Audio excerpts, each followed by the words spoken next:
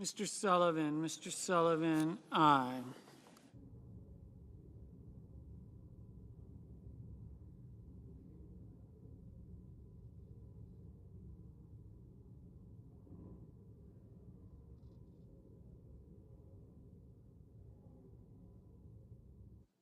Mr.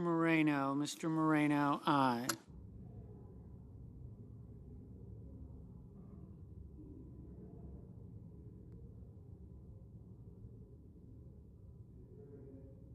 Mr. Schumer, no.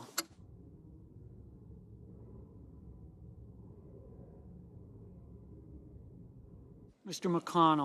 McConnell, aye. Mr. Lujan, no.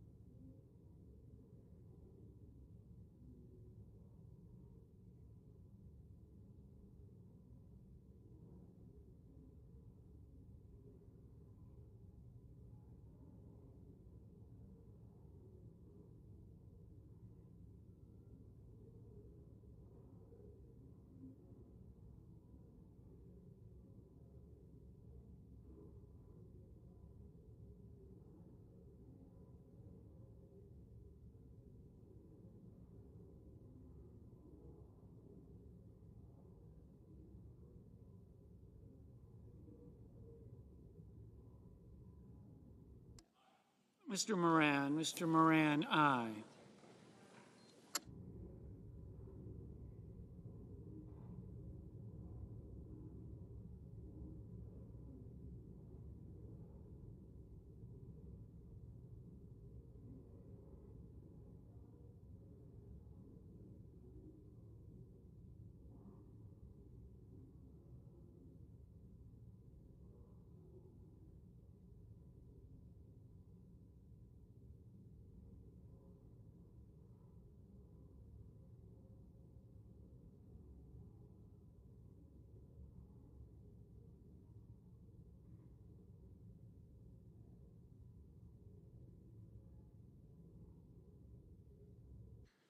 Mr. Husted, aye. Mr. Coons, no. Mr. Warnock, no.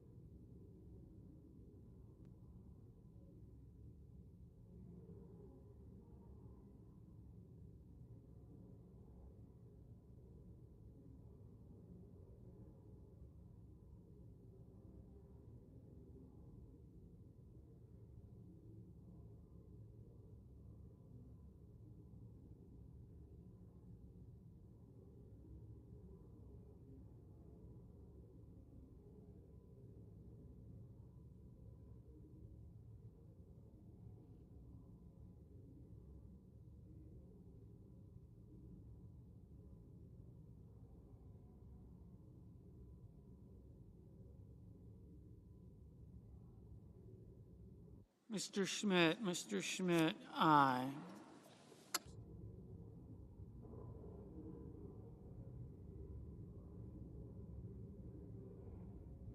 Mr. Markey, no.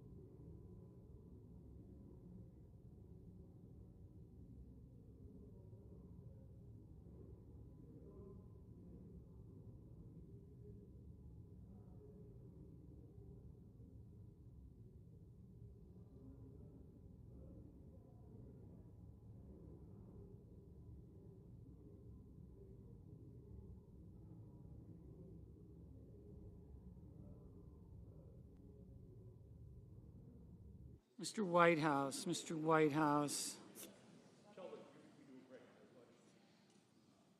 No.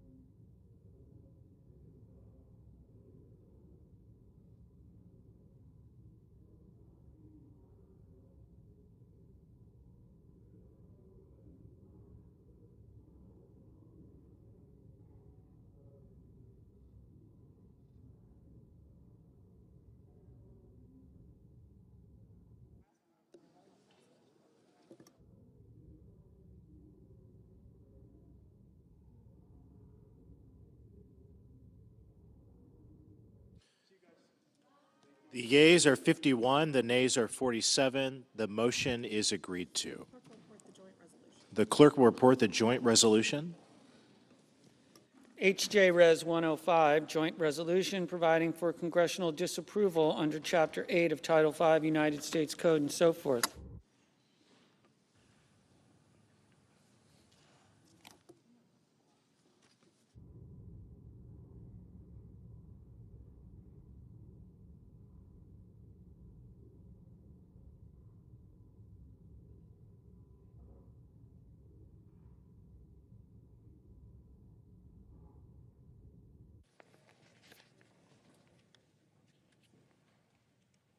Mr. President. The senator from Connecticut. Thank you, Mr. President.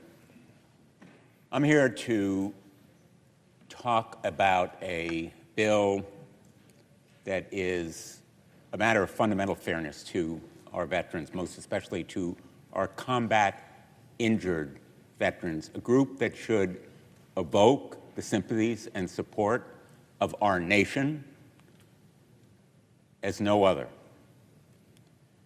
I'm here to talk about the Major Richard Starr Act. Many of my colleagues know about it because 76 members of this body are co-sponsors.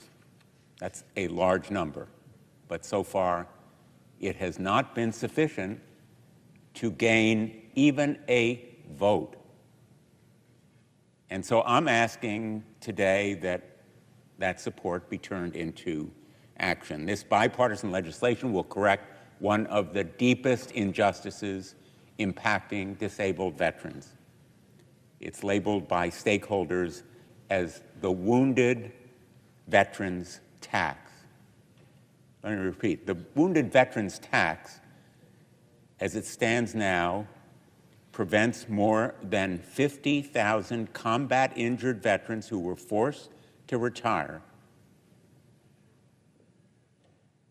to be barred from a full military pension they earned or were promised. Let me explain. They are getting a dollar-for-dollar reduction of their military retirement pay from their VA disability benefits.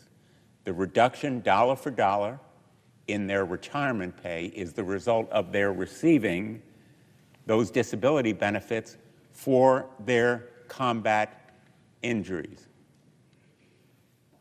And they are entitled to each of these separate and distinct and different forms of earned compensation. They've earned both.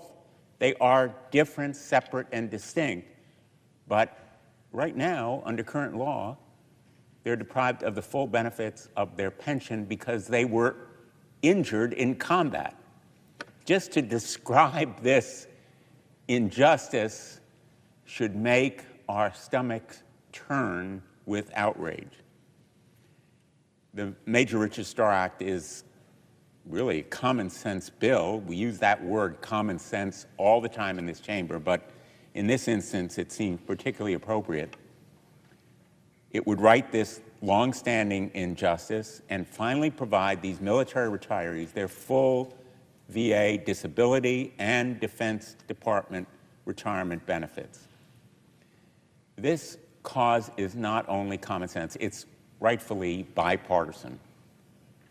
It has received overwhelming support, those 76 co-sponsors in this body, but also 304 co-sponsors in the House of Representatives. And it is the collectively top priority of the military and veterans services organization communities of the United States.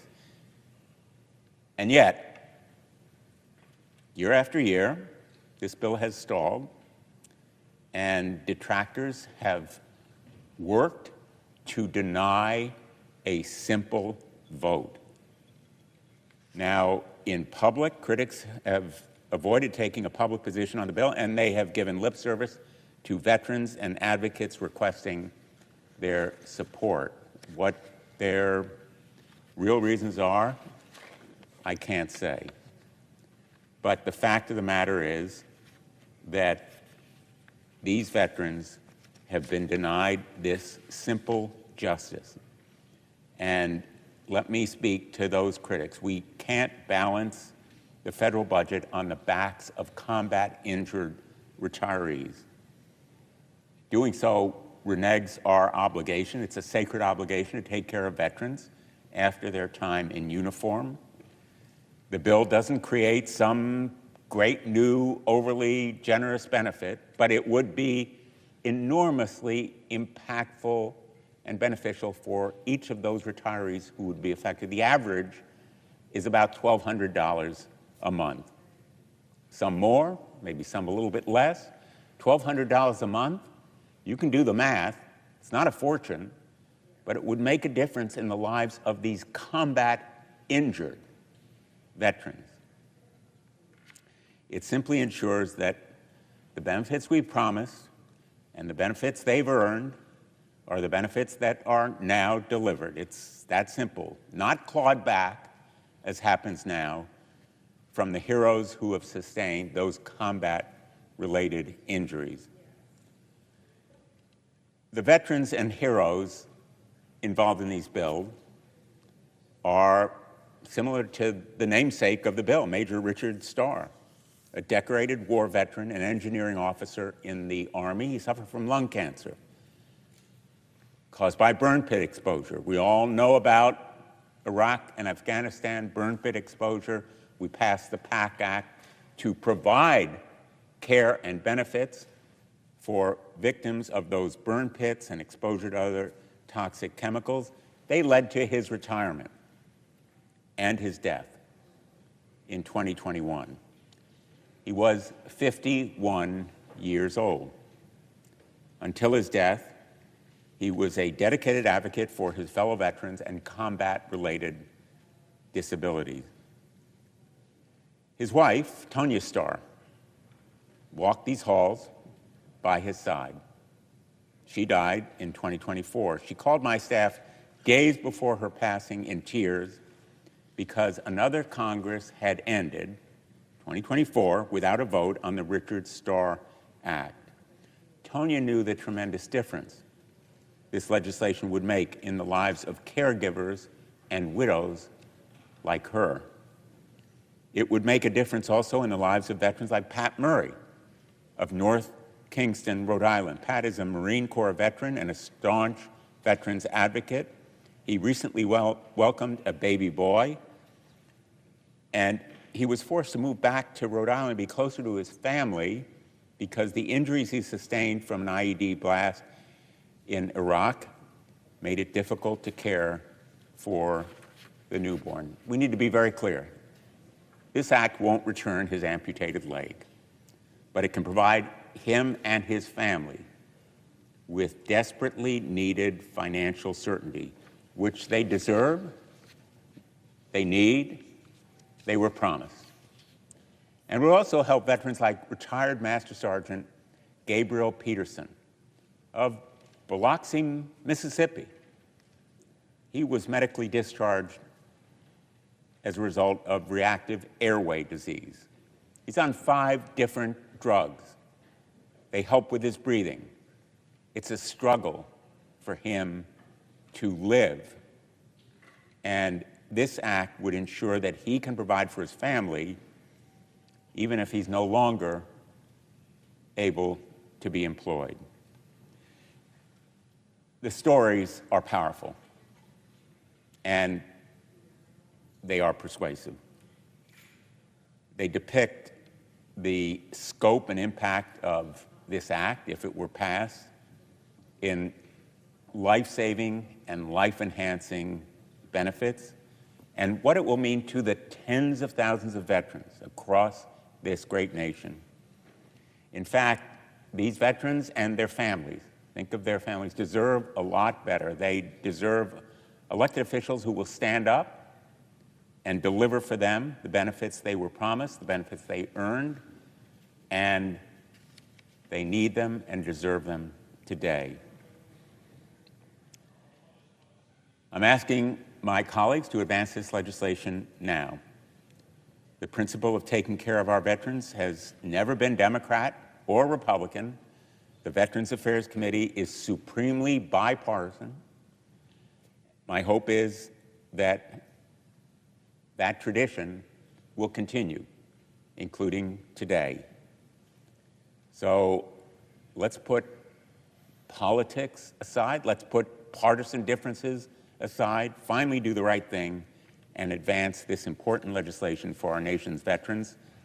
And so, notwithstanding Rule 22, I ask unanimous consent that the Committee on Armed Services be discharged and the Senate proceed to the immediate consideration of S-1032, the Major Richard Starr Act, that the bill be considered read a third time and passed, and the motion to reconsider be considered and laid upon the table. Is there an objection? Mr. President, The senator from reserving the Mississippi. right to object.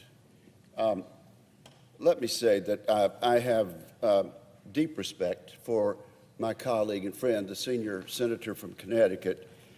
He's a veteran. I'm a veteran. I have no doubt in my mind that Senator Blumenthal has a heart for the veterans and for disabled veterans, and I appreciate that.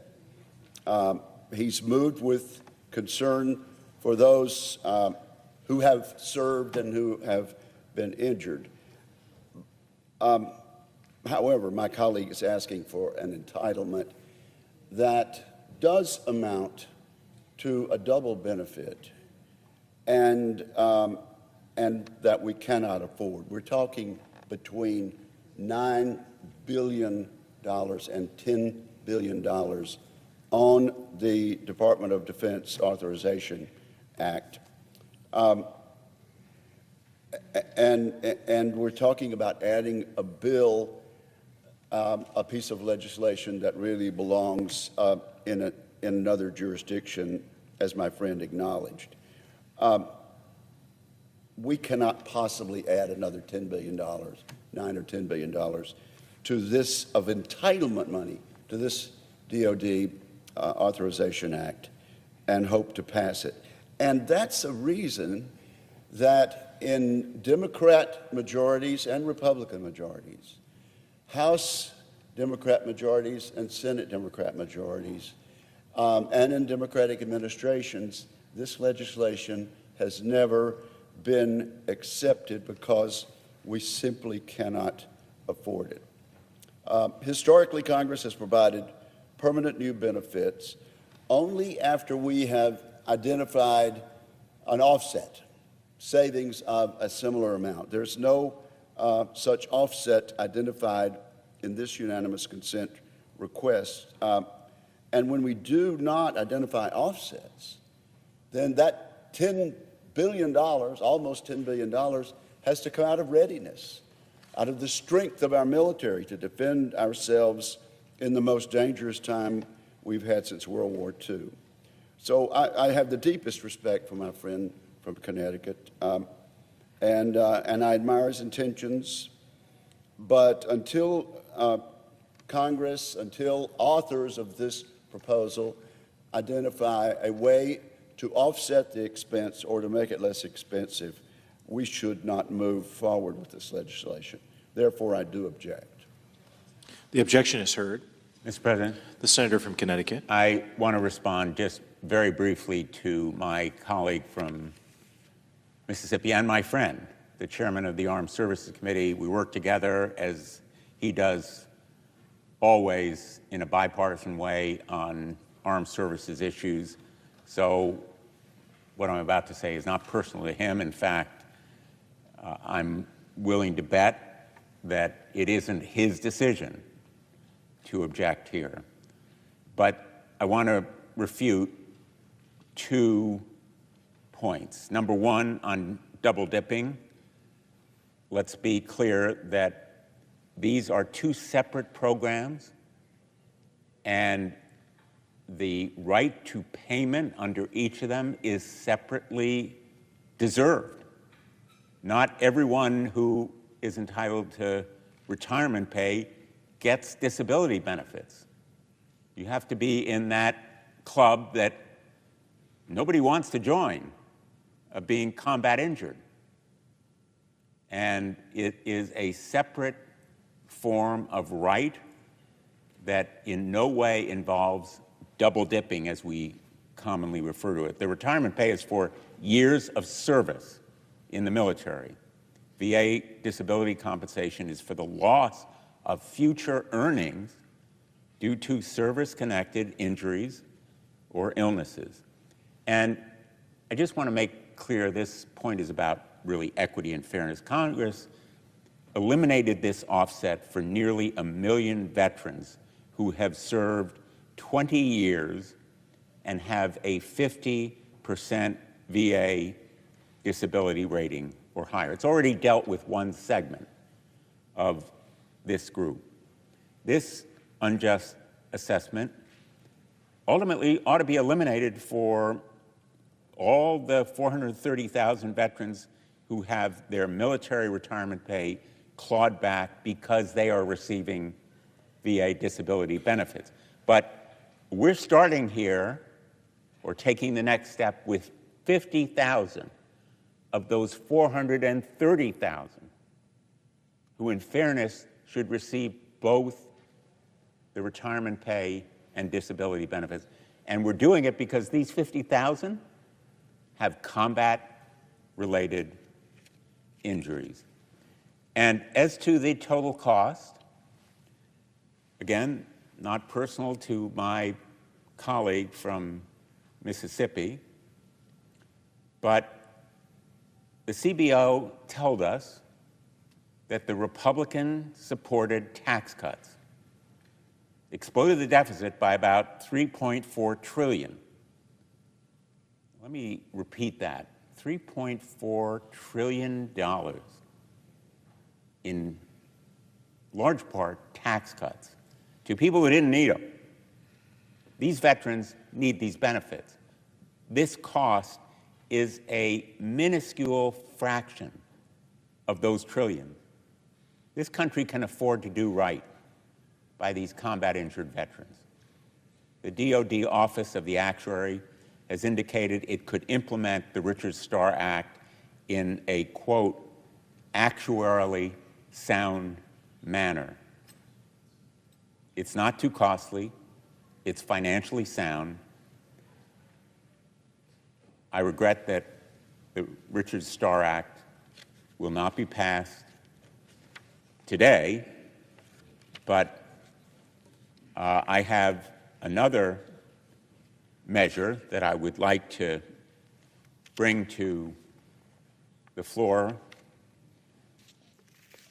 and it's with regret that we are not providing unanimous consent to the bill itself. And I understand the points made by my colleague, but I would like to present a middle ground. Since we don't have unanimous consent to the Major Richard Starr Act today, let's agree to a vote. Let's have a time agreement that would authorize the Senate to take a single up and down vote on passage of this bill before the end of the year. This time agreement doesn't guarantee passage. It simply guarantees a vote. One vote. That's all I'm asking. Give us a vote on passage of the Major Richard Starr bill, and it would be passage by a 60-vote margin, filibuster-proof. If we get 60 votes, the bill passes. If not, it goes down. Let's do it before the end of the year.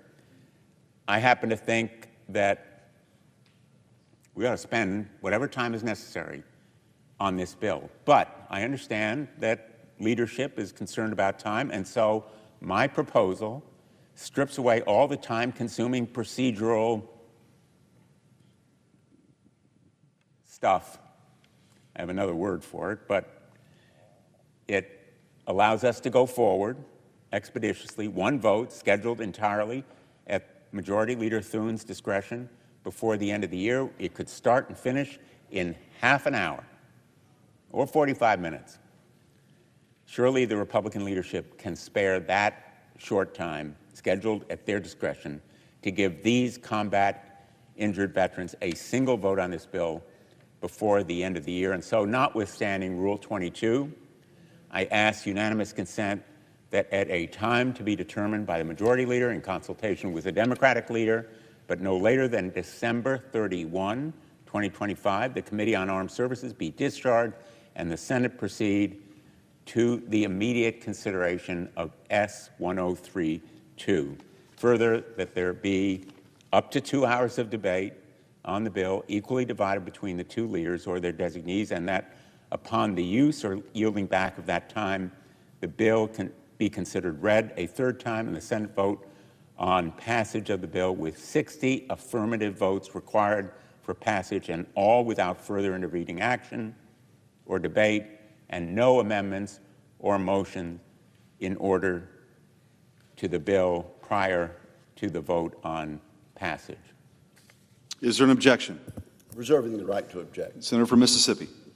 Mr. President, every time my Democratic friends want to advocate for another expensive program, they mention the tax cuts. Let me just stray from the issue at hand to say, as I've always said, when Republicans cut taxes on job creators, on small business people, on 95% of the people who filed a tax return back in 2017, jobs were created. And until the pandemic was visited upon the whole world, jobs were created and revenue rose for the United States of America. I have to say that. Let me also say this. There have been times very recently when the Democratic Party controlled the presidency, the House of Representatives, and the United States Senate. And even in those situations, those recent situations, this legislation costing in excess of $9 billion in mandatory spending was not brought forward. Now, why would our friends across the aisle and the President of the United States, who was a Democrat, not advocate for that and make sure it comes to a vote? Is that we've got to make choices when it comes to national defense. Where would we take the money, the $9 billion? Are we going to take it out of salary increases for our junior enlisted people, which is in this bill? Are we going to take it out of munitions? Are we going to take it out of modernization of our nuclear strategic system, which is behind and which needs it so desperately? We can't just print up another $9 or $10 billion for this purpose, particularly where there is the question that has not been answered about double compensation here. And so I would just say it's easy to point fingers at this side of the aisle on this occasion and on this unanimous consent request, but there's a reason that there has been a bipartisan reluctance to spend this extra money, which we'd love to have if we had it, if we could just wave a magic wand and create the money out of thin air, but we cannot do it. The responsible thing, regardless of who's been in charge of this chamber, Mr. President, has been to do the best we can for our veterans with one or the other of these compensation programs. And so for that reason, I do object. Mr. President. The objection is heard. The senator from Connecticut. I respect the points that are being made by my friend from Mississippi. In fact, we share support for every one of those armed services measures that he has described, whether it is bolstering our nuclear force, providing for more drone protection, increasing well-deserved compensation for our military men and women, and it is the reason why he has led and I have supported the current National Defense Authorization Act that hopefully will be approved by this body within days. Where we differ is, I think, that I believe that the $9 or $10 billion that would go to assure fundamental fairness to our military is there, or a great nation should assure it is there.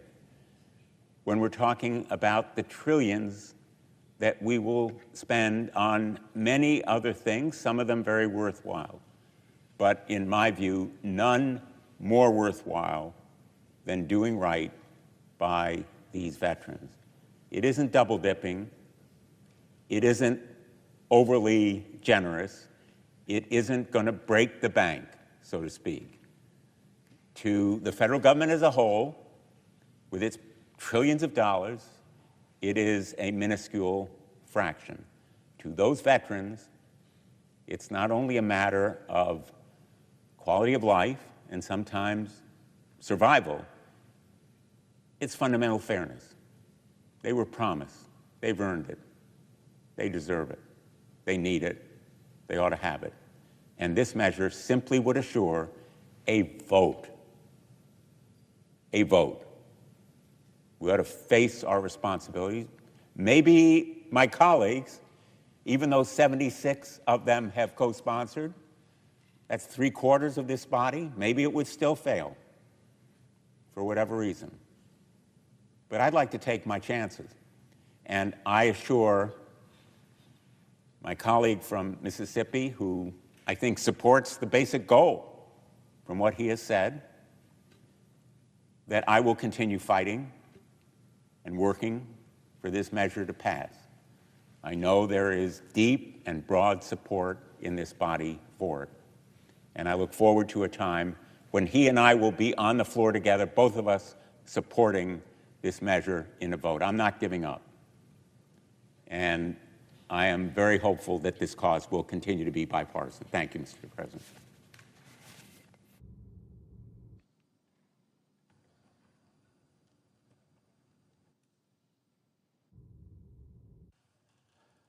Mr. President. The senator from Arizona. Mr. President, I rise today in support of the Cybersecurity Information Sharing Extension Act, bipartisan legislation led by my colleagues Senator Peters and Senator Rounds. For nearly a decade, this law has been one of our most effective tools to protect Americans from cyber attacks. It allows the Department of Homeland Security and Cybersecurity Infrastructure Security Agency, CISA, to share real-time threat information with the private sector, state and local governments, and critical infrastructure. When a hospital water system is hit with ransomware, or when a foreign adversary targets one of our agencies, this law lets CISA warn others before they become the next victims. It's how we connect dots, stop attacks from spreading, and protect Americans in real life. Just last year, we saw what happens when a single cyber attack can ripple through an entire sector. The ransomware unchallenged healthcare shut down hospital billing systems across the country, delaying prescriptions, paychecks, and patient care for weeks. Imagine we didn't have the ability to share these threat and the indicators quickly enough to change that. But unfortunately, the law expired on September 30th. Right now, CISA is operating without its core legal framework for threat sharing, and every day that passes without authorization means slower alerts, weaker defenses, and more Americans put in harm's way. We can't afford for our cyber defenses to be further degraded. This bill is simple, bipartisan, and a 10-year extension of proven law that protects every American. And we should reauthorize it today. Notwithstanding Rule 22, I ask unanimous consent that the Committee on Homeland Security and Governmental Affairs be discharged from further consideration of S13377, S1377, and the Senate proceed to its immediate consideration, and the bill be considered read a third time and pass, and the motion to reconsider be considered made and laid upon the table with no intervening action or debate. Is there an objection? Mr. President, The senator from Kentucky. I object. Objection is heard. Mr. President, Senator from Arizona. Mr. President, the authority already is expired. Every day we delay, our cyber defenders have less information to work with, and Americans are less safe. This isn't a partisan issue. It's about whether the United States can see and stop cyber threats before they're hit. The experts all agree this program is needed. The only people who benefit from inaction are the hackers who try to exploit our systems. I urge my colleagues to drop the politics and restore this critical law before any more American business or hospital pays the price for our delay.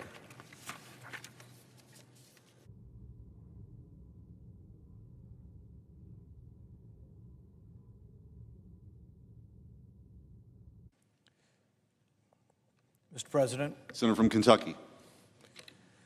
somewhere off the coast of Venezuela, a speedboat with 11 people on board is blown to smithereens.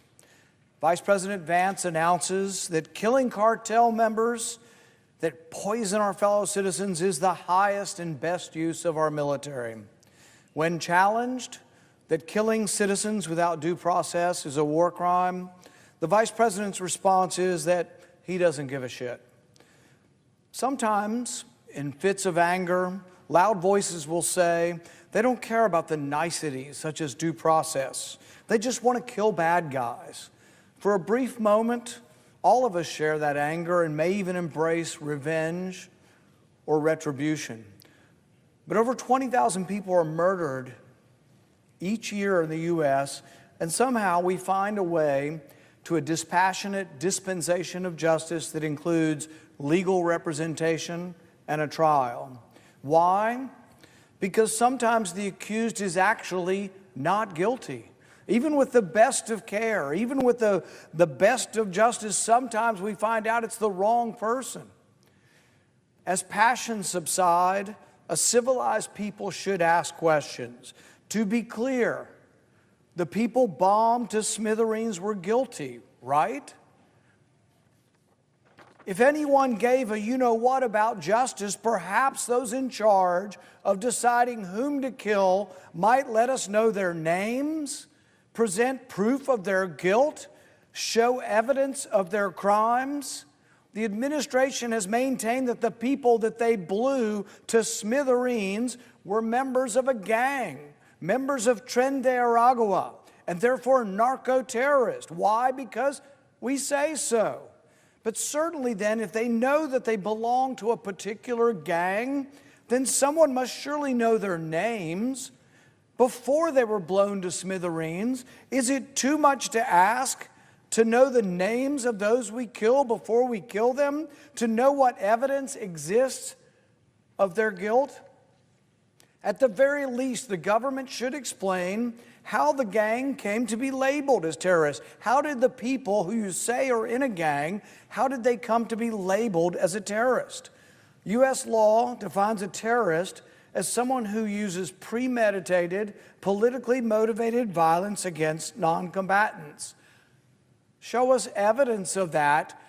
Show us evidence of their guilt. Show us evidence that they are terrorists, perhaps before we blow people to smithereens.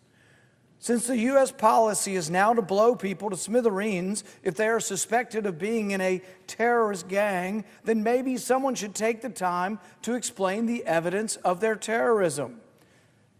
Critics of this whole terrorist labeling charade, such as Matthew Petty at Reason, explain that in practice, what we are doing in practice means that a terrorist is whoever the executive branch decides to label one. You are a terrorist because you are labeled one. You can be killed because you are called a terrorist. But where in all of this is some sort of evidence that you are guilty of something?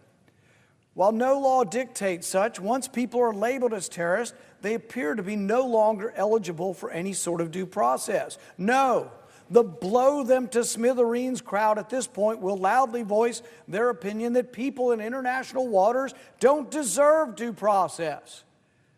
Vice President Vance asserts there are people who are bringing literal terrorists who are bringing deadly drugs into our country, which of course raises the question, who labeled them as terrorists and what is the evidence of these specific people who had names before they were blown to smithereens? What is the evidence against them individually? What are their names? What specifically shows their membership and guilt? Were they armed at the time they were blown to smithereens? The blow them to smithereens crowd also conveniently ignores the fact that death is generally not the penalty for drug smuggling. The mindless trolls that occupy much of the internet whine that such questions sow weakness or commiseration with drug pushers who are killing our children. A ludicrous assertion to most sentient humans, but one I fear that requires a response. International law and norms have always granted due process to individuals on the high seas not actively involved in combat. U.S. maritime law explains in detail the level of force and the escalation of force allowed in the interdiction of drugs. You realize we interdict hundreds of ships off the shore of Miami, off the Pacific coast, and we don't always blow them to smithereens. Why? Because some of them don't actually have drugs on them. Hundreds of ships are stopped daily, yearly. The blow them to smithereens crowd might stop to ponder that a good percentage of these ships that we actually search turn out not to be drug smugglers.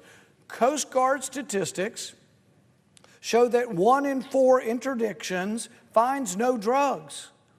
So far the administration has admitted to blowing up 4 boats suspected of drug smuggling. So there's a 1 in 4 chance, statistically speaking, that one of these boats may not have had any drugs on it. We will never know because they were blown to smithereens. We may never know the names of the people because they were blown to smithereens. We may never know whether they had arms because they were blown to smithereens. It seems someone should ask, if the U.S. policy is to blow up all suspected ships, should that policy really be extolled as the highest and best use of our military? What an insult to our military. Jake Rome puts the dilemma of whom to designate as a terrorist into sharp relief. Jake Rome writes, "The hollowness and malleability of the term terrorism means that it can be applied to groups regardless of their actual conduct and regardless of their actual ideology. It admits only a circular definition, that a terrorist is someone who carries out terrorist acts. And a terrorist act is violence carried out by a terrorist. Conversely, if someone is killed, it is because they are a terrorist. Because to be a terrorist means to be killable. It's a circular definition in which no one ever bothers to say, why are they a terrorist? What is their name? What are they guilty of? What have you accused them of? We just say you are a terrorist, therefore you are killable. It devolves to madness. Can you imagine a doctrine in which we just blow up ships off of Miami and say, whoops, if they didn't have any drugs on board? 25% of the ships that we board currently don't have any drugs on. It's a mistake. And we allow it because it's a search, and typically it's a voluntary search, but we allow searches, but we don't kill every suspected boat off of Miami suspected of having drugs because 25% of them don't have any drugs. There is a shortage of independent legal scholars who argue that these strikes are legal. Even John Yoo, a former Deputy Assistant General under George Bush, who infamously authored the Bush administration's legal justification for waterboarding, has criticized the administration's justification for the strikes, saying, there has to be a line between crime and war. We can't just consider anything that harms the country to be a matter for the military, because that could potentially include every crime. John Duffy, a retired Navy captain, eloquently summarizes our current moment. A republic that allows its leaders to kill without law, to wage war without strategy, to deploy troops without limit, is a republic in deep peril. Congress will not stop it. The courts will not stop it.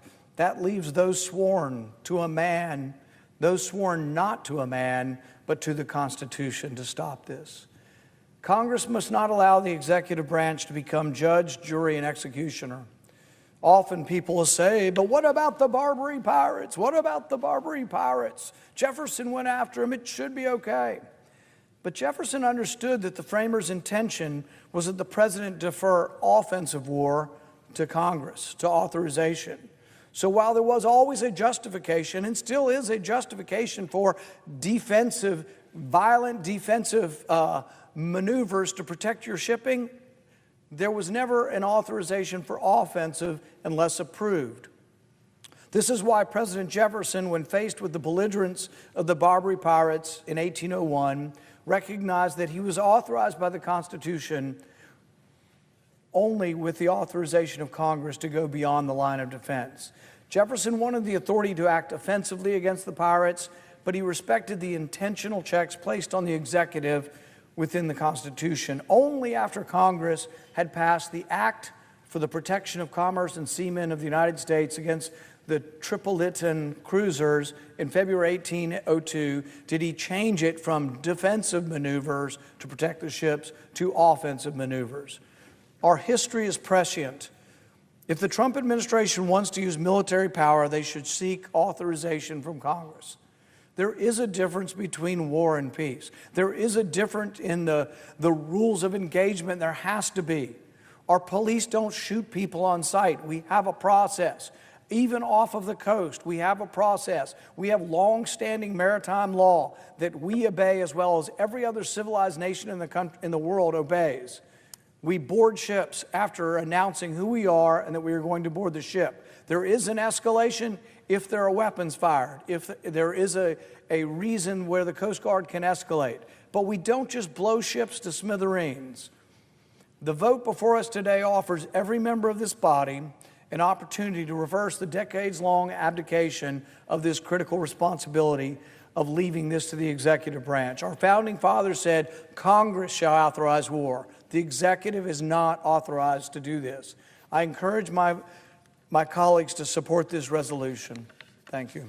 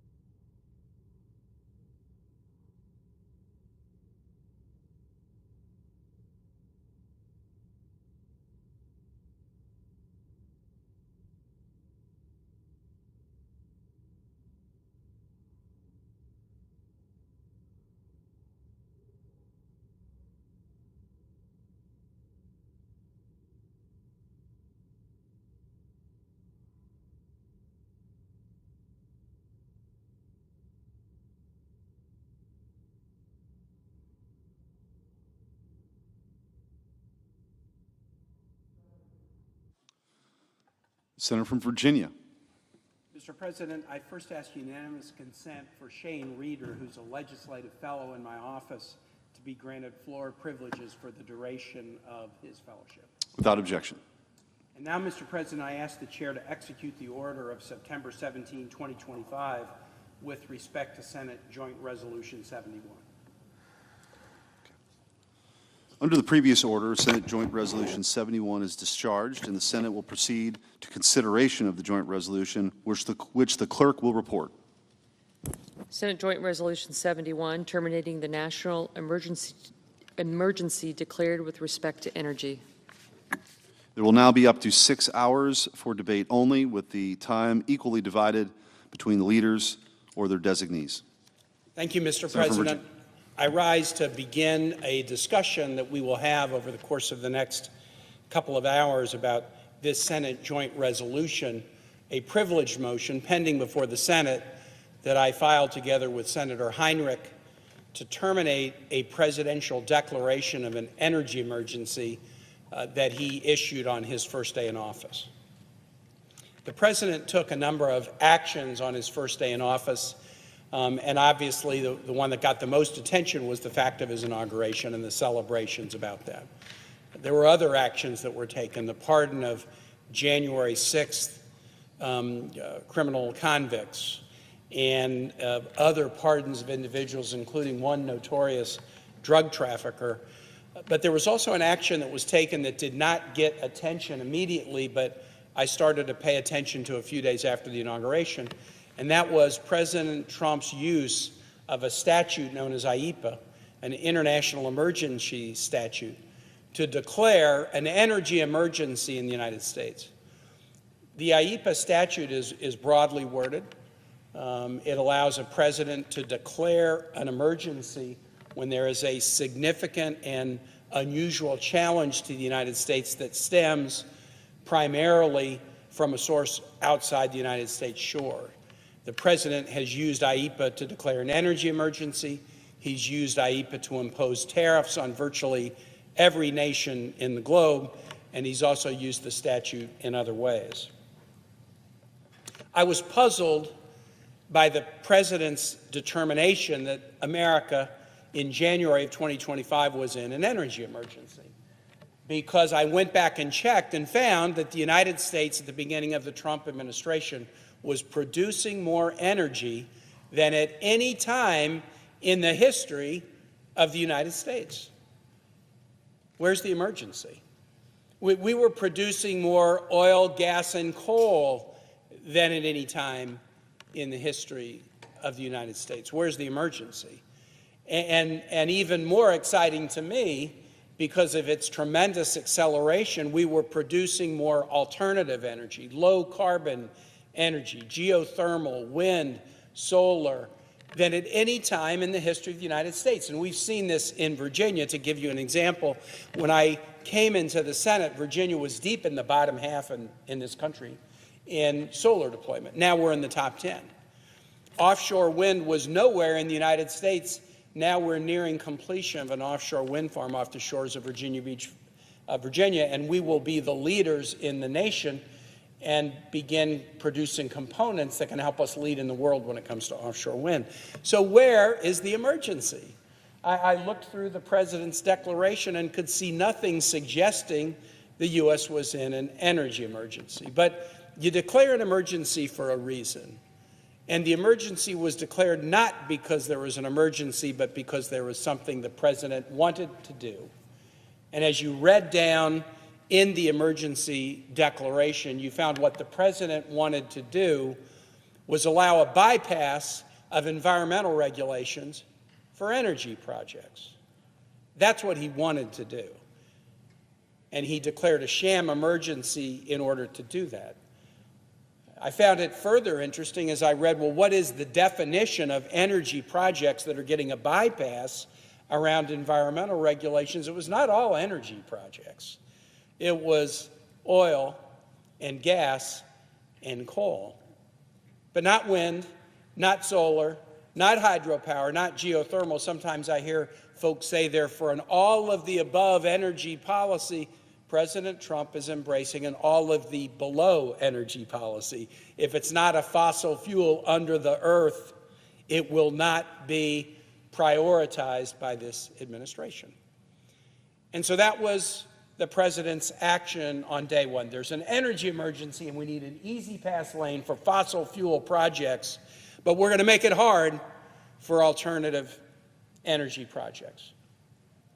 And so I dusted off the statute, IEPA, and found that a single senator, even in the minority party, can challenge a presidential declaration of emergency and be guaranteed a privileged vote on the Senate floor within a set period of time, a prompt vote on a simple majority that cannot be filibustered. And that is what we are doing today. In fact, you can challenge a presidential emergency every 6 months.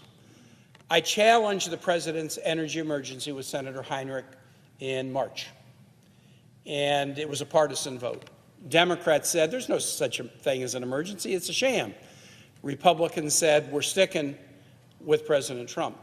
And Senator Heinrich and I issued a warning on the floor in March. We said you are going to see higher energy costs because of what President Trump is doing, and you are going to see jobs lost because of what President Trump is doing. Energy costs will go up because the cancellation of clean energy projects will constrict the supply of energy at a time when the demand is increasing, and the natural economic reaction when you constrict supply in a time of increasing demand is that people are going to pay more for household energy. We were not convincing then. Maybe people didn't believe that our prediction would come to pass, but 6 months later, we're renewing the challenge, and we're here to say that what we said on the floor last spring has happened, and we are seeing dramatic increases in the price of energy for American consumers and businesses, and the slashing of American jobs so that Donald Trump can give an easy pass to the fossil fuel industry. It took a while for these effects to come to pass, but by the time we got to the debate over the reconciliation bill here in this body in late June and early July, it was pretty clear that the only energy emergency is our president. President Trump is the energy emergency. We are debating the spending law, the reconciliation bill, and I'm just going to go through some of the headlines. NPR, power prices are expected to soar under the new tax cut and spending law. Why would they soar? Because that tax cut and spending law reduced all kinds of production and investment tax credits for clean energy projects, making those projects unable to work.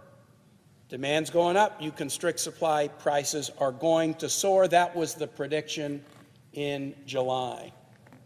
Other articles from the same time. Trump mega bill gives the oil industry everything it wants and ends key support to solar and wind. Most of the power that's been added to the grid in the United States in the last couple of years has been solar and wind. It's cheap, it's native, it's clean, it's sustainable, it works. It's bringing people's costs down, but Donald Trump's mega bill gives the oil industry what it wants by dropping support for solar and wind. That's from CNBC in July. The story about how this was to benefit big oil was revealed earlier in February, shortly after the emergency order went into effect. In The Guardian, how Trump is targeting wind and solar energy and delighting big oil. This was all laid out. There is no emergency other than the president himself. This is nothing but a giveaway to the oil and gas interests. Shortly after the passage of the reconciliation bill, EPA plans to end a program that makes solar power available to low-income Americans. Why don't we punish low-income Americans and make their energy costs go up? Why don't we do that? I mean, it's shameful for that thought to cross your mind, much less for you to do it, but that is what the reconciliation bill and the Trump energy emergency put into motion, punishing low-income Americans by making it more difficult for them to access what is now one of the cheapest forms of energy. And oh yeah, there was a prediction. We predicted it on the floor in March that electricity prices were going to go up, and then others, when the bill passed, predicted it, but by July 24th, it wasn't just a prediction. Newsweek, electricity prices are soaring under Donald Trump. Inflation is too high because of tariffs and other chaotic economic moves on food, on building supplies, on health care, on pharmaceuticals, but the energy inflation is higher now than the general inflation rate because of Donald Trump's policies. Here's a chart that is one that got some selfish attention for me, how much Trump's big, beautiful bill could raise electricity costs over the next 10 years by state. Monthly bills in Virginia, $250 a month. Other states listed $480 in Texas, $350 in Iowa. We see the prices already going up. It is happening just as predicted. In mid-August, The Guardian says Trump's tariffs and green energy rollbacks push household electricity bills up by 10%, much faster than the core inflation rate, which is going up. So now energy inflation is outstripping the rest of inflation, and it's particularly hard for low-income households. And then finally, just last month, CNN Business, Trump vowed to halve electricity prices, but they're rising twice as fast as inflation. Electricity prices, that monthly bill that households pay together with their mortgage or their rent, together with food, together with health care, all of these are going up. We have a president who promised when he ran for office to deal with the cost of living, the cost to live. And what we see is a short attention span focusing on sending troops into American cities and political prosecutions and firing of career prosecutors in Virginia and all kinds of distractions. And the thing he promised the American public he would do, bring down costs, he's not doing. The only energy emergency in the United States today is Donald Trump. And that's why I am pressing the Senate to vote. Do you want to listen to your constituents? Do you want to decrease energy costs? Do you want to give constituents the ability to have energy that's less costly and that's also cleaner, or do you want to just do what Donald Trump says and embrace a sham energy emergency to give an easy pass lane to oil and gas to bypass environmental regulations? Mr. President, this timing today is bad and good. It's propitious or disastrous. Last night, the administration announced that they were canceling billions and billions of dollars of clean energy projects all over this country, in every state, in Virginia, in Missouri, all over the state, all over the nation. Billions of projects that hire people, thousands of jobs lost. And the projects that are being canceled are going to continue this trend of, in a time of great demand growth, data centers, and all kinds of uses for AI that through searches require more energy than what we were doing a couple of years ago. While that demand is growing, and in Virginia we see it all the time, especially with the profusion of data centers, as the demand is growing, if we are cutting off energy projects and constricting supply, we're only going to accelerate the increases. President Trump has canceled 20 energy projects in Virginia since he became president. An offshore wind staging project in Portsmouth, offshore wind logistics project in Norfolk, a project dealing with electric vehicles in Southwest Virginia, electric vehicle infrastructure apprenticeship program, workforce training program in Northern Virginia. 20 projects. Here's one. In Appalachian, Virginia, a project that would be implemented by the Virginia Department of Energy, which is part of Virginia state government. We currently have a Republican governor. The allocation of grant funds to the Youngkin administration's Virginia Department of Energy so they can do carbon capture and storage. This is a way to take current coal technologies and make them cleaner and more useful. Canceled. Enhancing energy resilience. Canceled. Hydrogen deployment. Canceled. Reducing data center load impacts. Canceled. Methane reduction. Canceled. Other projects to do carbon capture and storage. Canceled. The president has canceled 20 projects just in Virginia, totaling $540 million and costing us thousands of jobs, including jobs in some very important parts of the state that have struggled with unemployment, like Appalachia. Many of these projects, Mr. President, were announced by our governor, Republican governor. Announced these projects with pride. Economic development, manufacturing in some hard-hit parts of Virginia because of tax credits that are available to American innovators. So we can not only do the right thing by the Virginia economy, but lead the world in the development of innovative and clean energy technology. Canceled by Donald Trump. And so the prediction, and I make predictions that turn out not to be true, I do have to acknowledge that. I've often made predictions that have turned out not to be true. But on the floor of this body 6 months ago, I said, if this energy emergency is not terminated, we will see energy prices spike and we will see American jobs lost. And I get it that sometimes people might not want to vote on a bill based on a prediction. I could be wrong. It's happening. And it's not just happening in Virginia, it's happening in every state in this country. Energy inflation up, jobs being lost. We can end it here. That is why the privileged motion is available to even a single senator. The privileged motions, and there are many different kinds of privileged motions. In fact, we'll be arguing about another one later tonight dealing with presidential war powers. All privileged motions kind of fit into the same zip code of enabling a senator to challenge potential overreach by the executive. They're very much kind of in the framework of the checks and balances. Executives have power, but the legislature should have power as well, and the legislature should have the ability to challenge overreach by an executive. In this instance, the declaration of an energy emergency when we're producing more energy than we ever have in our history as a way to give oil and gas an easy pass lane to avoid environmental regulation is making our environment worse, our costs higher, and our economy weaker. And so when we finish this debate on the floor tonight, I will ask my colleagues to support the resolution to terminate this fake emergency and restore to American consumers the ability to afford their energy costs. With that, I thank you, Mr. President, and I yield the floor.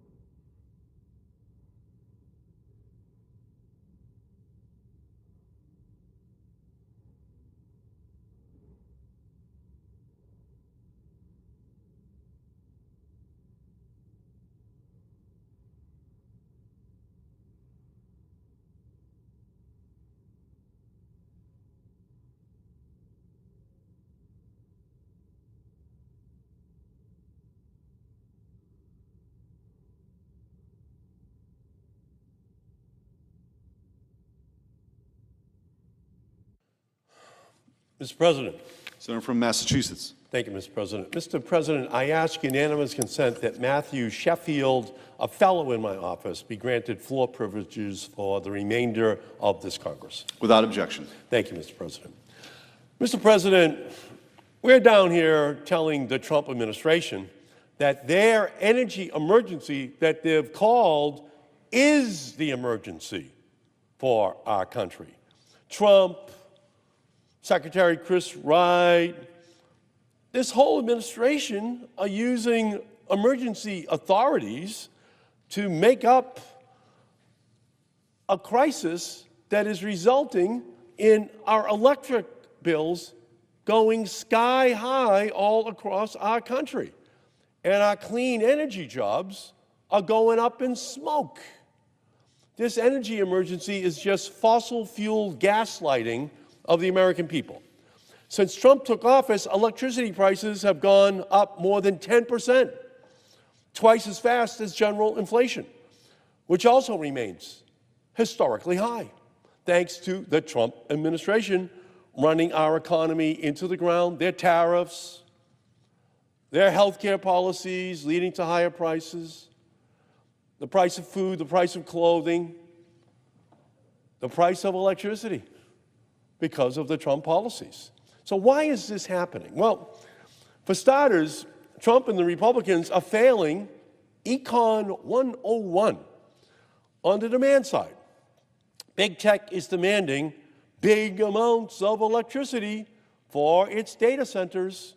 Data centers are projected to demand up to 130,000 megawatts of electricity load by 2030, as much electricity as is used by 100 million American homes. You hear that again? This is all going to happen in the blink of an eye. They're going to be consuming as much electricity as 100,000 homes in our country. And on the supply side, well, Trump is cutting off our cheapest and our quickest to deploy sources of energy that can meet this demand. Trump's sham energy emergency pushes fossil fuels as the solution. But those fossil fuels are polluting. They're pricey. And they're getting pushed abroad to the highest bidder as exports. These fossil fuel exports actually increase energy costs here for Americans. This is what Senator Kaine has been talking about, trying to raise the profile of these issues.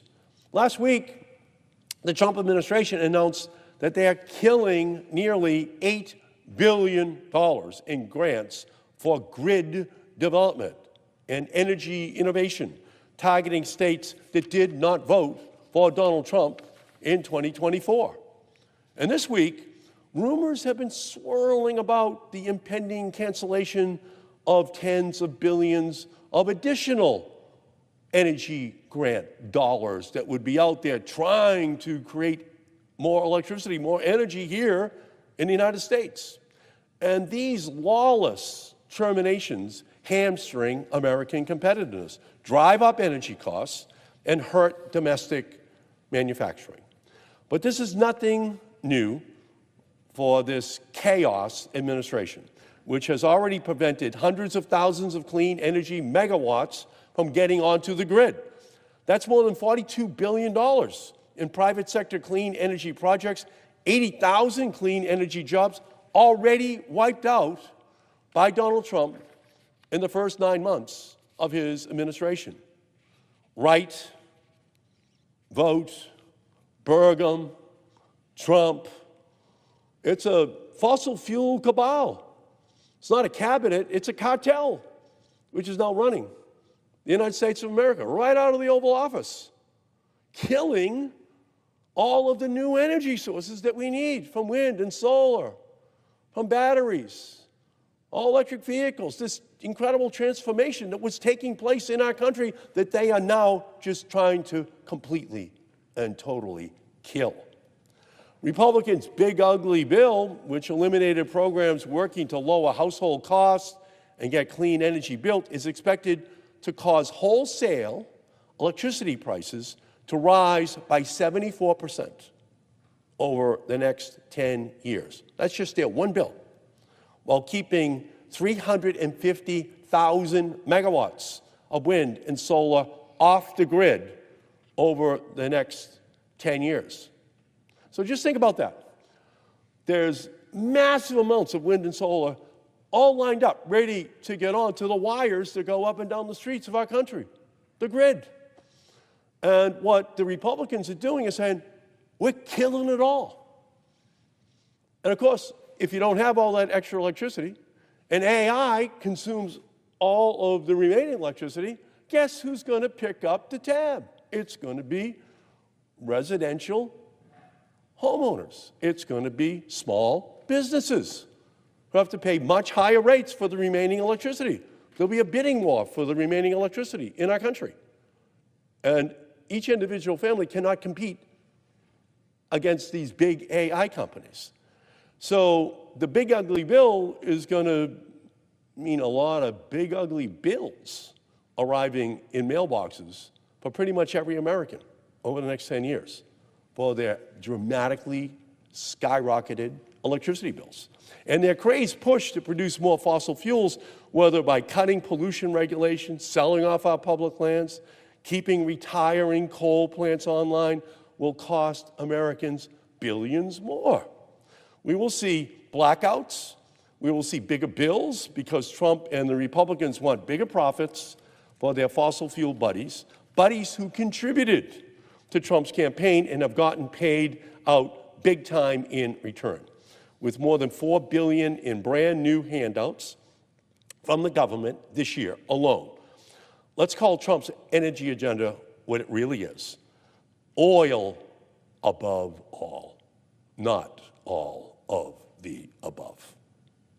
Trump's energy agenda is killing American energy, especially the most affordable and the most ready-to-go energy out there, because here are the facts. Last year, in the United States, 94% of all new electrical generation capacity was wind and solar and batteries. Let me say that again. Everyone can hear it. Last year, 94% of all new electricity came from wind and solar and batteries.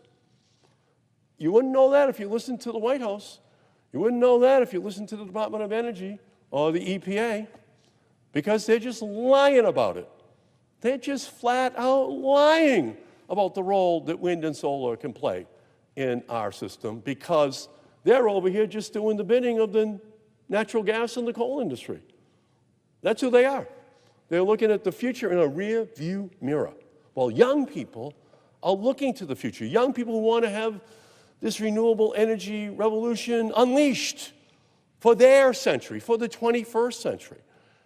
Solar panels today cost 1% of what they cost just 30 years ago. 1%. That's how much it's dropped. Crazy. They say it's not working in the White House. What's happening to them? It's working too well. The oil, gas, and coal industry, they're afraid of the future competition that comes from the technologies of this younger generation in our country. They can smell it coming, that their future is in a rearview mirror. That is what this whole debate is all about. There is a way of now producing solar energy, even solar plus storage. It's cheaper than running any coal-burning plant in the United States of America. But you wouldn't know that from listening to Donald Trump when he says, I love coal. I love clean coal. Well, young people love clean solar, clean wind, and it's cheaper. And it doesn't lead to asthmas. It doesn't lead to lung cancer. It doesn't lead to genetic damage that can hurt future generations of those families who are nearby those coal-burning plants. Trump and Republicans have taken aim at renewables because they're just plain scared. Even with all the subsidies that big oil and big gas get from our government, renewables are winning on the market. So Trump is doing his fossil fuel donors' dirty work and keeping American-made competition off of the grid. These are Trump energy taxes on the American people. So let's shine a spotlight on this fossil fuel gaslighting. Trump's declaration is the energy emergency. Trump's declaration is the energy emergency. He's stopping the future from arriving. He's stopping this generation from deriving the benefits of a revolution that can be led by the United States and then spread around the world, a solar revolution, a wind revolution, a renewables revolution. We should be the leaders.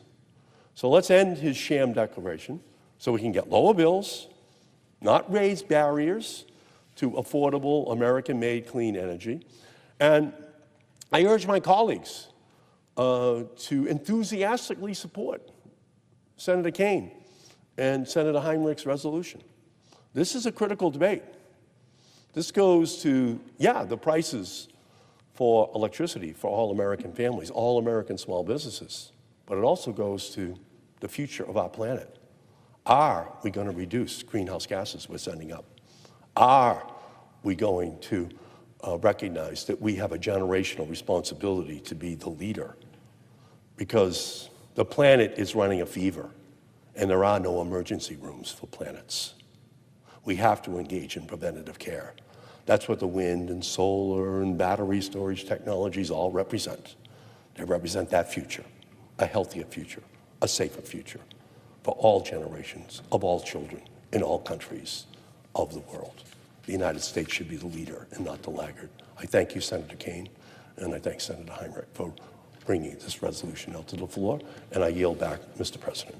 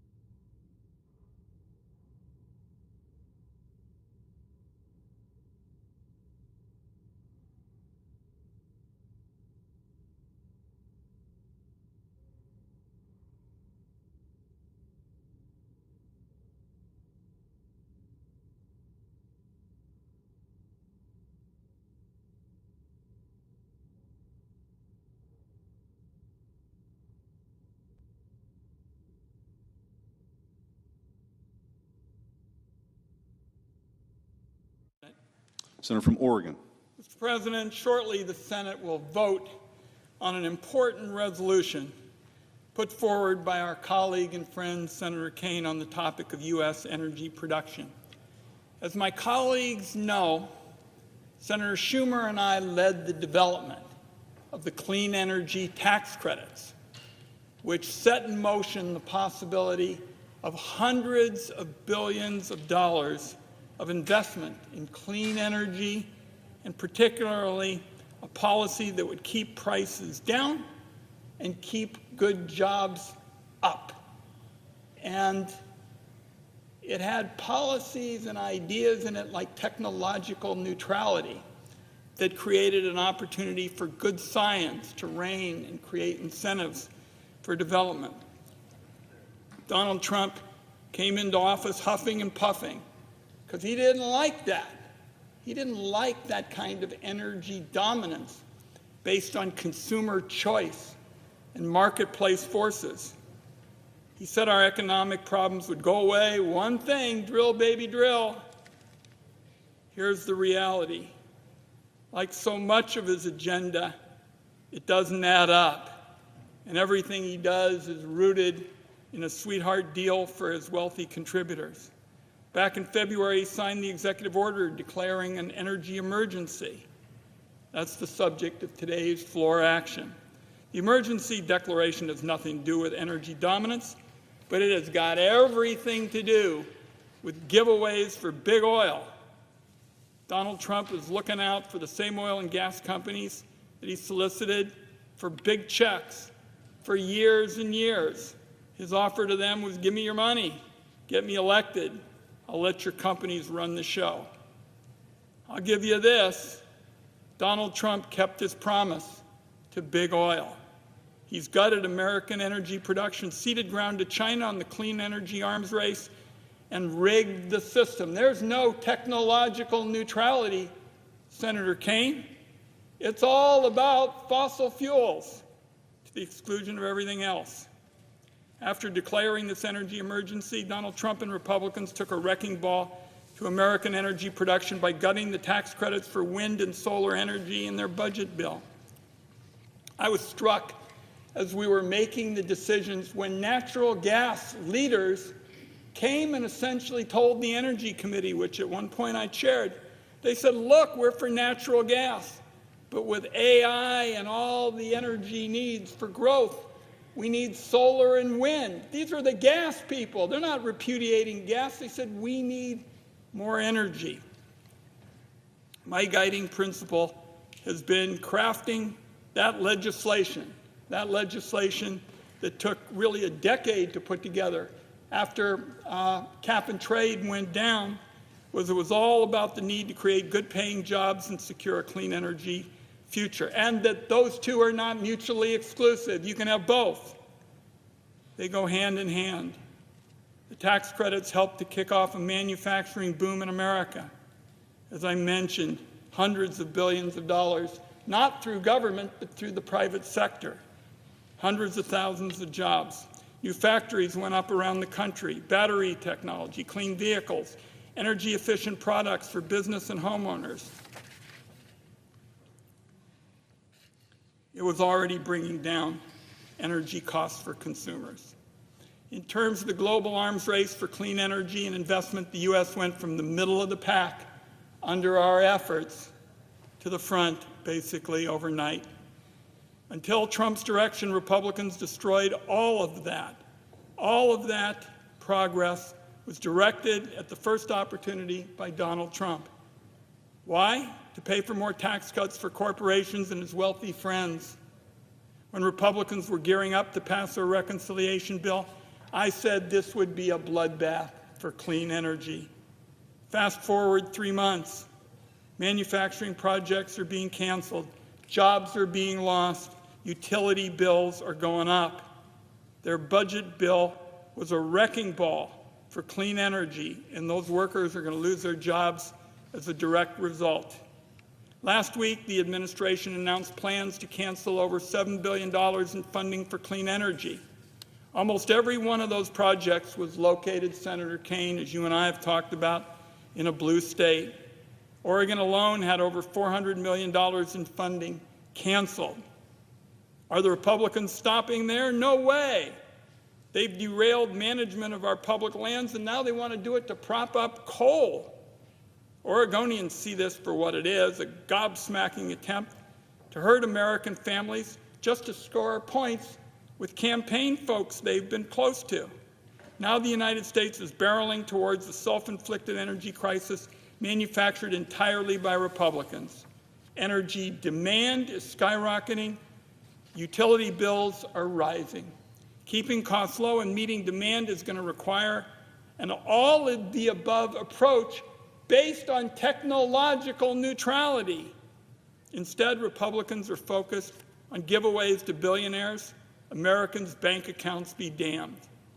It is as clear as our beautiful Crater Lake at home that all the talk from Trump and Republicans about American energy dominance never was going to be a reality. It was just a hollow campaign slogan. The Republican energy agenda is a level of economic self-sabotage that leaves you slack-jawed. How can you make such an unforced error? It's going to take a huge toll on the economy. Our people who thought they were voting for cheaper groceries, utilities, gas, good-paying jobs, and haven't gotten much of any of that. They didn't vote for an energy crisis that benefits nobody except big oil investors. So, beginning, colleagues, with Senator Kaine's resolution, the Senate now has an opportunity to make and a chance to go to innovation and modernization and bring an end to Trump's manufactured energy crisis. This is a chance for the Senate to use innovation to fight for lower prices, more jobs, greater energy security, while Donald Trump stands in contrast, trying to undermine all that. I urge my colleagues, when we vote, to strongly support Senator Kane's resolution. I yield the floor.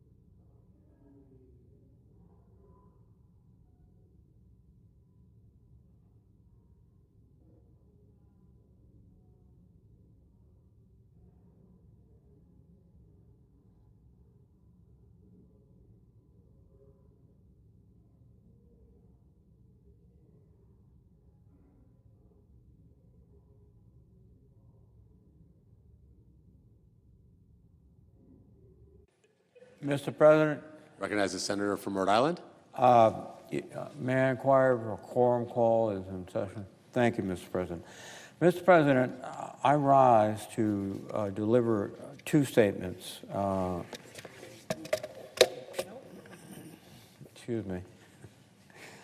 Mr. President, I rise to deliver two statements on the two resolutions that are before us. First, let me comment upon the proposal of SJ Res 71, led by my colleagues Senators Kane and Heinrich, to overturn President Trump's sham energy emergency.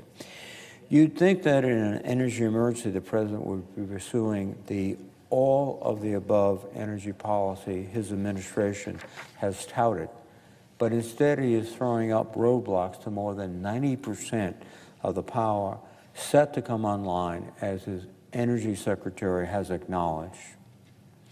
Meanwhile, President Trump has invoked emergency powers to fast-track dirty fossil fuel projects, primarily to reward the big oil donors who he reportedly asked to donate $1 billion to his campaign. The fact is, energy prices are a real emergency for the American people, and we need more energy on the grid to keep up with the proliferation of AI and data centers. But the truth also is President Trump and the harmful actions his administration is taking are actually restricting supply, killing good-paying jobs, and increasing energy prices, which have risen at more than twice the rate of inflation under President Trump. I'll highlight two examples of President Trump's reckless actions in my home state of Rhode Island. Right now, the Rhode Island AFL-CIO is leading a critical lawsuit against President Trump's cancellation of the $7 billion Solar for All program, which was designed to help low and middle-income families install solar panels on their homes, saving those families about $400 each year on electricity costs. Rhode Island received nearly $50 million under this program to help thousands of Rhode Island households install and utilize solar energy, while supporting hundreds of good-paying jobs in the state. President Trump claims to support workers, but he's actually killing good jobs that would bring affordable energy online for our constituents. And just weeks after canceling the Solar for All program, the Trump administration paused work on Revolution Wind, a nearly complete offshore wind project off the coast of Rhode Island. This project is 80% constructed, with over $5 billion invested and 45 turbines already installed in the Atlantic Ocean. It supports more than 1,000 local union jobs and is poised to deliver enough low-cost energy to power 350,000 homes in Rhode Island and Connecticut. State officials estimate that losing this project could cost New England ratepayers up to $500 million a year.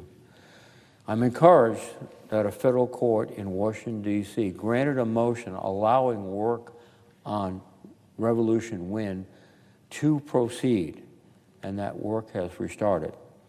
But these cynical moves show that the president doesn't really care about energy prices or supply or jobs. He cares really about pleasing his big oil donors.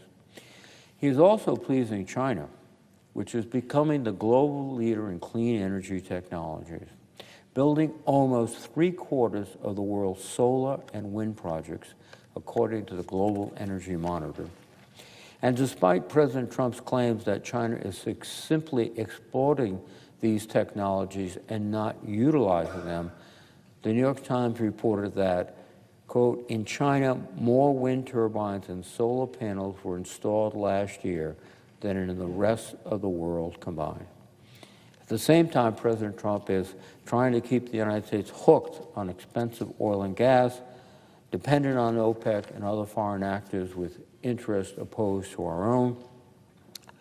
And while he's doing that, China is launching into a new age of relatively cheap energy that will power their data centers and their infrastructure. Rhode Islanders deserve infrastructure that creates good jobs, provides affordable clean power, increases our energy independence, and reduces climate-destroying greenhouse gases in the process. And it's clear Trump's emergency on energy is a sham. And I'm proud to join my colleagues' effort to overturn it. And with that, Mr. President, I would like to move on to the second topic before the Senate with respect to the War Powers resolution regarding Caribbean military operations. I rise to express my deep concern about the Trump administration's ongoing military operations in the Caribbean and to voice my strong support for the War Powers resolution introduced by Senators Schiff, Kaine, Wyden, and Sanders. Over the past month, the United States has carried out 4 lethal strikes on boats in the Caribbean, reportedly killing 21 individuals. These attacks have been retroactively explained by the President's unilateral declaration that the United States is in, quote, armed conflict with unnamed, quote, non-state armed groups throughout the Western Hemisphere. He has deployed thousands of U.S. forces, ships, and aircraft to conduct these operations, all without congressional authorization and without any credible explanation to the American people. Let me be clear. The drug cartels that traffic poison across our borders are violent and reprehensible. They have devastated families and communities across our country. And we must do everything in our power through law enforcement, intelligence, and international cooperation to bring these organizations down. But that is not what this is all about. These are not police actions or defensive operations. These are targeted, lethal military strikes using weapons designed for warfare, not interdiction or law enforcement. The administration has offered no positive identification of those killed, nor any information linking the boat crews to cartels. In fact, they have not proven that these vessels were engaged in drug trafficking, nor even that they were destined for the United States. I would note that even if this evidence had been provided, that would only justify interdiction by law enforcement, not lethal military strikes. The justification thus far has relied entirely on the president's word, and that's not good enough. Our Constitution does not vest the power to wage war on one man's word. The White House has claimed that these strikes are allowable under the president's Article II powers as commander-in-chief. But Article II is not a blank check. The framers of our Constitution deliberately separated the powers of war and peace between the branches. As James Madison warned, quote, "The executive is the branch most prone to war. Therefore, the Constitution has, with studied care, vested that power in the legislature." The War Powers Resolution exists for moments like this. It ensures that before we send American forces into hostilities, the people's representatives have debated and voted on the decision. It ensures accountability. It ensures legitimacy. If we allow these unauthorized operations to continue unchecked, we will have surrendered Congress's most solemn constitutional duty. We will have set the precedent that the president, any president, may initiate military action at will, without oversight, without transparency, and without the consent of the governed. Mr. President, we have seen this pattern before. Over the past several years, this administration has repeatedly tested the limits of executive power, ordering strikes in Iran and Yemen and now the Caribbean, while refusing to even a brief consultation with Congress. Each time, the lines blur a little further. Each time, the balance of power tilts a little more toward the executive. This body, the United States Senate, cannot afford to shrug and move on. The slow erosion of congressional oversight is not an abstract debate about process. It is a real and present threat to our democracy. The War Powers Resolution before us does not tie the president's hands in responding to genuine threats. It simply requires him to do what every commander-in-chief should: come to Congress, present the facts, and seek authorization from the people's representatives before initiating hostilities. That is not weakness. That is constitutional strength. It's the principle that has guided our republic for nearly 2.5 centuries. And finally, I would say this. Even setting aside the constitutional questions, this campaign is deeply unwise. The notion that we can bomb our way out of a drug trafficking crisis is not strategy, it's wishful thinking. Using the U.S. military to conduct unchecked strikes in the Caribbean risks destabilizing the region, provoking confrontation with neighboring governments, and drawing our forces into yet another open-ended conflict without a clear mission or exit strategy.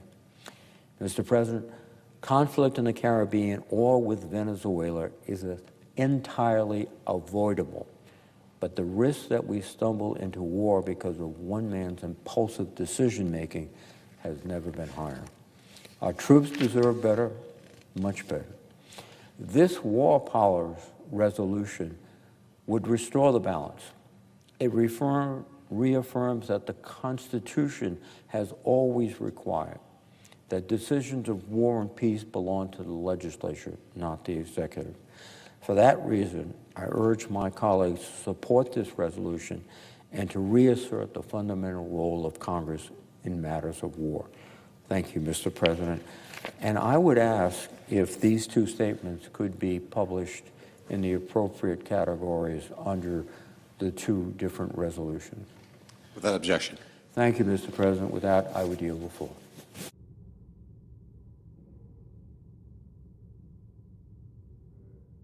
Recognize the senator from Connecticut. Thank you, Mr. President. I'm honored to follow the chairman of the Armed Services Committee, particularly in his remarks on the executive order that Donald Trump issued on Inauguration Day to declare a non-existent energy emergency.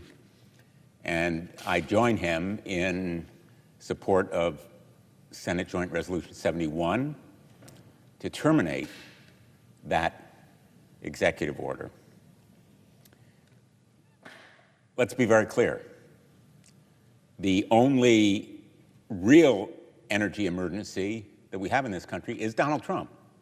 Since that day of his inauguration, he's used that executive order to actually create an emergency. This administration's actions are raising prices, killing jobs, undermining America's global competitiveness. Now, we have a lot of evidence, and I will be mentioning some of it, but the most recent is from the International Energy Agency, which has slashed its forecast for renewable energy capacity growth in the United States this decade, citing the early phase-out of the federal tax incentives and regulatory shifts under this administration. The West Energy Watchdog, as the Wall Street Journal calls it in today's edition, which I asked in this article on page 2 to be entered into the record, if there's no objection, Mr. President. Without objection. Says that it now expects the United States to add nearly 250 gigawatts of new capacity by 2030, down almost 50% from last year's projections as a result of fresh import restrictions, the suspension of new offshore wind leasing, and a crackdown on permitting for onshore wind and solar projects on federal land. So let us now turn to one of those onshore, or in this case, offshore energy projects, Revolution Wind. Just one example of the reckless energy policies that the Trump administration has implemented. And let's be very clear, when President Trump came into office, America was producing more energy than at any point in our country's history. Last year, the United States added 49 gigawatts of new capacity to the grid, and 95% of that new capacity was solar, batteries, nuclear, and wind power.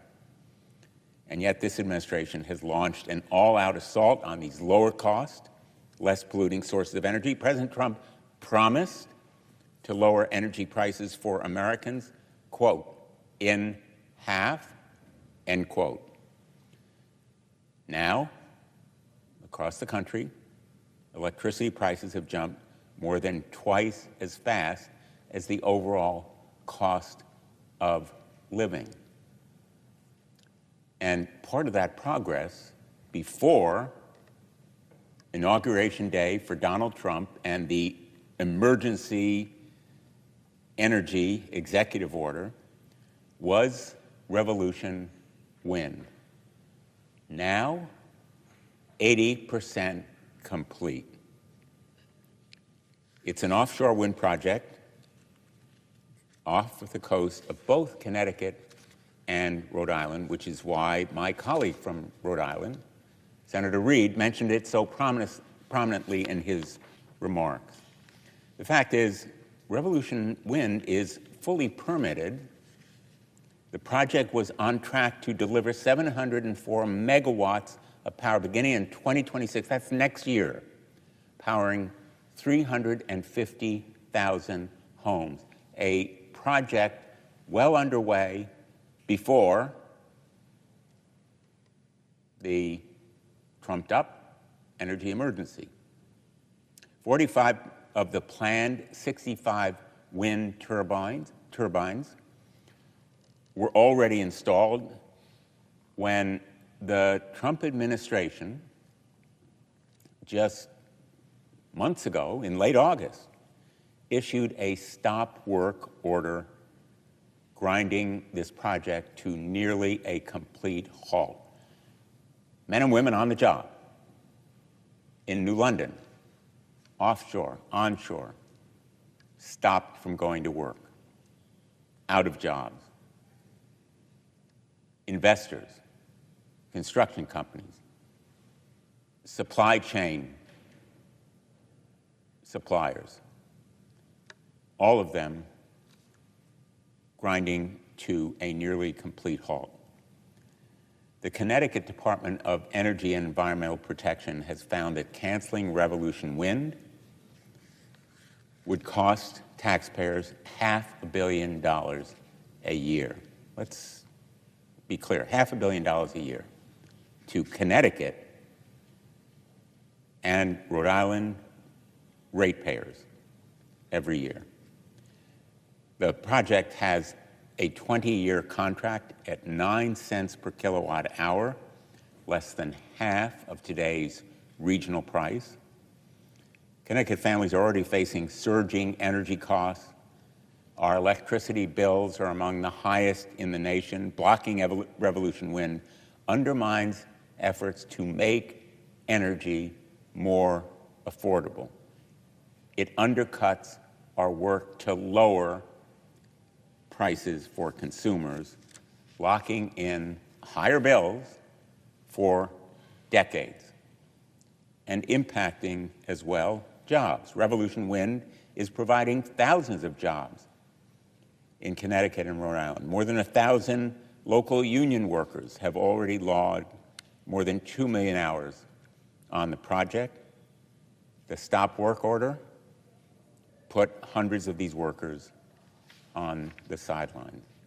And I was proud to stand with a number of them at Connecticut State Pier to support the offshore wind industry. Let me thank them and thank the unions who were there.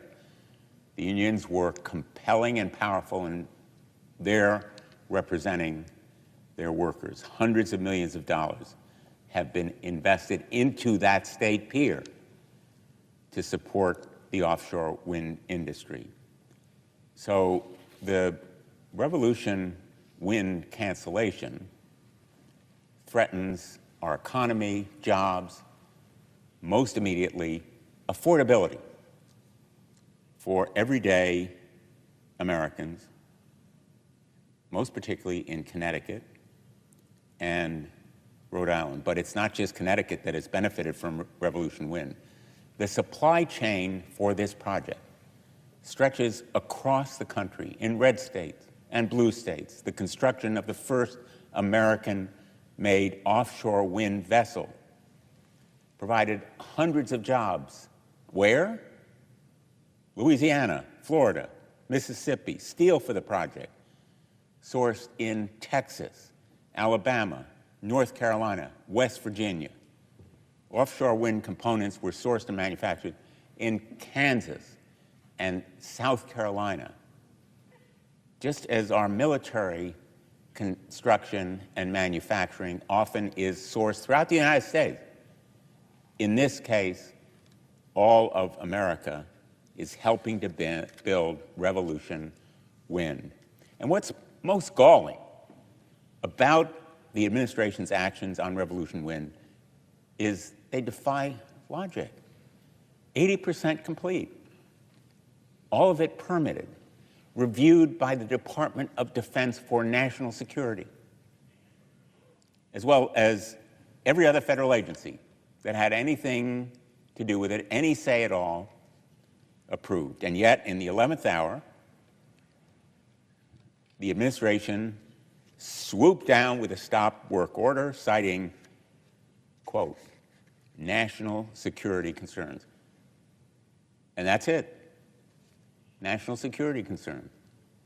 Well, that phrase is not a pass for everything the federal government wants to do. And so I demanded to know what they were, be provided with information in a classified briefing if necessary. I demanded it in a letter. I have yet to receive a satisfactory response. In fact, those concerns collapse under even the slightest scrutiny. A Department of Defense letter last year confirmed that, and I quote DOD here, construction of the Revolution Wind project would not have adverse impacts to DOD missions, end quote. No adverse impact. So the idea that somehow it might interfere with the movement of submarines from the Groton subbase, or maybe testing of submarines by electric boat, or some other national security or national defense need, no adverse impact to DOD mission. So these national security concerns quite clearly and outrageously were just a pretext, a flimsy excuse to continue this administration's all-out assault on offshore wind. The president said he doesn't like it. He's got something in for it. There's an animus. Who knows what the reason is? But thankfully, there is the law. Yes, a federal judge saw the administration's stop work order for what it was. Quote, the height of arbitrary and capricious. Now, federal judges do not often say that actions by the President of the United States are the height of arbitrary and capricious, nor do they lightly issue a preliminary injunction against that kind of stop work order. But this judge did, and it was based on the facts and the law. So work was allowed to resume on Revolution Wind. But let's be very clear-eyed. A lot of the harm was done. Work was stopped for almost a month with workers sidelined and progress halted to the tune of millions and millions of dollars. Not the way for the United States to do business. Not the way for the United States of America to advance economic growth or provide jobs or, equally important, make energy more affordable.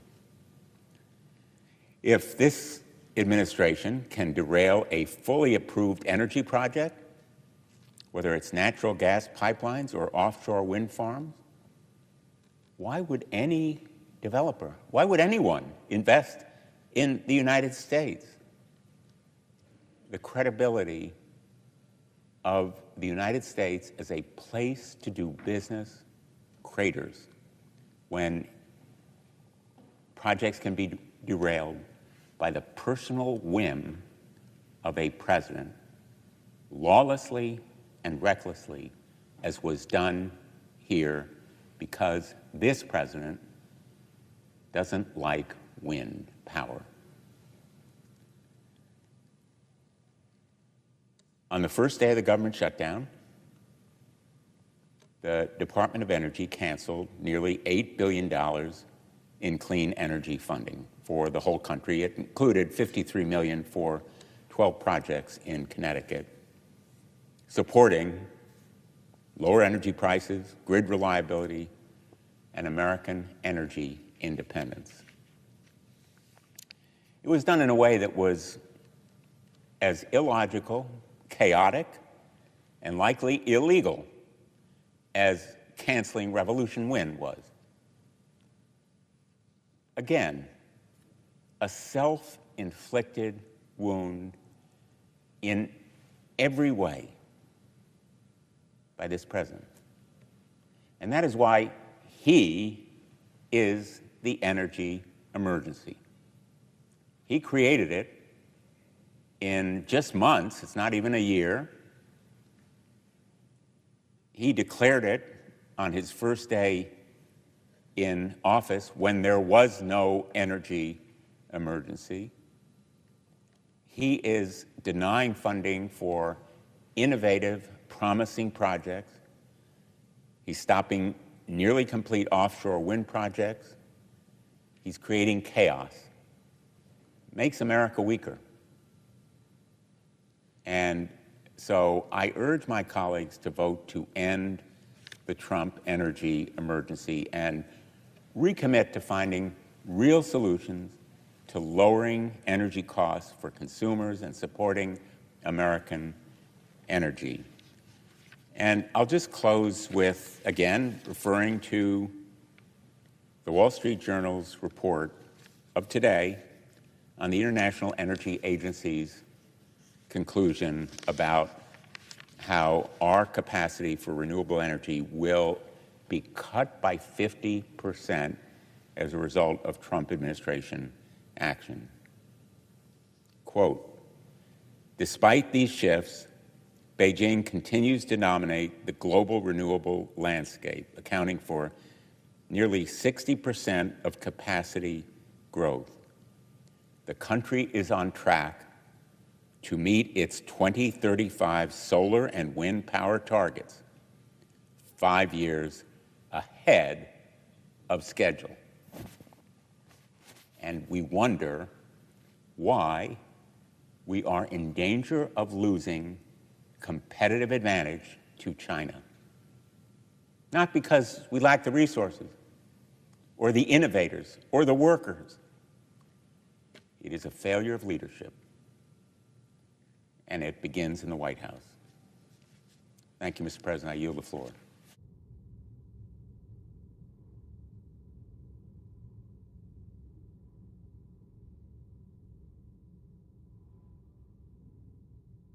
Mr. President. Senator from New Mexico. Mr. President, I have come to the Senate floor today to say what every New Mexican I know can easily tell you. Americans are reeling from an affordability crisis. It doesn't matter if you're talking about the price of groceries or rent or health care, everybody is stretched thin. They need help, and they need it now. And they need it from Congress and the President. But help is not what the President and his administration is delivering. Instead of working to lower health care and energy costs for American families, the President, his administration, and Republicans in Congress are choosing to drive those costs through the roof. They repealed energy tax credits, making it harder and more expensive to build and deliver energy to the grid, or even just to put solar panels on your own roof.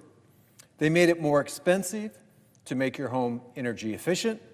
They imposed steep tariffs on steel and aluminum, driving up energy costs, infrastructure costs, and they are blocking energy from coming onto the grid. Now, if it feels chaotic, it's probably because it is. They are trying to sow chaos. While all of the numbers and projects and policies float around in the headlines, the real story, the real impact is in your budget. It's in your electric bill. According to the Energy Information Administration, residential electricity bills have already increased by almost 10% since President Trump took office. Household energy costs are expected to increase by another $170 annually by 2035, thanks to tax credit repeals and tariffs. And when it comes to the impacts on energy supply, it's the same story. As of August, Clean Power estimated that 25,000 megawatts, that's like 25 gigawatts. It's 25 nuclear power plants worth of energy. 25,000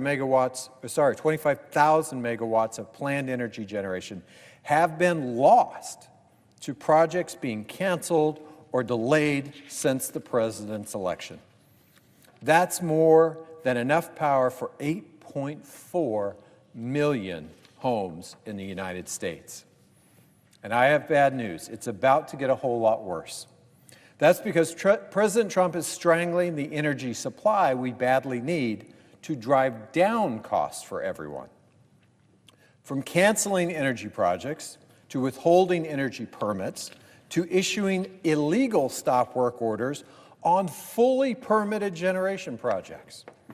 President Trump is waging a war on affordable, American-made energy.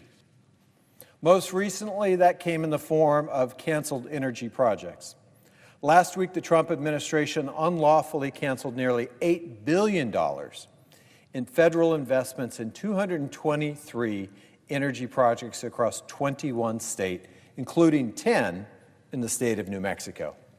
In Albuquerque, 2 projects by the same company were targeted. They have already had to make their first round of layoffs. If these awards are not restored in the next 45 days, they will be forced to lay off 50% of their workforce. These are people's lives we're talking about. And their local partners and collaborators who were anticipating growth opportunities because of the investment are being left in the cold. In Socorro, New Mexico, one technical university lost funding for 4 projects, $67 million in total. One project alone will impact 36 student researchers, all of whom now have to search for new funding or lose their research roles altogether. In Fruitland, New Mexico, another canceled project could have unlocked the key to keeping 600 people working. In Taos, New Mexico, more chaos is playing out. Funding for the Kit Carson Electric Cooperatives project to provide a battery energy storage system and microgrids to rural communities canceled. This project would have directly improved reliability in Picaros Pueblo, the Taos Ski Valley, and El Rito West. Millions of dollars had already been expended, and countless New Mexicans were depending on that project. Now, they're all left wondering whether those funds will ever be reimbursed, or if New Mexicans will simply be left to pay the price and pick up the pieces. But it looks like cancellations may just be getting started. This morning, there was another article about rumors of even more cancellations coming. According to reports, this next round of cancellations could involve another 260 awards and $13 billion in revoked funds. And whether that happens or not, I can tell you without a doubt that the harm done from the first round will be irreparable. The cancellations will mean lost jobs for Americans, lost educational opportunities for our students. It will mean higher energy bills for households and businesses across this country. It will make it even harder for folks who are already struggling to make ends meet because of the affordability crisis instigated by this administration's tariffs and economic policy. It will mean less domestic manufacturing and innovation, all while diminishing America's competitive leadership globally. And it will make it harder for impacted developers and utilities to secure their financing. That's not just true for the now canceled projects, but also for any future opportunities that depend on the stability of things like government permits and regulatory structure, investments, grants, because that's another casualty of this administration's war on American-made affordable energy, the reliability of the permitting process. In January, on his first day in office, President Trump paused all new leasing and permitting of wind energy projects on public lands. In February, the Army Corps of Engineers singled out and delayed 168 energy projects on private land. In March, the Environmental Protection Agency withdrew the permit for Atlantic Shores offshore wind. In April, the Department of Interior imposed a stop work order on the Empire Wind 1 project. In July, the Interior Department released a directive requiring the Secretary's personal review and approval of every wind and solar energy project on public lands, a move that will undoubtedly cause long delays. In August, the Department of Interior issued an illegal stop work order on Revolution Wind's offshore wind project, a project that was already 80% done. It was fully permitted, and it was 80% complete. And they told people to go home. They said, your job doesn't matter. In September, the Trump administration asked a court to cancel the permit on a wind farm off Ocean City, Maryland. It's a project that would generate 2.2 gigawatts of energy, enough to power 718,000 homes, and just as importantly, support almost 2,700 jobs every year over the next 7 years. And it's just among the ones that have actually been in the news. I've heard from companies across the nation about delays and difficulties getting their projects permitted. So let's be clear. Spending your time canceling ready-to-go energy projects isn't doing anything to address the energy crisis. Instead of fixing any of this, President Trump's executive order makes it worse. Here's what his order actually does. Hikes energy costs for millions of Americans by doubling down on expensive fossil fuels when it makes no economic sense. Sends hundreds of thousands of American jobs overseas as other countries continue to develop their next-generation energy sources. Decreases our American-made domestic energy supplies, forces us to be more reliant on foreign energy sources, and erodes our economic competitiveness and energy dominance. It does not have to be this way. The last time we faced an energy crisis in the United States, it was the 1970s. Energy prices were skyrocketing because of the 1973 oil crisis, when barrels of oil, then our most in-demand energy source, quadrupled in price. U.S. energy production could not meet domestic demand, and the country saw blackouts and brownouts. With an energy crisis on its hands, Congress actually acted. In a bipartisan effort, Congress created the Department of Energy. It funded significant research around the country to explore new ways to power things: solar, geothermal, nuclear, including the Energy Research and Development Administration. And it worked on advancing transmission systems to create more competitive energy markets, saving money for everyone. Congress met the moment and defined our energy future for decades to come. As part of that, in 1976, construction began on a 5-megawatt thermal solar test facility at the Energy Research and Development Administration Sandia Laboratories in Albuquerque, New Mexico. Before it was even complete, the facility became the largest operational solar installation in the world. This solar test facility was just one small example of the huge bipartisan effort to meet that moment. Today, we're at a similar crossroads. Demand for new technology has once again outpaced available power reserves. Infrastructure is aging. Across the country, utility prices are rising as demand for energy rises too. Again, Congress can meet this moment. We cannot do that by doubling down on expensive fossil energy or generation sources that take 5, 6, 7, even 10 years to build. If you order a gas turbine today, it would take you 5 to 7 years just to receive it. And its price is going through the roof because of the tariffs that the president have put on things like aluminum and steel. That's not going to solve the rising costs we're dealing with right now. In contrast, solar, wind, batteries, these are modular, faster to permit, easier to construct with fewer supply chain restraints. And that's especially true when they are, or were, already permitted, with shovels in the ground, workers ready to build. Instead of accepting this reality, President Trump and congressional Republicans are flailing, and it's leaving everyday Americans to shoulder the costs. By eliminating energy sources instead of adding more, this administration is raising your energy prices, raising your electricity bill, not lowering it. The impacts are real and they're far-reaching. For many households, the choice to pay hundreds more in energy costs means the choice to not pay for other things: groceries, doctor's bills, school supplies. It's not a choice you should have to make. You shouldn't be a pawn in President Trump's political games.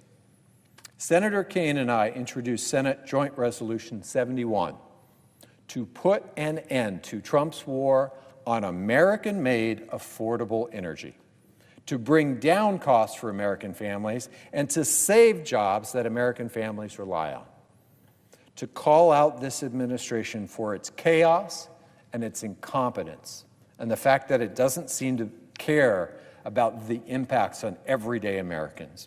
And so I call on all of my colleagues here in the Senate to join us. Vote yes on Senate Joint Resolution 71. Do not make American families pay the price for Trump's war on affordable American energy.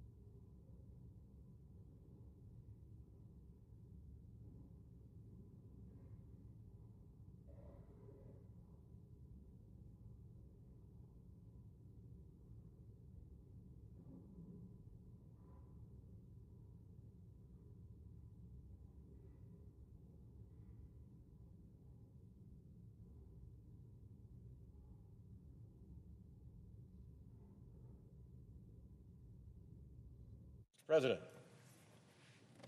Senator from Rhode Island.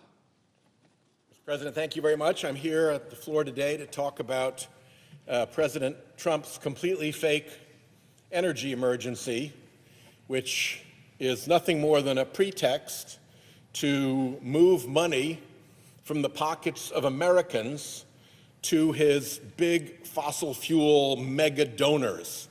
You may remember that he had a meeting with big fossil fuel donors and asked for $1 billion in campaign money in return for giving them whatever they want.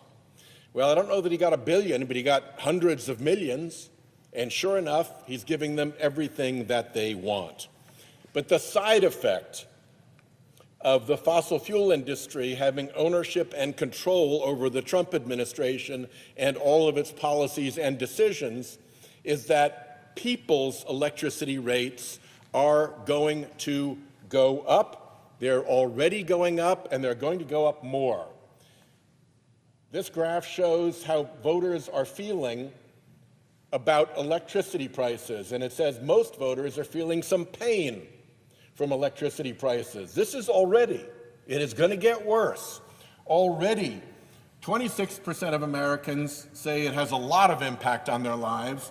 31% say a decent amount of impact on their lives. Another 30, a little bit. Only 9% say none at all. It's cool. Electric prices are good with me. So that's a pretty big hit. Even among Republicans, 25% say it hits them a lot. 29% say it hits them a decent amount, and 32% say it hits them a little bit. Only 11 say none at all, electric prices are cool. So electric prices are going up, and they're going up big time, and they're going up for deliberate reasons. The one deliberate reason has to do with the AI, crypto, tech bros, data centers problem. As you know, the data center crypto people gave a lot of money to Donald Trump. They're big political donors. They're getting pretty much everything they want from this administration. In return, they're making the Trump family hugely rich in crypto billions. But in the meantime, they are driving people's electric prices up. And they're doing so this way. This is an interesting graph. This shows places where electric bills are going down. Blue means the prices are going down. And what's measured here is how far away you are from a data center. So here is 0 to about 25 miles away from a data center.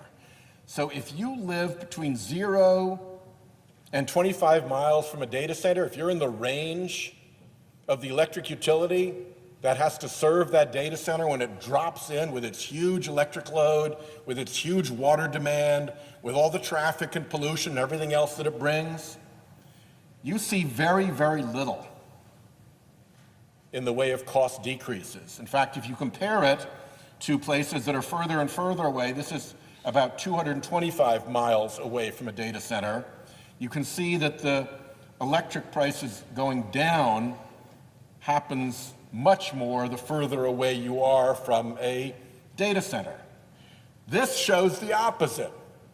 This shows the places where electric prices are soaring. The price increases, and it's the same deal. This is how far away you are from a data center. If you're from 0 to 25 miles away, compare that to this. The comparison between your electricity price increases if you're near a data center versus your electricity price decreases if you're near a data center couldn't be more clear.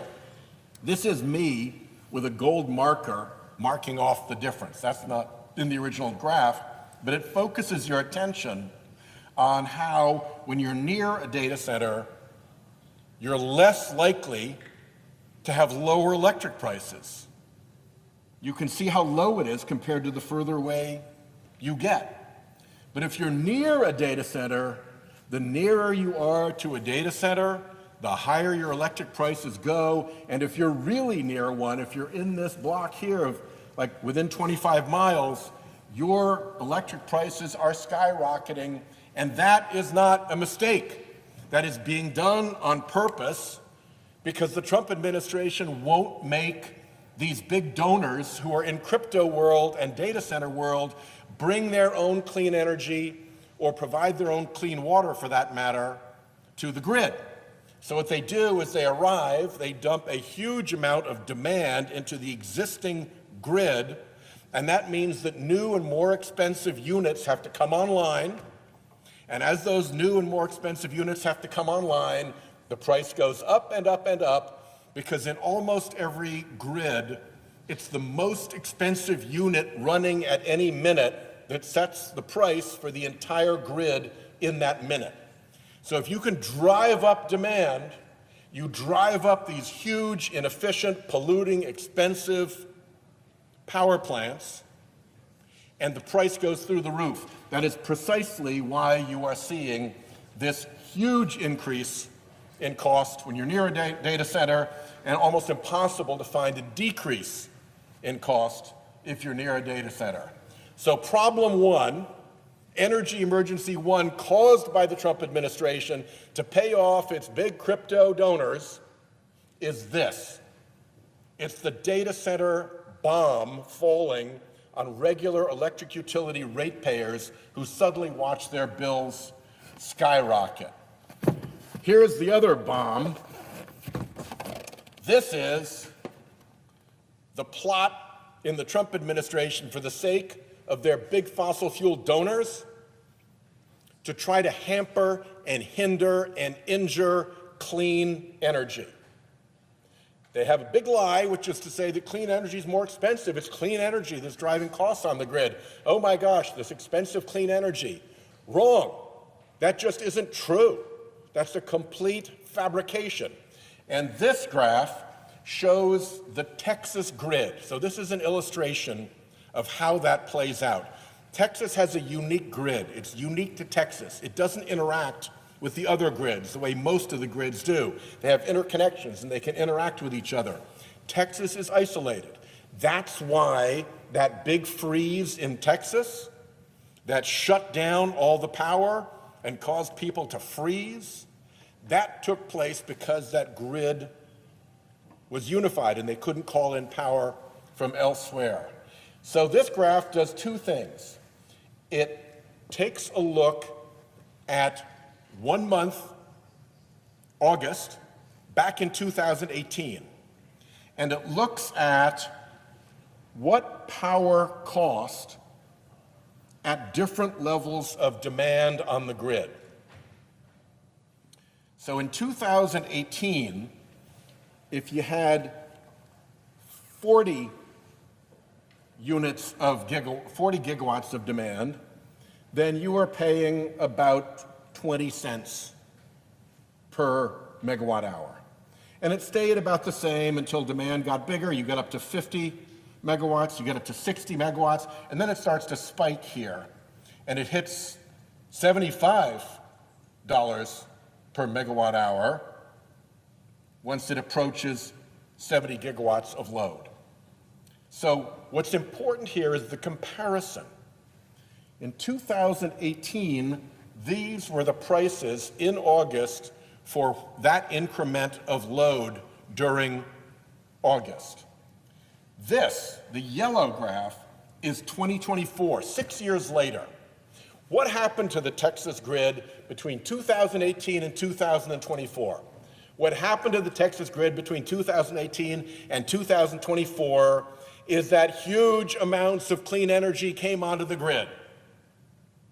In fact, last year, 95% of the new power coming on the United States grid was clean energy. It was solar, it was wind, and it was battery. 95%. So between 2018 and 2024, you see this move in the Texas grid. And look what happens. Pick, let's say, 60 megawatts of load at a given moment in August of 2024. You paid $20 per megawatt hour. For the exact same circumstance, 6 years earlier, you would have paid 35, maybe $40. $20, twice as much, basically. The reason the costs went down from 2018 to 2024 was new, inexpensive, clean energy coming on the grid. Why is it inexpensive? It's inexpensive because wind is free. It's inexpensive because solar is free. Once you've built the infrastructure to capture the solar rays, once you've built the infrastructure to capture the wind flowing by, God made those resources free. A fossil fuel plant, you still have to build it, but once you've built it, you got to bring in the fossil fuel, pipe in the fossil fuel, burn the fossil fuel. It's expensive. And so almost always the unit that is setting the price on the grid for electricity is a fossil fuel unit, because they're the most expensive one, so they set the price for the whole grid. And you can see the difference. Let's go to, let's call this 68 megawatts of load, just so we're comparing these 2 points. Back in 2018, that would have been a $75 per megawatt hour cost. $75, and yet here it's 25. It's a third the cost on the Texas grid because all that clean energy came on. And you got to get way out here before the price spikes when those polluting, expensive fossil fuel plants have to come on at 80 plus megawatts of load to even begin to match the prices from 6 years earlier. Clean wind and solar power save consumers money. So when the Trump administration says it's going to inhibit, hinder, injure clean energy development, that's like backing this back out of the grid. Now it starts to look more like 2018. Now, if you're buying electricity at this level of grid load, you're paying 3 times as much. 3 times as much. And this is deliberate. You don't think the Trump people don't understand this? They know perfectly well. And here's the deal. The extra 2/3 of your cost here that comes out of your pocket if you're in Texas, because the clean energy isn't there lowering the costs, that comes out of your pocket. Where does it go? Where does it go? I'll tell you where it goes. It goes to the fossil fuel units that had to get called up to meet that amount of load. The most expensive units on the grid have to be called up to meet that load, and they drive the price up. So if you're a fossil fuel billionaire and you own a bunch of polluting power plants, sometimes, particularly with clean energy around, they're sitting idle. They're not being called up. They're too expensive to be called up because clean energy is in there beating them. So if you own those plants, you want to go and talk to the Trump administration and say, hey, knock that clean energy out of the grid. I want my polluting, expensive plant to run again because that's money in my pocket. And if you're selling that plant to fossil fuel, you go to the Trump administration and you say, hey, clobber those clean energy guys. I gave you good money. Clobber those clean energy guys. And now I get to sell all that fossil fuel to burn to run those expensive plants. So the people that make a bundle out of knocking down clean energy are the fossil fuel people who cut that deal for hundreds of millions of dollars to Trump's campaign in return for him clobbering their rivals by making it difficult to develop clean energy projects. And what they don't want you to know is that this is on purpose and that this is for fossil fuel. They don't want you to know how this works.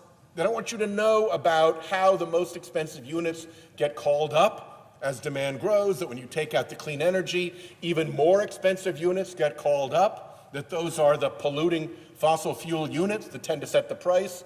It is a massive transfer of money from the pockets of ratepayers whose electric utility rates go up to the fossil fuel industry in return for all the political money they gave Donald Trump. That's the deal.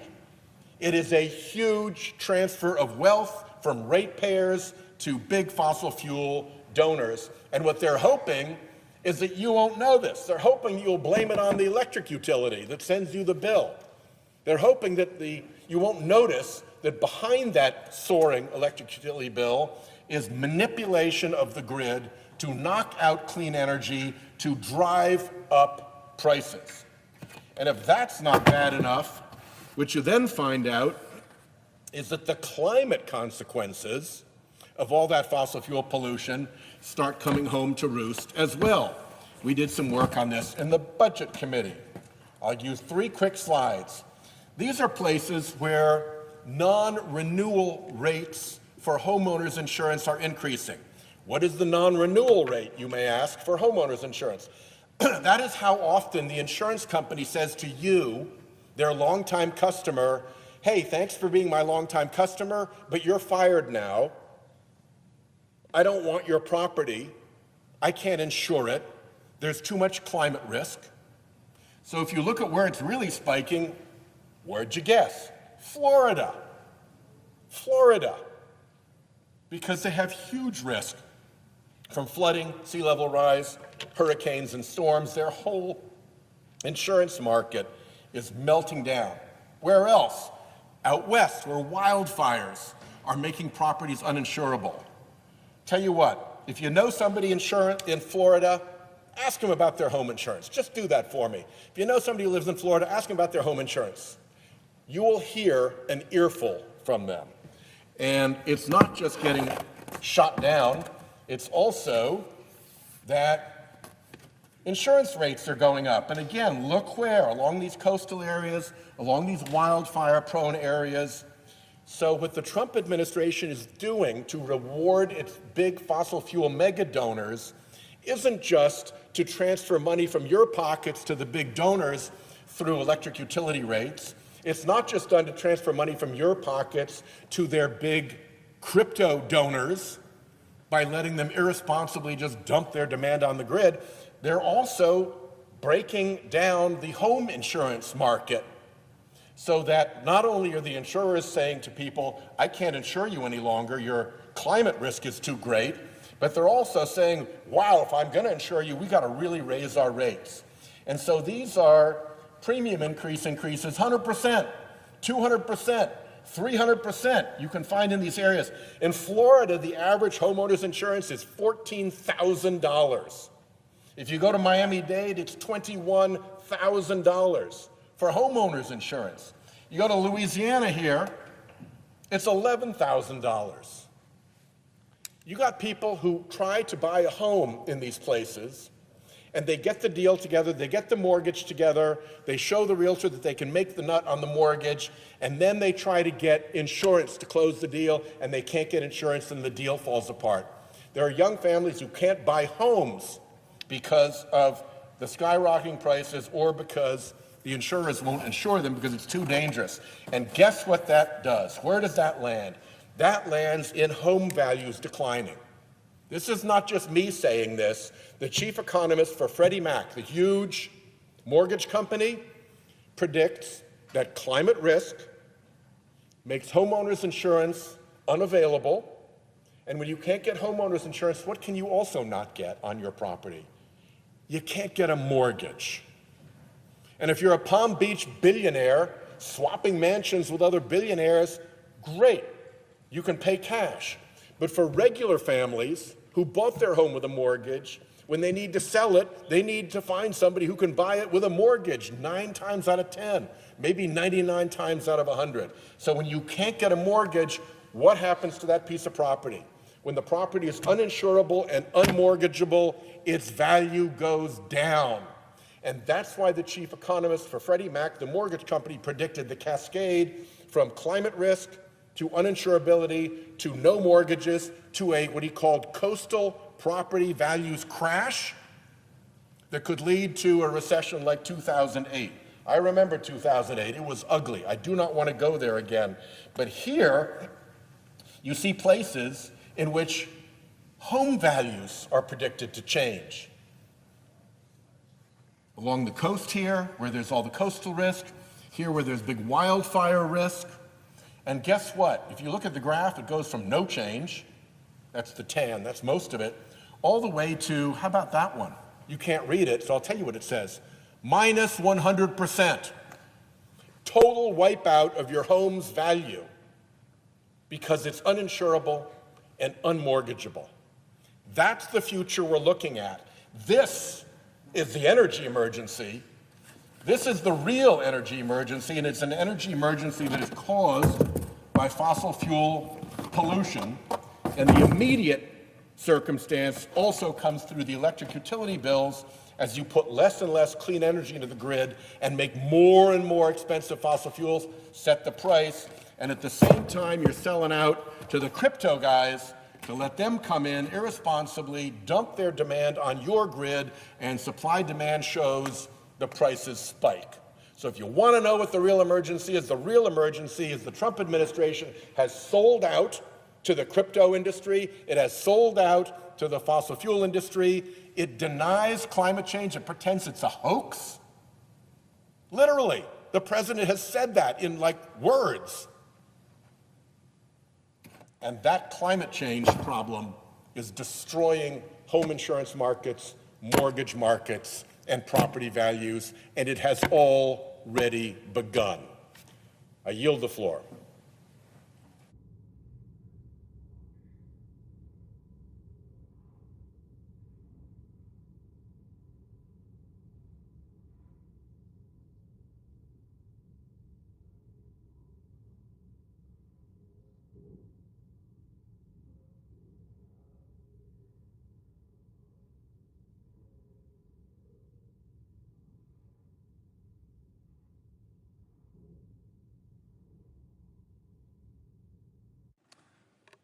Mr. President. The senator from California. Mr. President, I rise today to bring before the Senate a resolution concerning one of our most serious constitutional responsibilities, whether the United States should engage in armed conflict against a particular adversary. The Constitution clearly and intentionally places the power to declare war in the hands of this body, the Congress, not with the President or the executive branch.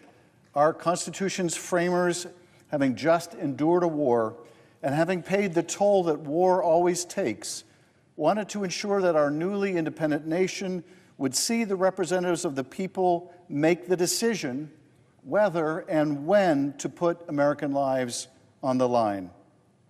In 1798, James Madison wrote to Thomas Jefferson about the danger of leaving that power in the hands of an executive.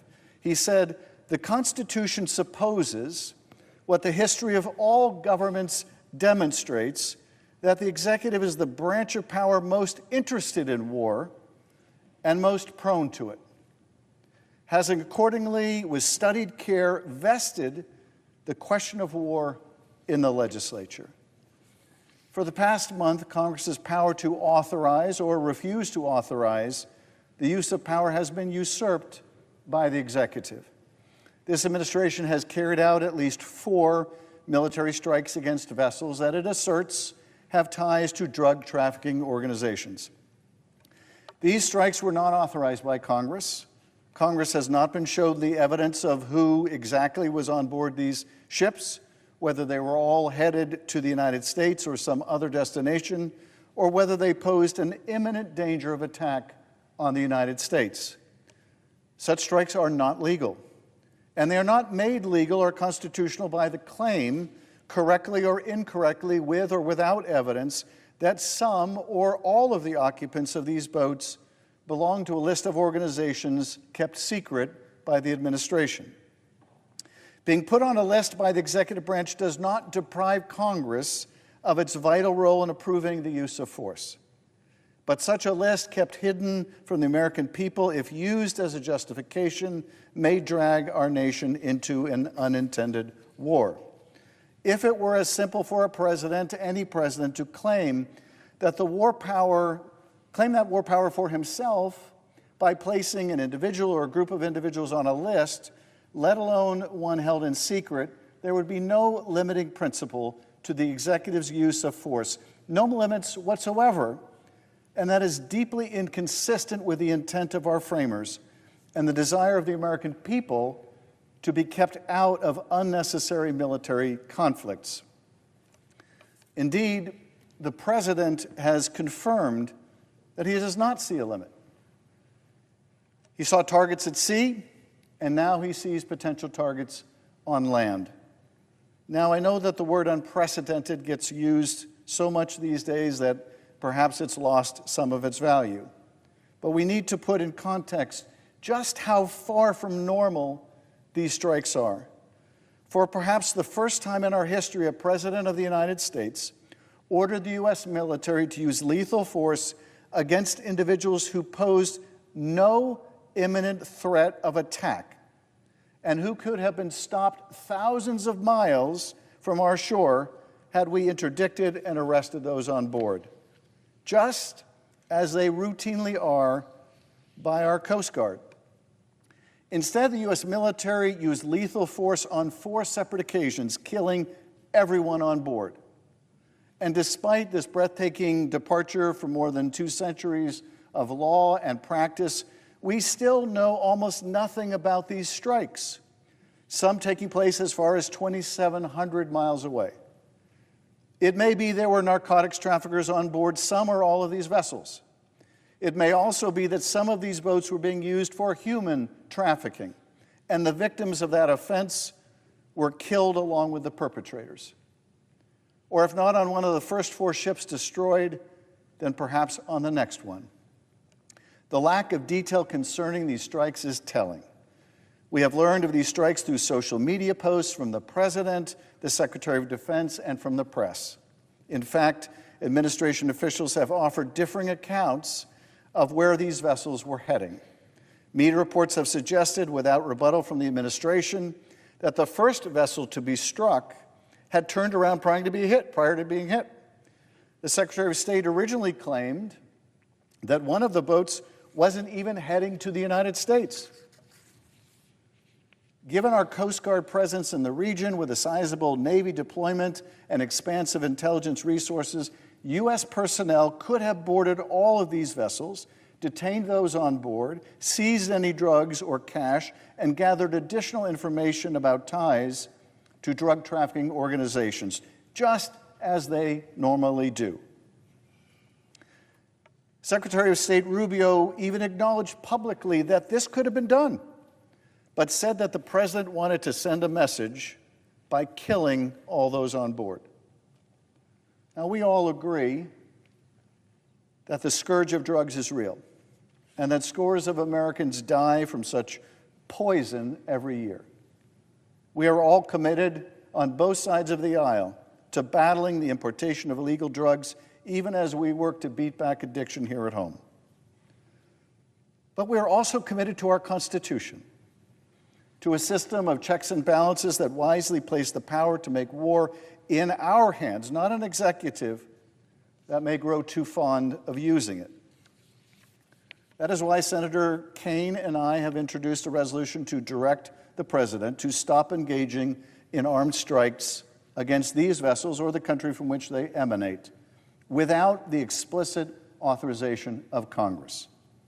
And we are here today to ask our colleagues to join us in this nonpartisan vote, in this affirmation of Congress's authority to declare war or to refuse to declare it, to authorize force or to refuse to authorize it. We have been precise and deliberate with crafting it. This resolution does not affect the United States' ability to target terrorist groups covered by Congress's existing authorizations to use military force, including al-Qaeda, ISIS, or its affiliates and offshoots, or address real threats posed by other groups like the Houthis. It also in no way limits the United States' ability to defend our own citizens and interests or to come to the collective defense, self-defense of our allies and our partners. It comes down to this. The President has used our military to strike unknown targets on at least 4 occasions, and he is promising more.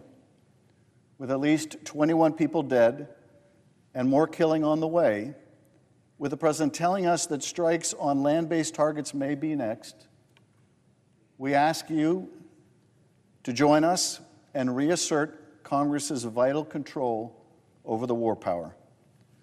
And with that, Mr. President, I yield.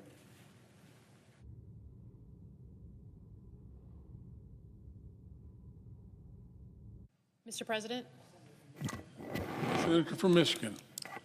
Thank you, Mr. President. I rise today in support of Senators Schiff and Kane's resolution regarding war powers. This resolution would just say very simply that if the Trump administration wants to be at war against a terrorist organization, they should come to Congress, notify us, and seek our approval. Currently, the administration is waging a secret war against a secret list of unnamed groups that they will not tell us about. There's been 4 lethal strikes against boats in the Caribbean. The administration wrote this body a letter about what they were doing in September. They said they consider themselves to be in, quote, a non-international armed conflict. That means a war against a secret list of, quote, designated terrorist organizations. I received a briefing last week on the administration's strikes in the Caribbean. During that briefing, members of the Senate Armed Services Committee from both sides of the aisle asked a Senate-confirmed official whether the Department of Defense could produce a list of the organizations that are now considered terrorists by the United States. They said they could not provide that list. Now, don't get me wrong, I'm a CIA officer. I'm a former Pentagon official. I did 3 tours in Iraq armed alongside the military. I participated in targeting of terrorist groups. And I actually have no real problem going against cartels, given what they have done in inserting drugs in our community, the death of so many Americans. But as a nation, I think we should have as a basic principle that you can't have a secret list of terrorist organizations that the American public and certainly the U.S. Congress don't get to even know the names of. The problem for me is that this is unprecedented. You know, during the global war on terror, which is kind of my era, it was very clear. Terrorist organizations would be notified. If we wanted to declare a new terrorist organization, it would be notified to Congress. And then our intelligence community, the military, law enforcement would spin up to go after information about that group and prosecute, targeting against that group. But that is not what's going on today. And we will not understand the apparently dozens of terrorist organizations that we have now named until we understand their names. Now, this is important in the foreign context, right? This is unprecedented in terms of what we've done against foreign adversaries, foreign terrorist organizations. But what I want to draw people's attention to is the implication for what is happening inside our own country. In September, also last month, the Trump administration put out a new executive order about domestic terrorist organizations. They said that they were going to, again, make secret lists of terrorist groups inside the United States and send the full force of the U.S. government against those terrorist organizations. They are not telling anyone the name of these organizations, but they are authorizing law enforcement and the intelligence community to double down and come up with that list.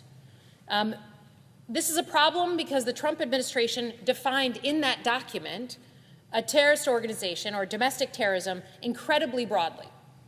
It suggests that any group that talks about anti-Christian values, views they don't like on migration or race, differing views on the role of the family, religion, or morality could all be grounds for labeling an organization domestic terrorists. If this administration is not telling us who's on their secret designated terrorist list for groups in the Caribbean, they're definitely not going to tell us who's on their list of domestic terrorist organizations. We saw, to start us off, the Attorney General down in Texas put out publicly that he is now going to launch a campaign against domestic terrorist organizations in his own state. So it has begun. Meanwhile, we know what's going on in some of our American cities. Trump said that he would invoke potentially the Insurrection Act of 1807. He has made more than 800 of our military generals fly in from across the world and talk about going after the enemy from within, his words, and making American towns and cities their training grounds for the military. This is important, and I think every American should understand what it means if the President of the United States follows through with what he said and says that he's now invoking the Insurrection Act. That means certain city, the violence has gotten to a level of an insurrection, and it means that the U.S. military can now be used as law enforcement in our cities. It means the U.S. military can raid, they can arrest, they can detain. You can easily see a world where the President of the United States labels protest groups terrorists, doesn't tell anyone, creates an excuse to unilaterally use the military inside our cities, similar to the way he's used them in the Caribbean. And just to be clear, this is straight out of an authoritarian playbook, right? Where the president gets to play judge, jury, and executioner. This time, instead of stopping drug traffickers, it will be stopping Americans, potentially from exercising their right to freedom of speech. This is not theoretical, using the U.S. military in our streets. This is not something that the president hasn't already thought about. We know that in the first Trump administration, the president called up his Secretary of Defense, his chairman of the Joint Chiefs, because he was upset about protests that were going on in front of the White House. Mark Esper was the Secretary of Defense. He wrote about this in his book called A Sacred Oath, and he talked about some of the things that President Trump asked him to do. Trump wanted him to send in not the National Guard, but the 82nd Airborne, an active duty military unit, one of our most elite, large units, to quell protests here in Washington, D.C. He asked for them to be moved into the city, and when the back and forth happened with former Secretary Esper, President Trump asked him point blank, can't you just shoot them in the legs or something? I want to just flag for everybody that we are seeing a repeat of that story, but in exponentially more gruesome detail play out right now. The president is looking for an excuse to send in the U.S. military into our streets, to deploy the U.S. military against his own people, to prompt confrontation, and to hope that that confrontation justifies even more military force and military control. This is a well-worn authoritarian playbook. It's one that quite literally the United States of America was founded on rejecting. The idea that the British soldiers, when they occupied American cities, abused American citizens to the point where Americans turned against them. I'm a former CIA officer, a former Pentagon official. I've worked alongside the military my entire life. I cannot stomach the idea that the American people would fear the uniformed military that have given their lives to protect them for so many years. But all of us in this chamber, and certainly those of us who have served in the past, swore an oath to the Constitution, not to a king, not to a party, not to any one person. Nobody gets to rewrite the Constitution, not a president, not an advisor, no one. If the president wants to use force abroad or at home, he needs to come to this body and explain it publicly to the American public.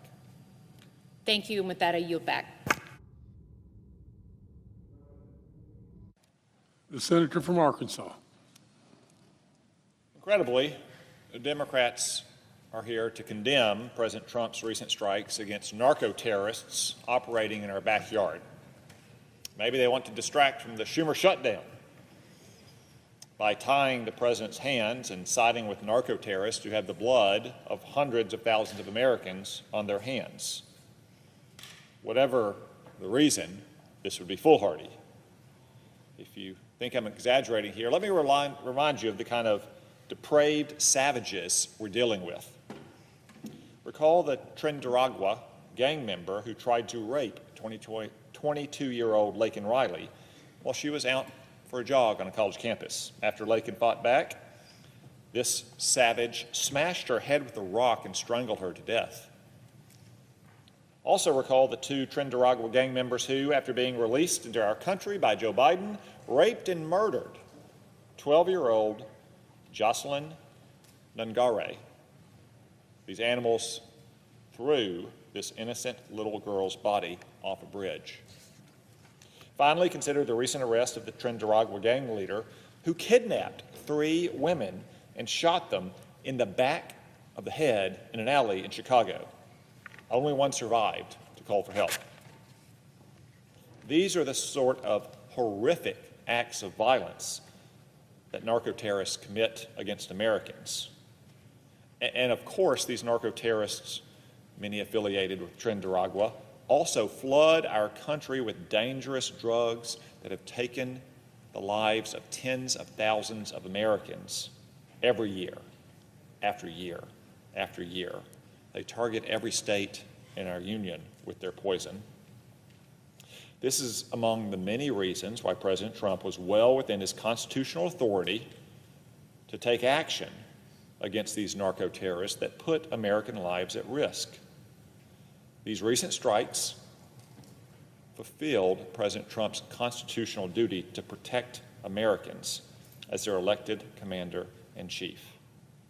And this should come as no surprise. President Trump stated very clearly and repeatedly during the campaign that he would attack these cartels if necessary. This is simply him keeping his word to the American people. Also, the president's strikes were lawfully sound and extremely limited. Because they've been going on for less than 60 days, they don't even fall within the War Powers Resolution threshold. I would also note that presidential action like this is hardly unheard of or unique. For context, as of the mid-20th century, scholars identified more than 100 military deployments or actions that lacked express prior congressional authorization. I could go back to the beginning of the Republic with the Barbary pirates off the coast of North Africa. But there's another example, much closer in time, and, for that matter, on the border. That would be President George H.W. Bush's decision to invade and topple the government of Panama in 1989 without prior congressional approval. He ordered 12,000 American troops into that country. We toppled Panama's illegitimate regime, we apprehended the country's dictator, and he spent the rest of his life in foreign custody. Now, let's compare these two cases. In both cases, you have the leader of a country that is indicted by the United States courts for drug trafficking. In both cases, that leader is not recognized by the United States government as the legitimate leader of his country. I'd say the comparison ends there because the case is much stronger here than it was in 1989. Maduro also has, I think, a $50 million reward on his head from our government.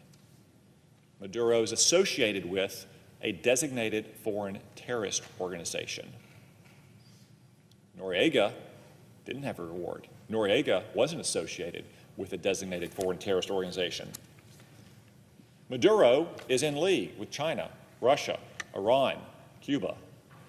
Noriega was not. Yet, George Bush invaded Panama and overthrew its government. I don't hear many Democrats in retrospect saying that this was an unwise action or made our country less safe. And somehow Donald Trump is doing those things merely by striking a few boats of drug traffickers in international waters? Now, even if you had misgivings about these strikes, even maybe if you were a Democrat in Congress in 1989, as some of our colleagues were, and you condemned President Bush for taking action to defend our country, I would still point out that the resolution before us is overbroad. The resolution prevents the President from taking offensive action against any foreign terrorist organization designated on or after February 20th of this year. This includes the Iranian-backed Houthi terrorists in Yemen. It appears our Democratic friends have forgotten that the Houthis are responsible for at least 150 attacks against the United States and allied naval and commercial ships, which have killed at least 3 people. These terrorists have also targeted our friends in Israel, Saudi Arabia, the United Arab Emirates, mostly civilians for that matter. So if the Democrats had their way, President Trump would not be able to, for example, strike a secret meeting of senior Houthi leaders. He wouldn't be able to strike imminent attacks on our friends in countries like Israel, Saudi Arabia, or United Arab Emirates. I think we should all agree that we want our president, when terrorists are gathered together for the purpose of planning attacks against American civilians, our troops, or our friends abroad, to have the authority necessary to take action. Now, the Democrats claim, oh, there's a carve-out in our resolution. Oh, we have a saving clause. We have a rule of construction that says our troops can defend themselves. Once again, they're misleading the American people. I invite you to read it closely. It may allow our sailors to defend themselves if these Houthi terrorists shoot a missile or a drone directly at their ship, but it absolutely ties the president's hands if, for instance, we have intelligence about a senior meeting of Houthi terrorist leaders. It absolutely ties the president's hands from protecting our friends in places like Jerusalem and Riyadh and Abu Dhabi. There's no question about that. It's the black letter of the resolution. It only goes for about 3 lines. I'd invite anyone to read it, and you'll understand that the Democrats are once again dissembling. No reasonable person denies the authority of the president to strike a terrorist threat on foreign soil. Yet the Democrats are here tonight questioning the president's authority to do the exact same thing in our own backyard. In international waters, no less, not even foreign territory. This is a dangerous double standard.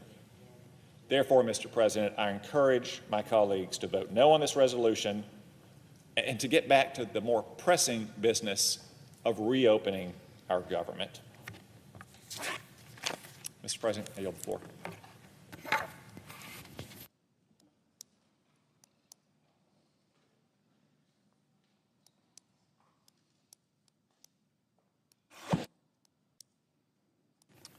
Mr. President, let me take this Senator opportunity. from California. Thank you. Let me take this opportunity to address some of the remarks of my colleague, who has, I think, rightly pointed out the horrors of drug trafficking and those that are engaged in that poisonous, deadly trade. I agree with that. We should do everything we can to fight back against those who are trying to traffic that poison into this country. But here's the thing, and I agree with him about the murderous dictator that is Maduro. But here's the thing.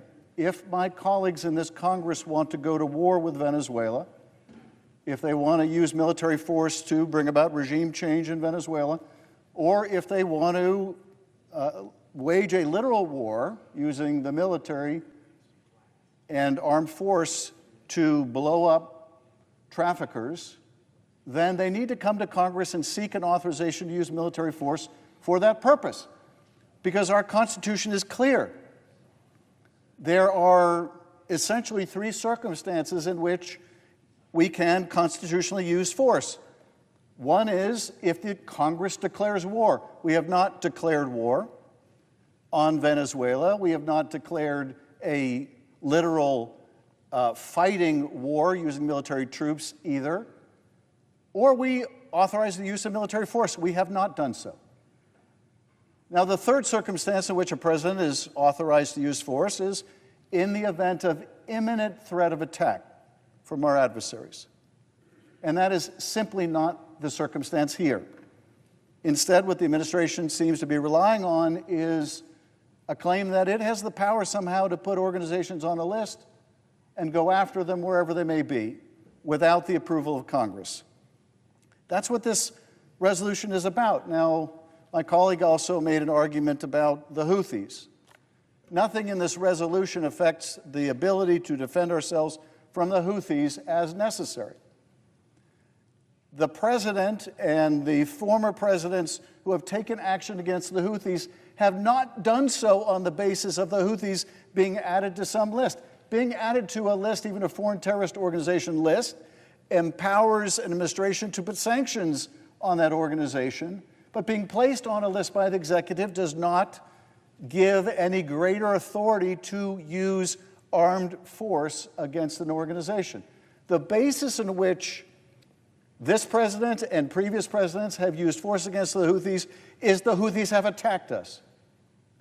And if the Houthis attack us again, the president will have the Article 2 power to defend ourselves. And nothing in this resolution touches that in any way, shape, or form. But let me just underscore the perils of what we're discussing today. Now, this is an article that just came out. I don't have the chance to vet it. Colombian president claims U.S. bombed Colombian boat in strike off Venezuela. So I don't know whether we have now struck a Colombian ship or what the circumstances were or who was on board, and that's exactly the problem. That's exactly the problem. Now, maybe this is real and maybe it isn't. But the fact that we don't know, the fact that the executive asserts the authority to blow up ships without coming to Congress for the authorization of that kind of force could invariably lead to mistakes, could also lead inadvertently to war with another country. This resolution says, you want to use force against narco-terrorists by blowing up ships, come to Congress for an authorization. Because at this point, you don't have it. If there's an imminent threat of attack, you have all the authority you need under Article 2. But if you want to engage in a war with Venezuela or regime change with Maduro and you want to use military force to do it, you need to come to Congress for an authorization. There being none, these strikes are unconstitutional and unlawful, and I would urge my colleagues to join Senator Kaine and myself in supporting this resolution. I yield, Mr. President. Senator from Idaho. Mr. President, we're here today to talk about a resolution put forth by the Democrats that is very, very not well taken. We're all aware in this body that on September 4th, President Trump notified Congress of his initial strike against narco-terrorists who were bringing deadly and illegal drugs into this country, the first of 4 such strikes. Now, my colleague just referred to the fact that the president can, if there's an imminent attack on our country, that they can strike. This wasn't an imminent attack. This was an actual attack. It was in progress. It was going on. People were attacking our country by bringing in poisonous substances to deposit into our country that would have killed Americans all over America, including your constituents. Fortunately, most of those drugs are now at the bottom of the ocean. Had that not happened, I guarantee you there would have been hundreds, maybe thousands of people in this country that would have been killed with the tremendous amount of drugs that were being brought in. The facts of that are obviously well known, well reported, and if you want to see more, certainly available in the Intelligence Committee. The people carrying those drugs were terrorists, plain and simple. They were trafficking drugs that finance a designated foreign terrorist organization. These strikes were fully compliant and fully justified under the President's Article 2 constitutional authority, and not only authority, but duty as Commander-in-Chief of our armed forces to defend this country. And he took an oath to do so. So why are we here today? we're looking at a resolution saying that he can't do this anymore. This is nonsense. It is unreasonable. It's why the American people look at Congress and say, are you people crazy? You got the President of the United States trying to do something about this terrible scourge that's going on in America, and you in Congress are saying, don't be doing that anymore unless you come here and ask us for permission to do it. So, these actions are political, pure and simple. These actions here are political. This was a good decision on the part of the President, and the President acted legally. So, what are my Democrat friends doing here? They're putting forth this joint resolution number 83 to stop the President from acting in the way he has just acted to stop these drugs from coming into the country. So let's look at what it says. Let's look at the actual language.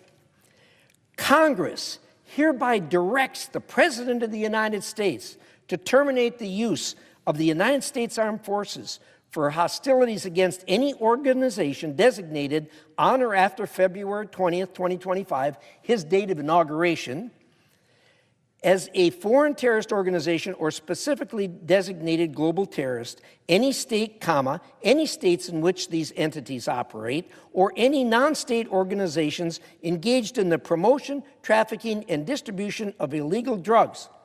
You're telling the President to stop using this against organizations and people who are trafficking drugs and for distribution and on the way to the United States. And it goes on to say that he can't do this unless explicitly authorized by a declaration of war or specific authorization for use of military force by this organization. How long do you think it'd take him to get that?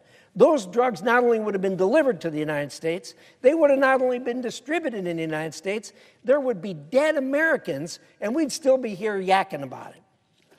So, even if this passed, and it's not going to, but if it did pass, he's not going to obey this order. He can't obey this order. He took an oath to defend this country. When he sees an attack like this coming, an attack of drugs or explosives or anything else that's going to kill Americans, he not only has the authority to do something about it, he has the duty to do something about it. We should have a resolution out here not condemning what he did and telling him, don't do this anymore. We should have a resolution out here thanking him for the hundreds, probably thousands of lives that he saved with these 4 attacks, including constituents in your districts. Thank you, Mr. President, for what you did.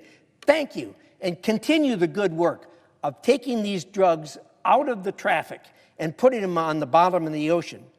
My friends, this is Trump derangement syndrome. These people hate President Trump. I get that, but simply because you hate him, you should not wallow in that hate like you have and produce this kind of a product that stops the president from doing what he is supposed to do. This is shameful, and it should be defeated, and it's going to be defeated. Thank you, Mr. President. President.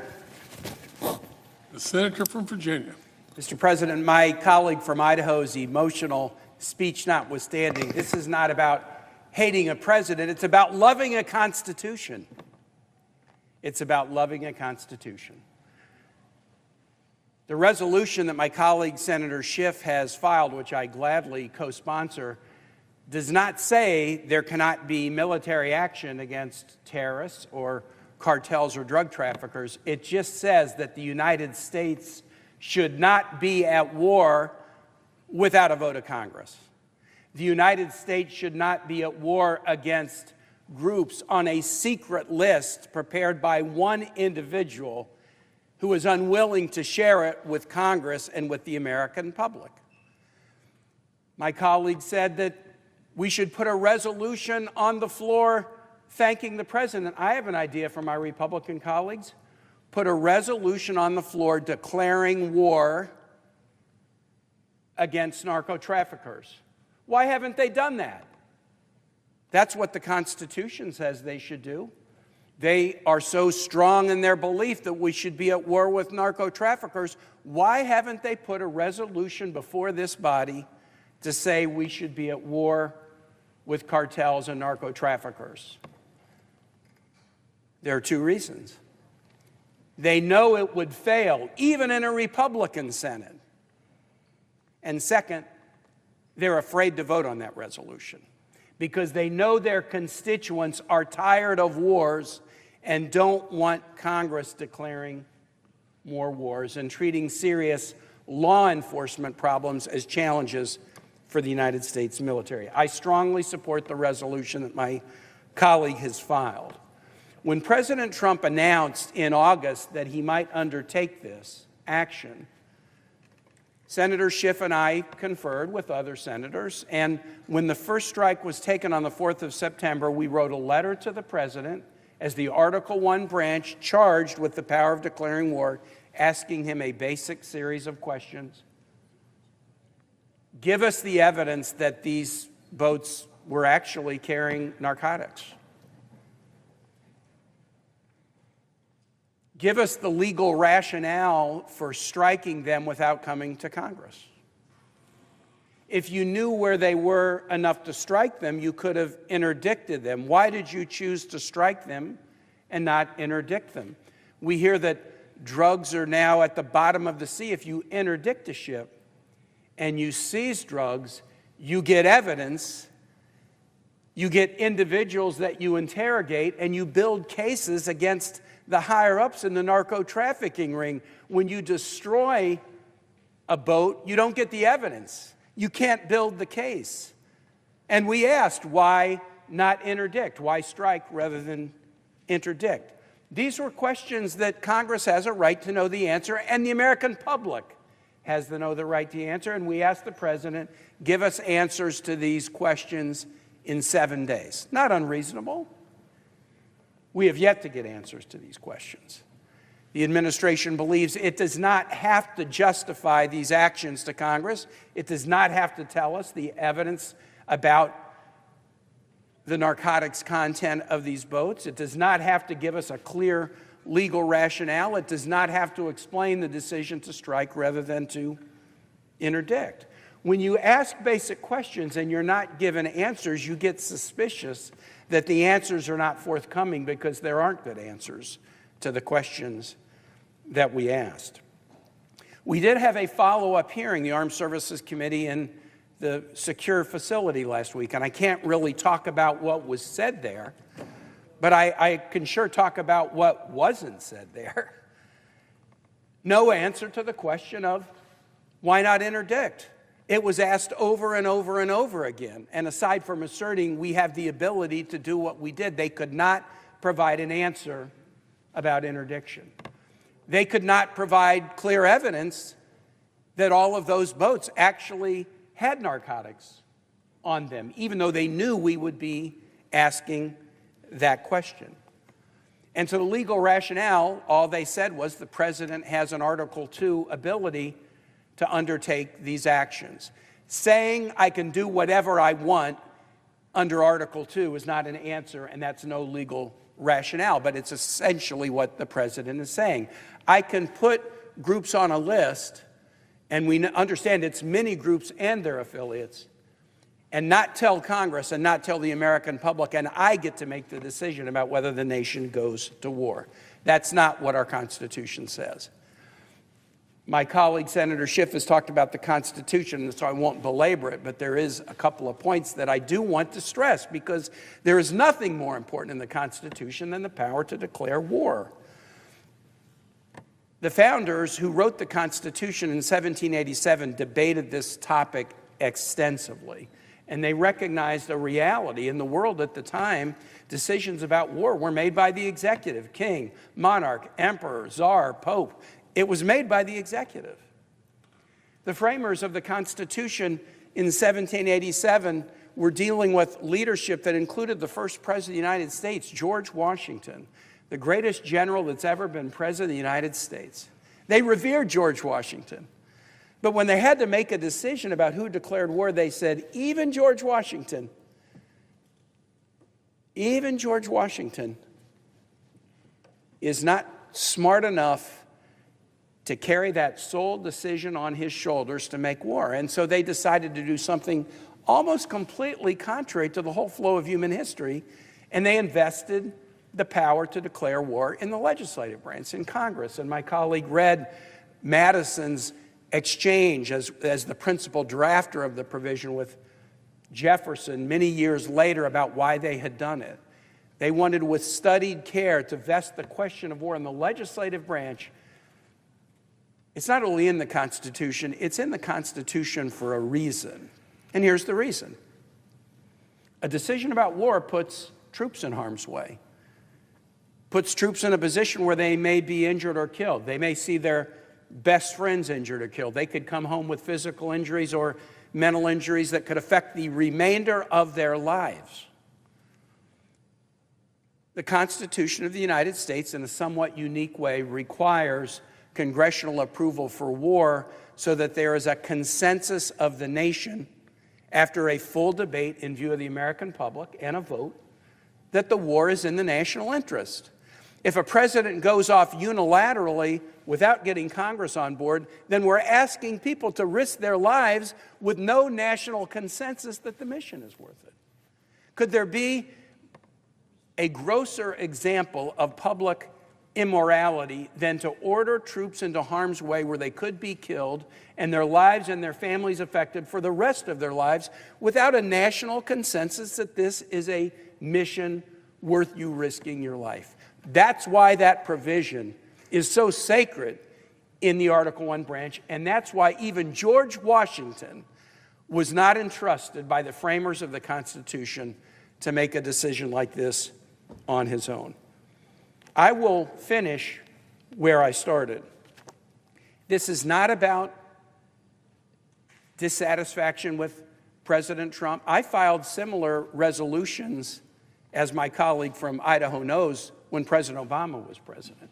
I came into the Senate in 2013 with an absolute obsession because of the military nature of my state, because one of my kids is a Marine, with an absolute obsession that the nation should never go to war, never, without a debate in Congress that the American people can see, can learn from, and a political consensus that the war is worth it. Yes, there is an exception for defense from imminent attack. That's been understood as part of the presidential power of commander-in-chief since the very first days of this republic. But even in that instance, it was always foreseen that Congress would come in and have a debate and agree or not with whether they blessed the mission or not. Letting a single individual take us to war based on a secret list that he won't even reveal to the public or to Congress sets such a dangerous precedent. And if my colleagues, as they've stated, believe we should be at war in the Caribbean or at war with nations in the Americas over the narco-traffickers, they've had the ability the entire time to bring a resolution before us and have that debate in front of the American public. And I have a feeling that debate would produce some positive votes if it were limited enough. But to allow a president to do it by secret without Congress having the guts to have the debate and vote about whether the war is worthwhile is contrary to everything this country stands for and to the oath we take. I would urge folks to support my colleague's resolution.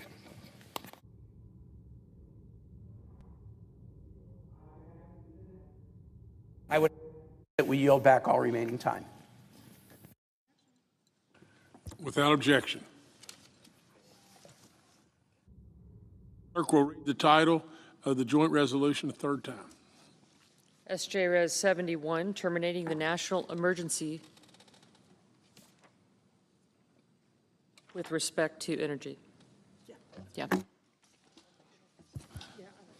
The question occurs on passage of the joint resolution.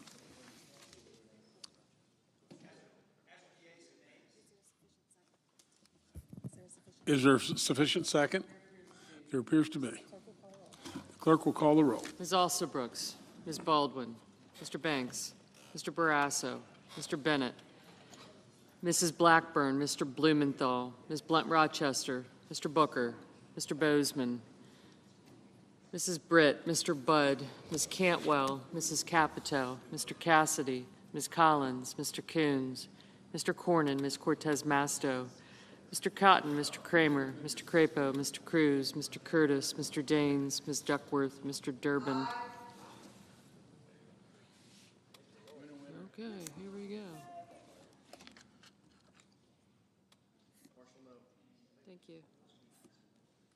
Mr. Durbin.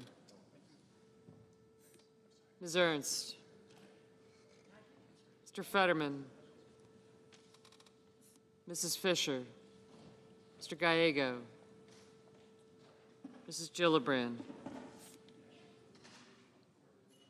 Mr. Graham.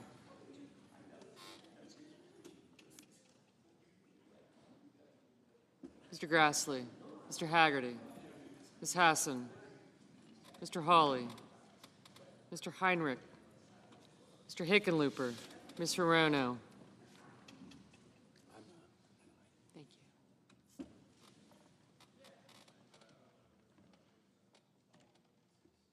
Mr. Hoven. Mr. Husted. Mrs. Hyde-Smith. Mr. Johnson. Mr. Justice. No. Mr. Kane. Mr. Kelly. Mr. Kennedy. Mr. Kim. Thank you. Mr. King.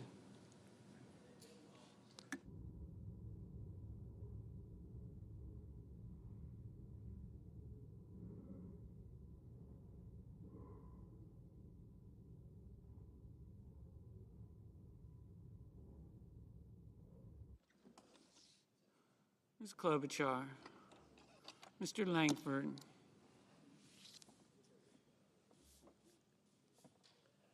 Mr. Lee. Mr. Lujan. Ms. Lummis.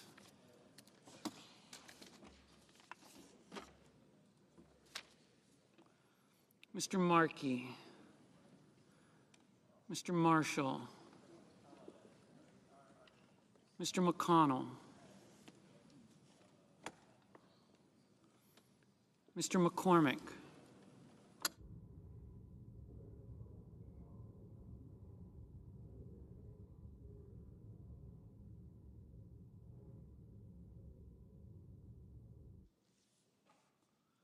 Mr. Merkley.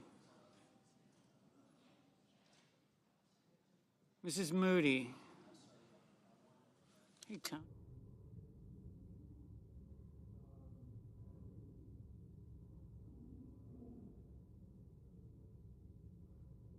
Mr. Moran. Mr. Moreno.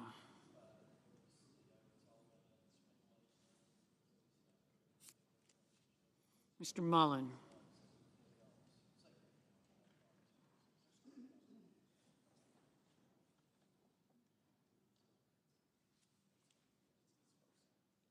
Ms. Murkowski. Mr. Murphy.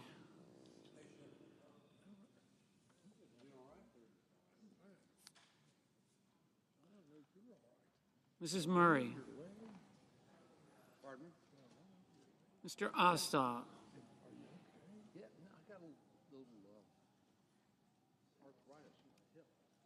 Mr. Padilla. Take a 3 a leave in the morning, and that helps me get it through the day. I don't want to get a hip replacement. Mr. Paul. Mr. Peters. Mr. Reed. Well, I'm allergic to surgery. Mr. Ricketts. Mr. Risch. I don't want to go anywhere near a hospital unless I have to. You know the definition of minor surgery. Surgery Somebody else? Somebody else. I thought I ran over your foot with that cart. Pardon me? I thought I ran over with my cart. I was scared. Oh, it's no big deal. No, it was a close call. Ms. Rosen. Mr. Rounds. My fault. I was going to. Mr. Sanders. It's my fault. I'm sorry. No problem. Mr. Schatz. Mr. Schiff. Mr. Schmidt. Mr. Schumer. Mr. Scott of Florida. Mr. Scott of South Carolina. Mrs. Shaheen. Mr. Sheehy. Ms. Slotkin. Ms. Smith. Mr. Sullivan. Mr. Thune.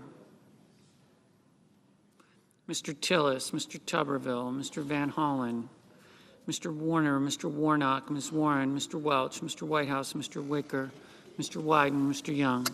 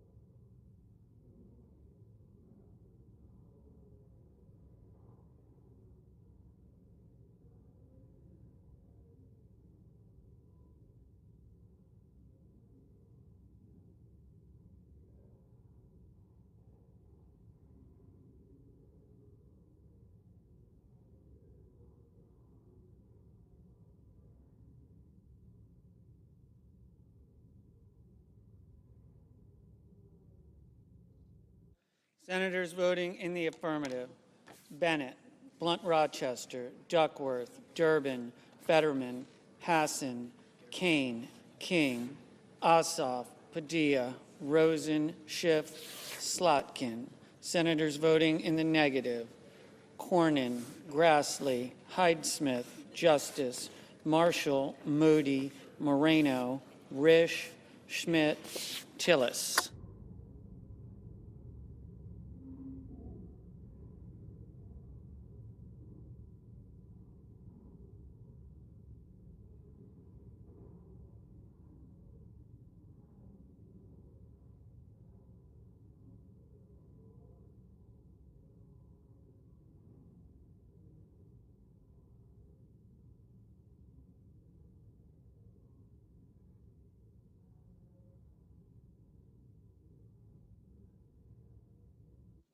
Mr.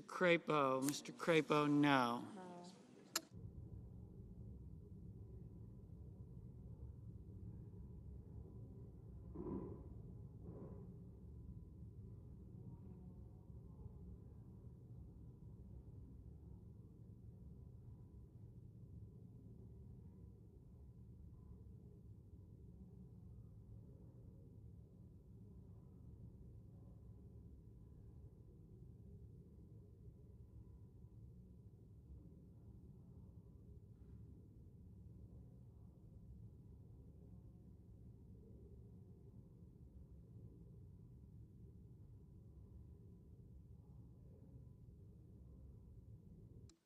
Mr. Husted,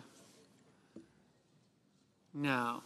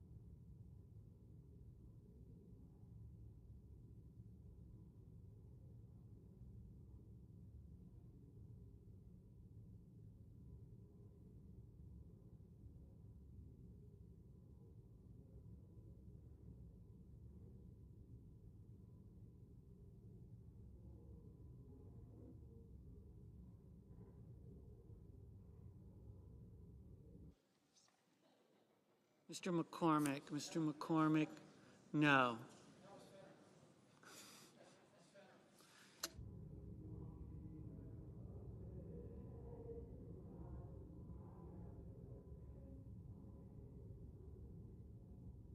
Mr. Welch, aye.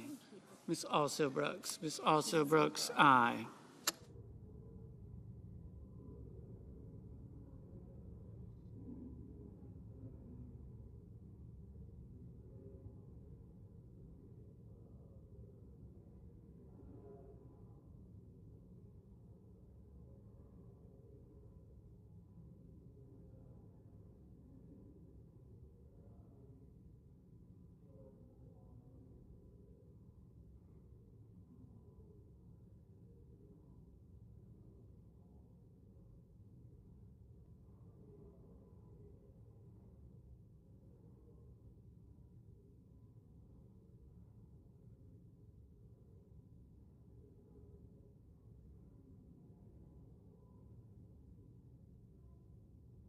Ms. Hirono, aye.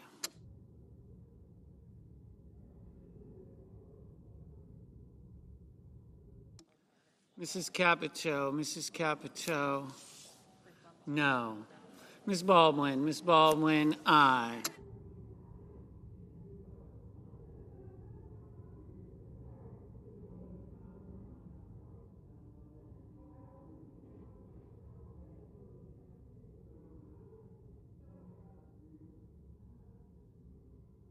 Mr. Tuberville, no.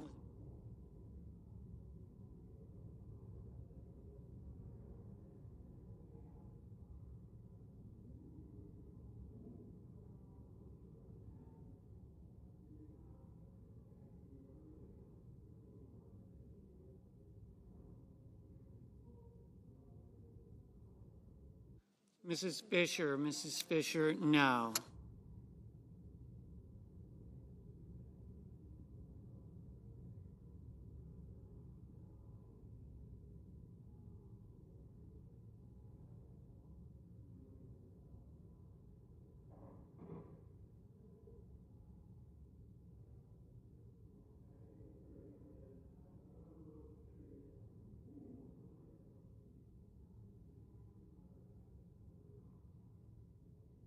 Mr. Daines, no.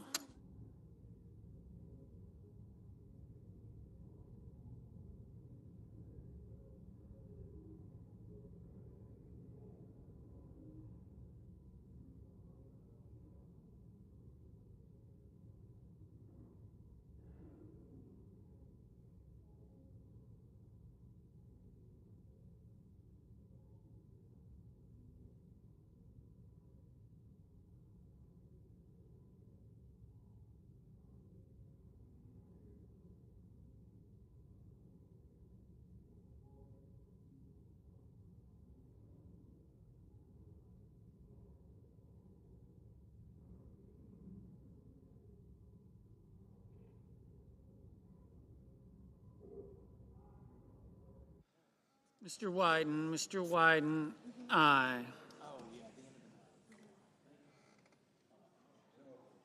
Mr. Wicker, no.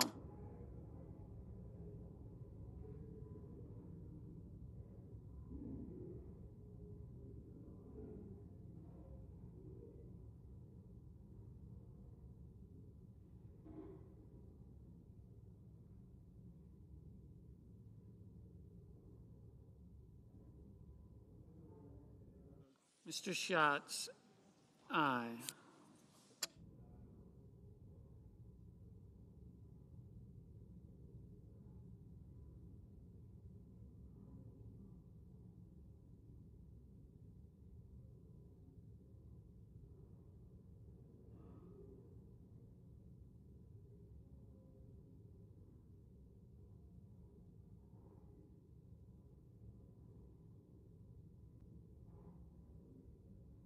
Mr. Kramer, no. Mr. Barrasso, no. Mr. Budd, no. Ms. Smith, aye. Mr. Haggerty, no.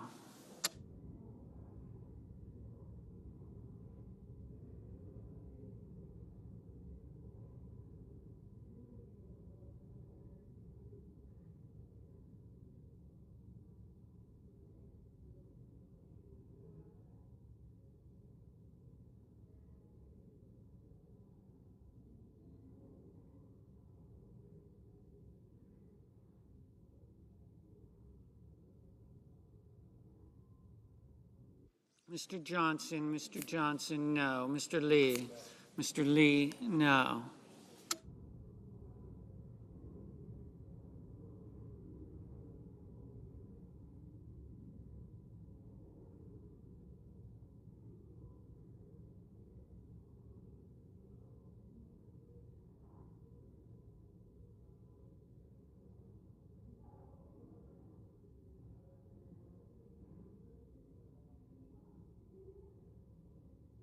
Mr. Heinrich, aye. Mr. Paul, aye.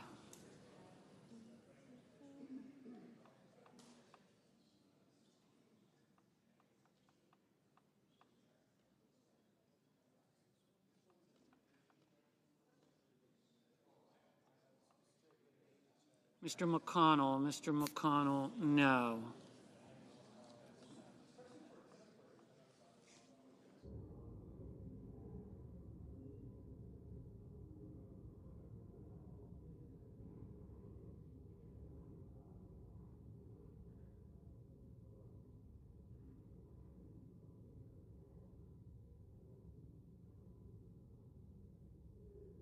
Mr. Lujan,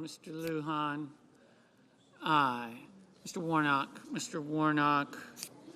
aye. Mr. Schumer, aye. Mr. Scott of Florida, no. Mr. Sanders, aye.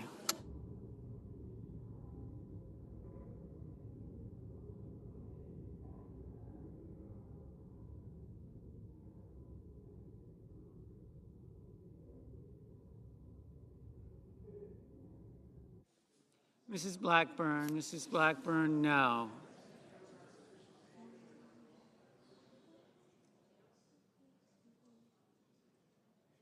Mr. Hickenlooper, aye.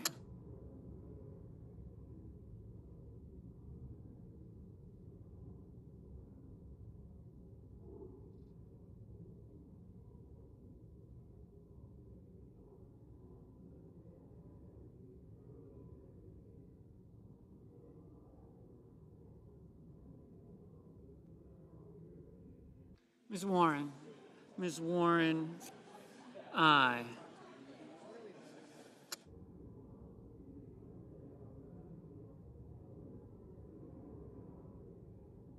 Ms. Cortez Masto, aye.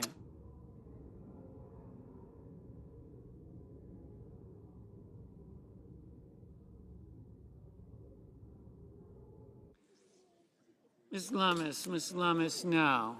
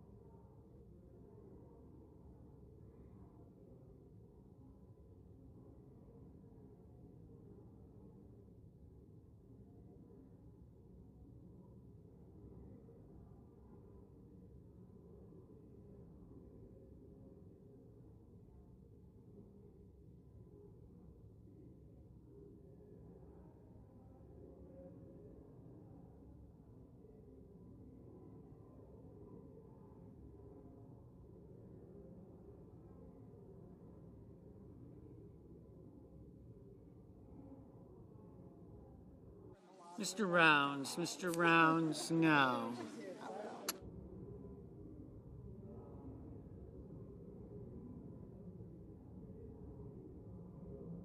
Ms. Cantwell, aye. Mr. Reed, aye.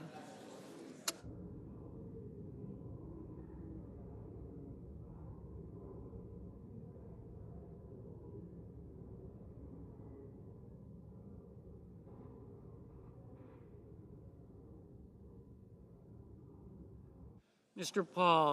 Paul, no. Mr. Kim, aye.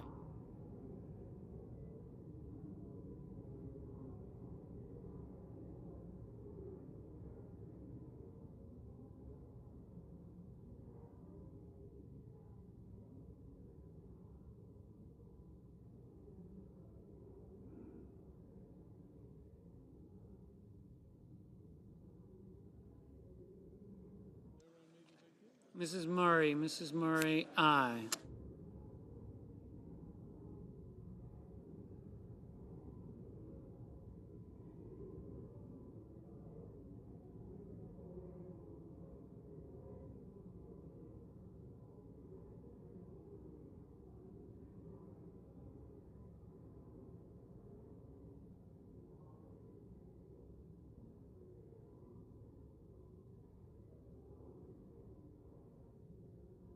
Ms. Collins, no.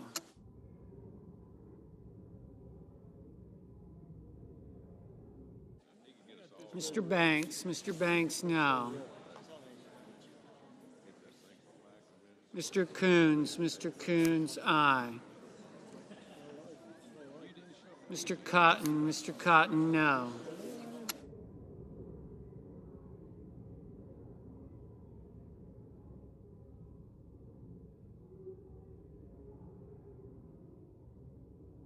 Mr. Bozeman, no. Mr. Curtis, no.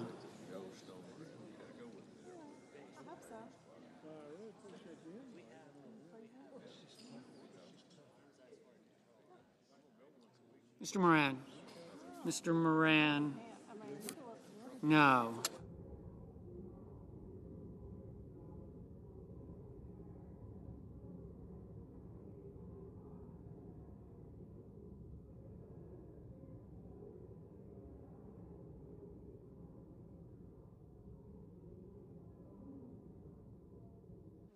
Mr. Murphy, aye.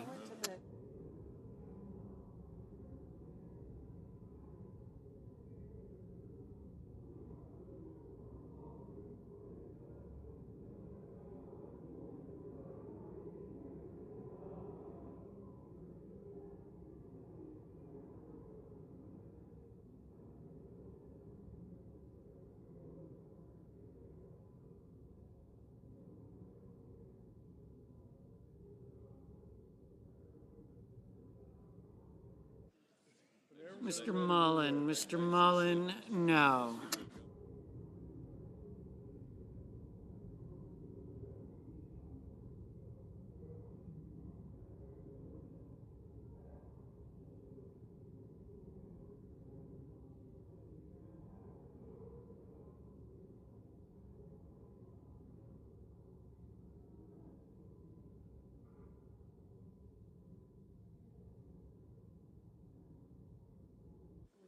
Mr.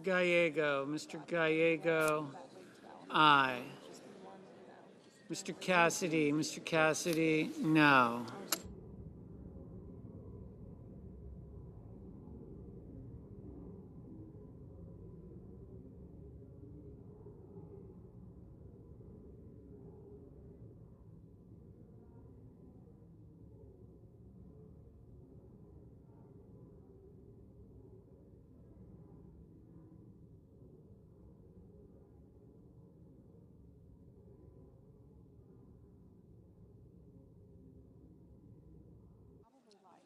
Mrs.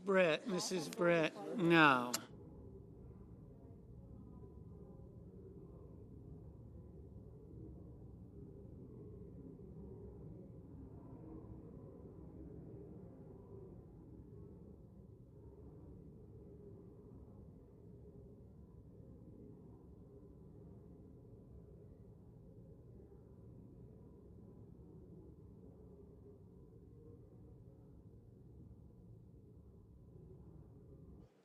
Miss Ernst, no.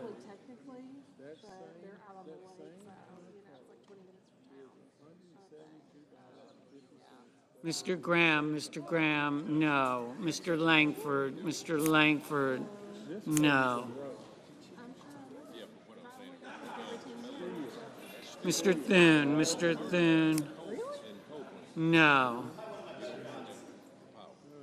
Mrs. Shaheen, aye. Mr. Hoven, no. Mr. Kennedy, no.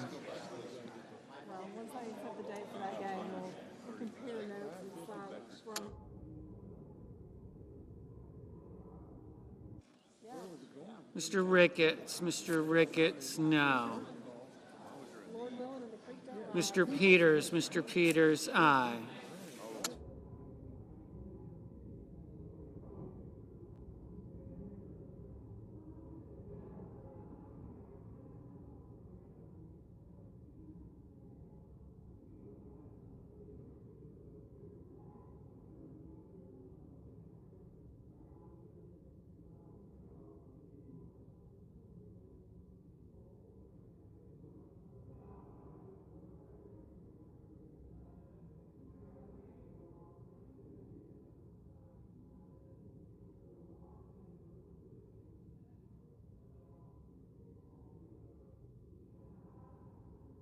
Mr.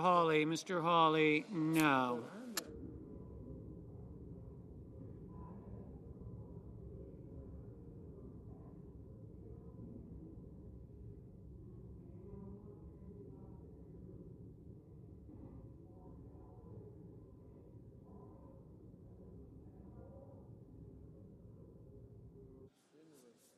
Mr.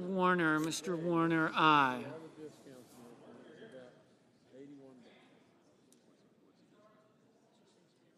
Mr. Blumenthal, aye.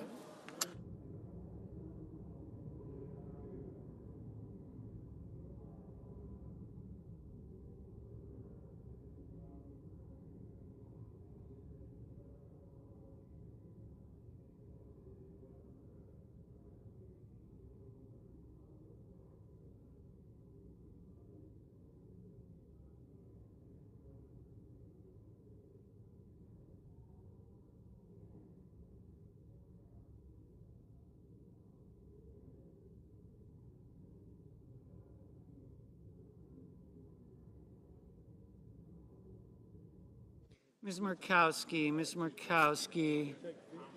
no.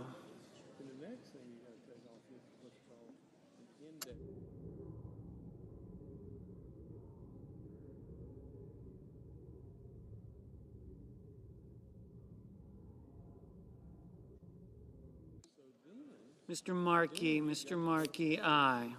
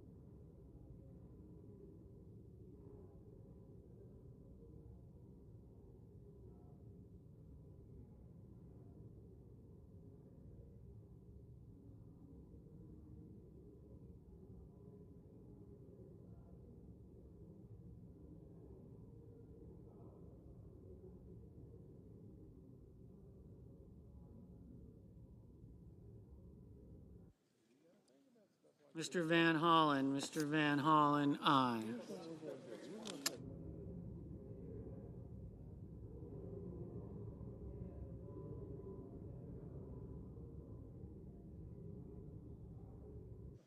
Mr. Booker, aye.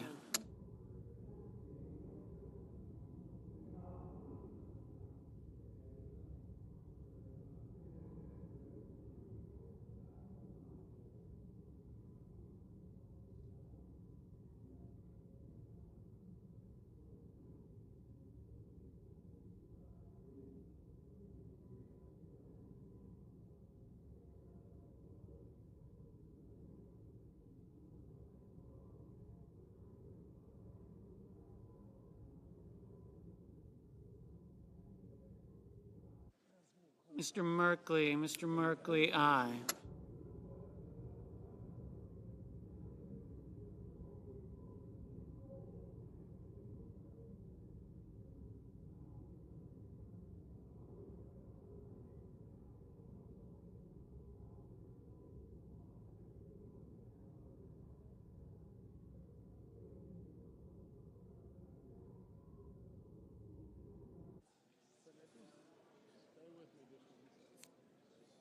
Mr. Sullivan, no.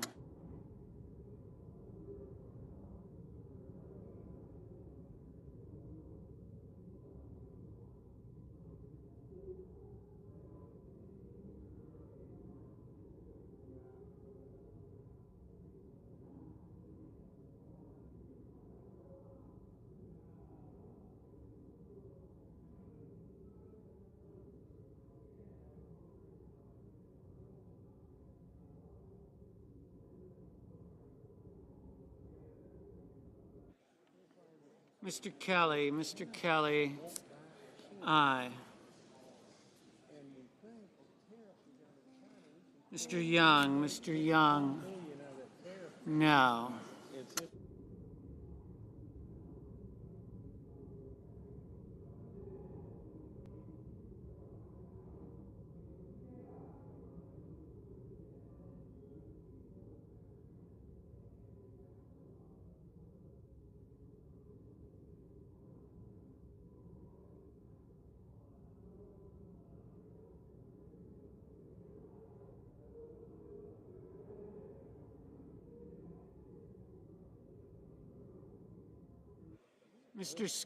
Mr. Scott of South Carolina, no.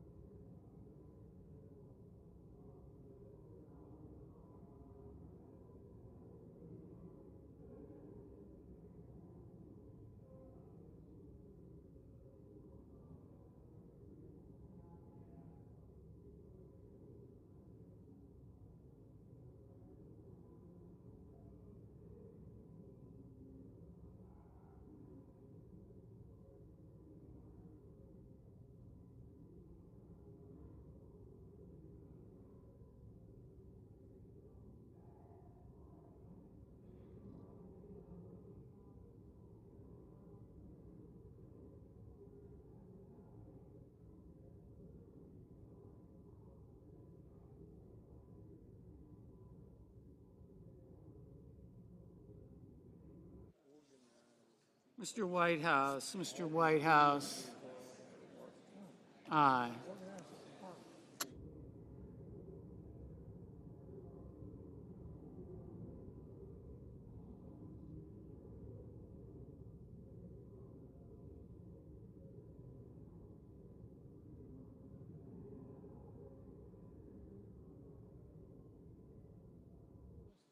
Mrs. Gillibrand, aye.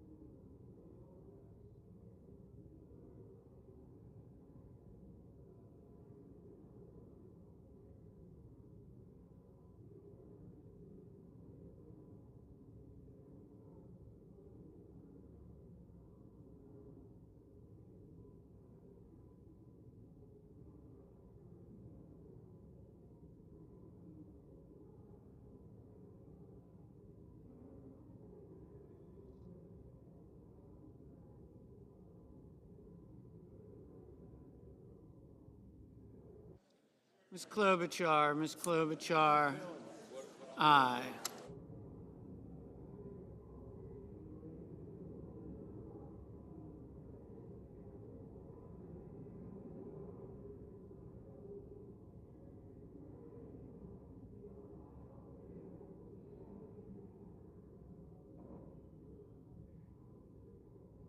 Let me read.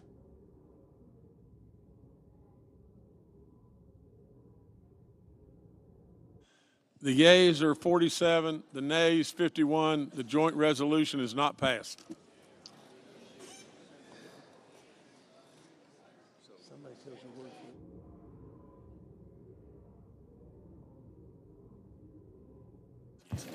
Yeah, okay. Mr. President? The senator from California. Mr. President, pursuant to Section 601B of the International Security Assistance and Arms Control Export Act. Order, please, order. Export Act, and as provided under the order of October 7, 2025, I move to discharge the Committee on Foreign Relations from further consideration of S.J. Res. 83 to direct the removal of the United States Armed Forces from hostilities that have not been authorized by Congress, and I ask for the yeas and nays. Is there a sufficient second? There appears to be. The yeas and nays are ordered. Without objection. The questions on the motion. The yeas and nays are ordered. The clerk will call the roll. Ms. Also Brooks.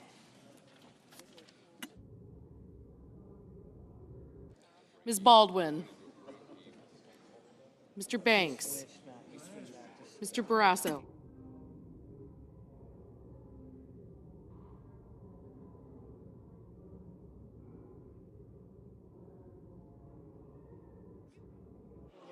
Mr. Bennett. Mrs. Blackburn.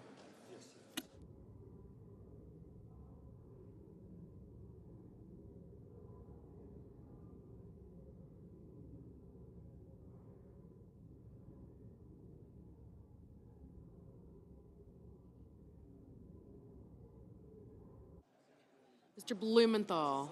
Ms. Blunt-Rochester.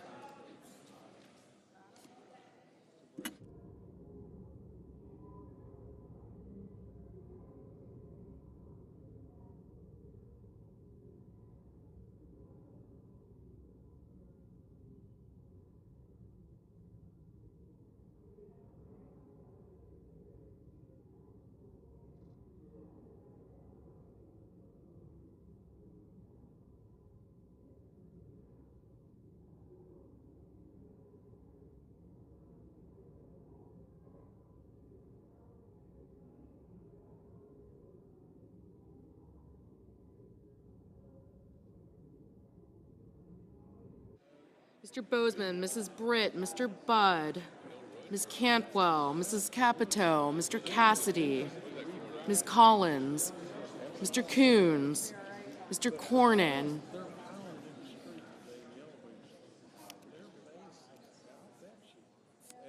Ms. Cortez Masto, Mr. Cotton, Mr. Kramer, Mr. Crapo, Mr. Cruz, Mr. Curtis, Mr. Daines, Ms. Duckworth, Mr. Durbin, Ms. Ernst, Mr. Fetterman, Mrs. Fisher, Mr. Gallego, Mrs. Gillibrand, Mr. Graham, Mr. Grassley, Mr. Haggerty, Ms. Hassan, Mr. Hawley, Mr. Heinrich, Mr. Hickenlooper, Ms. Hirono, Mr. Hoven, Mr. Husted, Mrs. Hyde-Smith,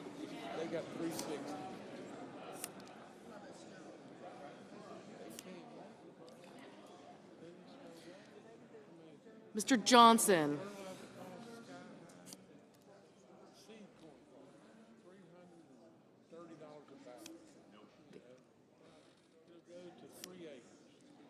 Mr. Justice, Mr. Kane, Mr. Kelly, Mr. Kennedy, Mr. Kim,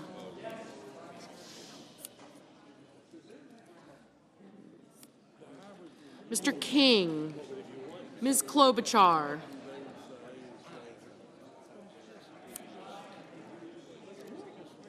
King, Mr. Langford, Mr. Lee, Mr. Lujan,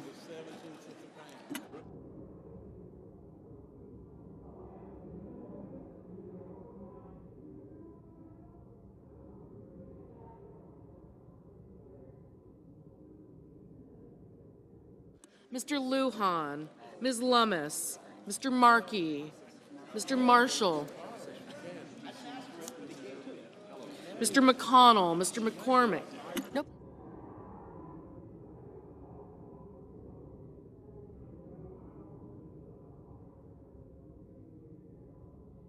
Mr. McCormick, Mr. Merkley, Mrs. Moody, Mr. Moran, Mr. Marino, Mr. Mullen, Ms. Murkowski,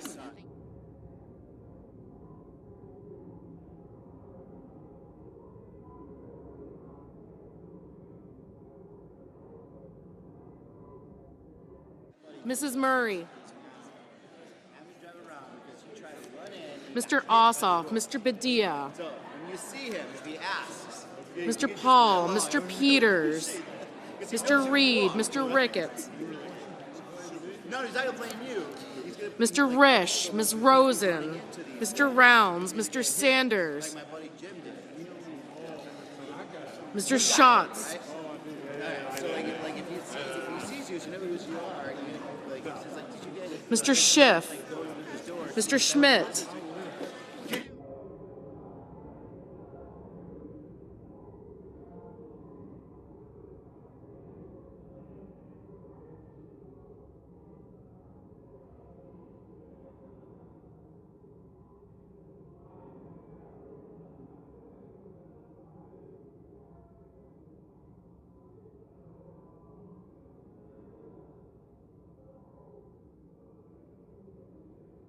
Mr. Schmidt, Mr. Schumer,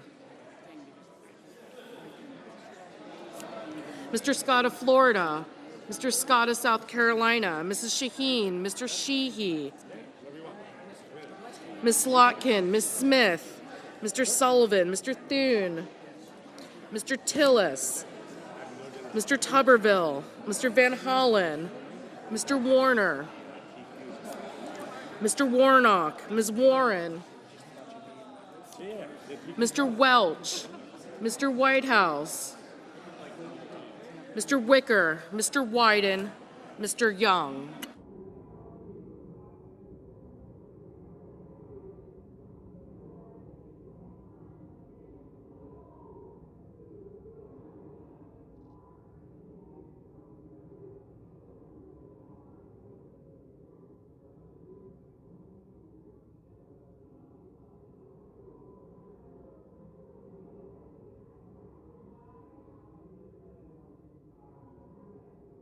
Senators voting in the affirmative: Alsobrooks, Baldwin, Blunt-Rochester, Booker, Durbin, Gallego, Gillibrand, Hassan, Heinrich, Hickenlooper, Kane, Kelly, Kim, King, Klobuchar, Lujan, Merkley, Murkowski, Murray, Ossoff, Padilla, Paul, Reed, Sanders, Schatz, Schiff, Shaheen, Slotkin, Smith, Van Hollen, Warner, Warnock, Warren, and Wyden. Mr. Blumenthal, Mr. Blumenthal, aye. Ms. Cortez Masto, Ms. Cortez Masto, aye. Senators voting in the negative: Banks, Barrasso, Blackburn, Budd, Capito, Cassidy, Cornyn, Cotton, Kramer, Crapo, Curtis, Daines, Fisher, Graham, Hawley, Hoven, Husted, Hyde-Smith, Johnson, Justice, Kennedy, Langford, Lummis, Marshall, McConnell, McCormick, Moran, Marino, Mullen, Rounds, Scott of South Carolina, Sheehy, Sullivan, Thune, Tillis, Tuberville, and Wicker. Mr. Whitehouse, aye. Mr. Scott of Florida, no.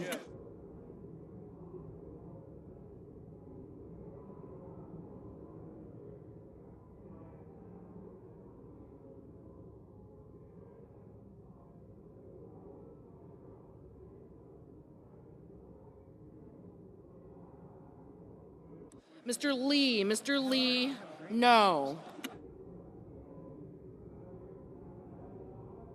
Mr. Fetterman, no.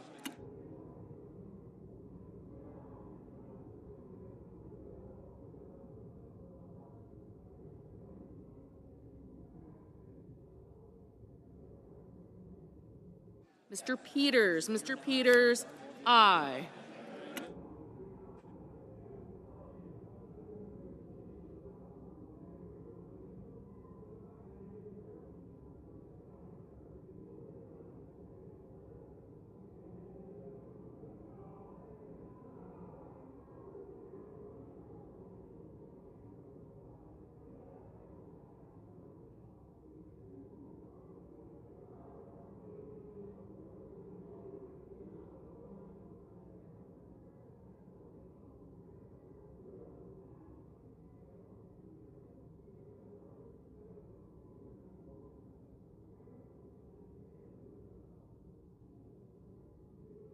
Ms. Cantwell, aye.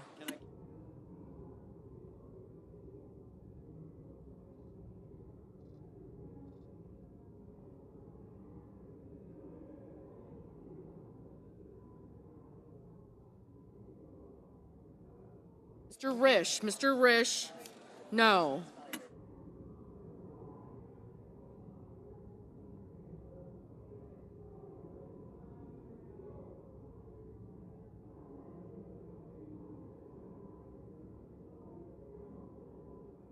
Mr. Bozeman, no.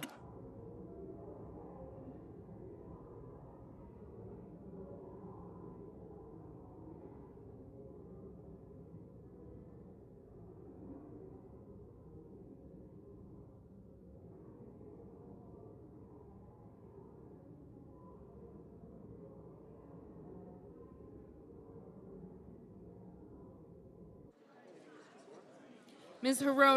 Hirono, aye. Ms. Collins, no.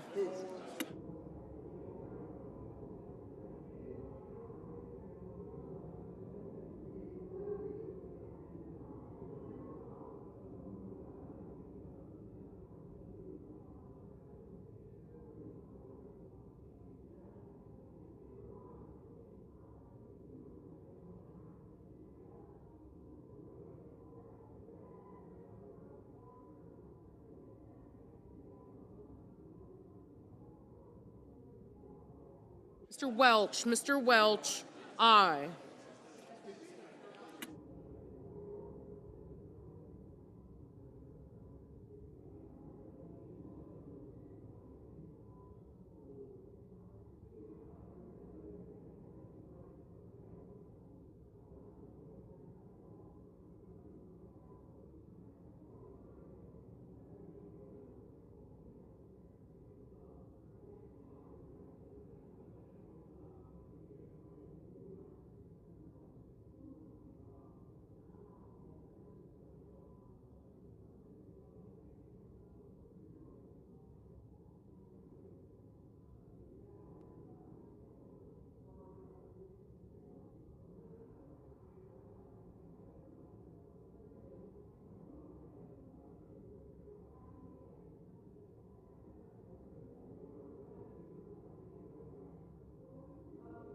Mr. Murphy, aye.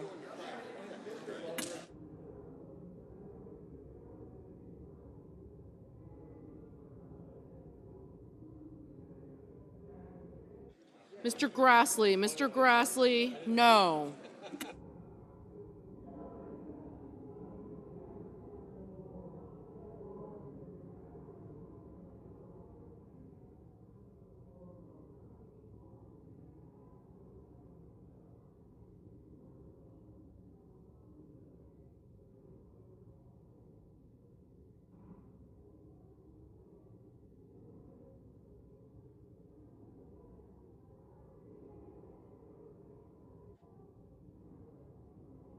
Mr.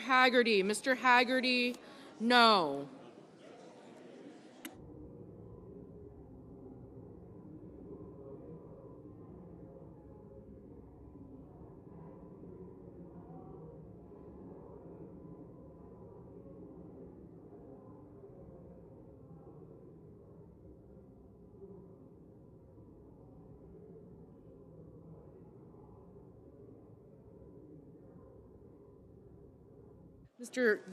Mr. Young, no.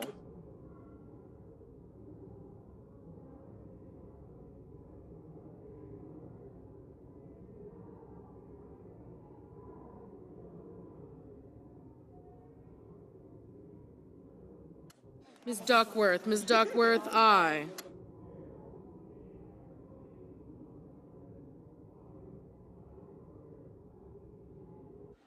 Mr. Markey, aye.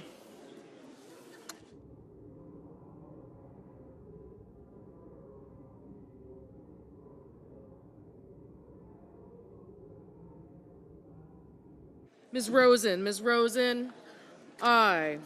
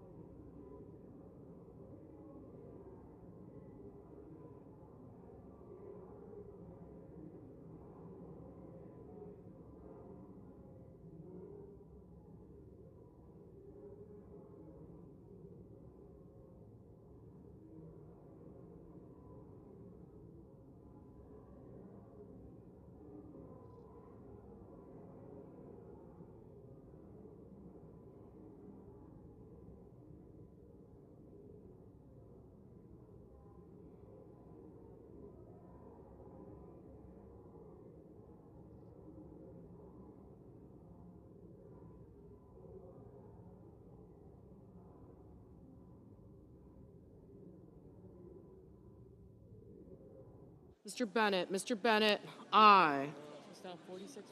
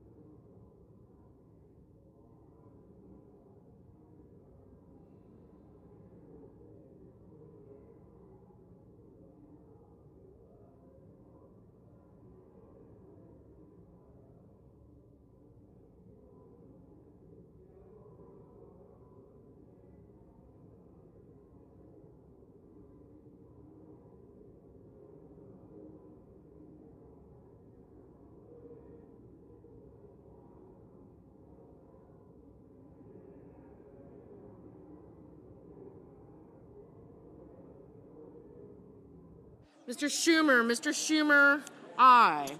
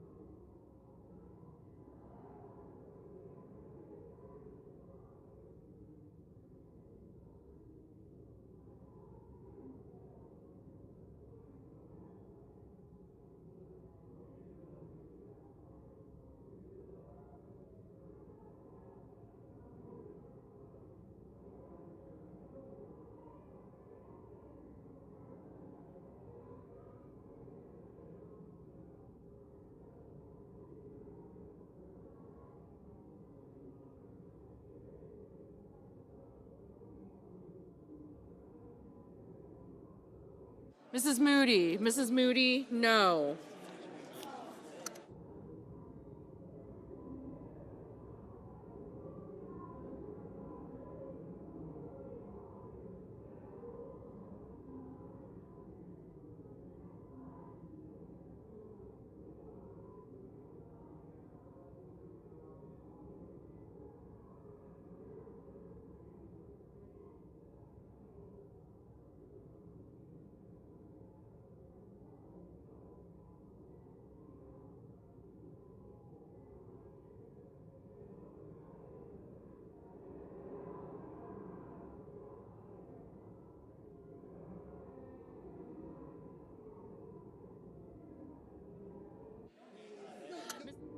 Mrs. Britt, no. Mr. Ricketts, no.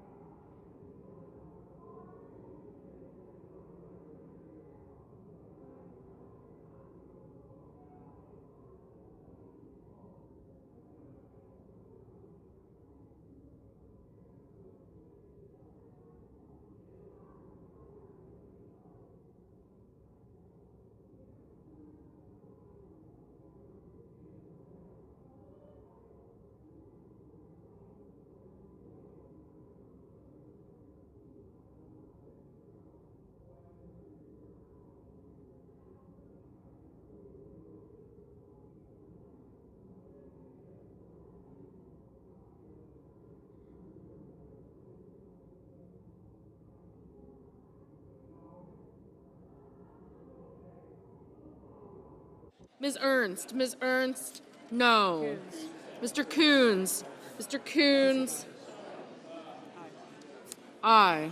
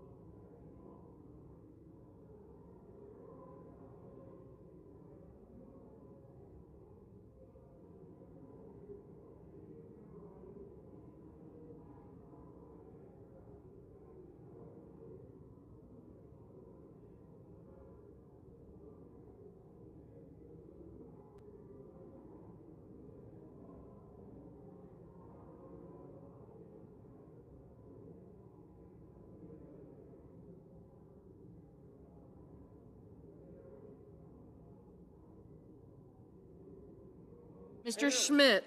Schmidt, no.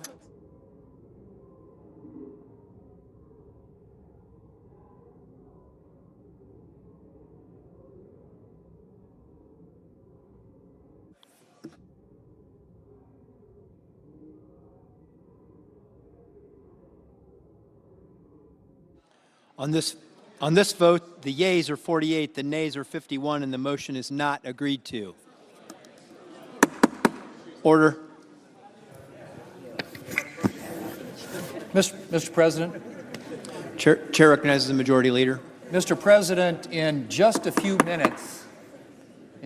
minutes, Senator Collins will cast her 9,750th consecutive vote. Her 9,750th consecutive vote. Now, Mr. President, 9,750 votes is a substantial milestone all on its own, but 9,750 consecutive votes, that is something else. And what it is a tribute to Senator Collins' incredible work ethic, her absolute dedication to the people of Maine. Susan shows up for Mainers. She represents them in committee, she represents them on the floor, and she represents them in every single vote. The big votes, the little votes, and the in-between votes. But thanks to Susan Collins, the people of Maine always have a voice.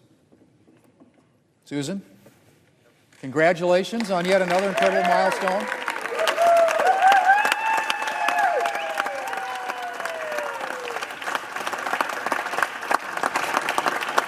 Thank you for your service, and thank you for your example.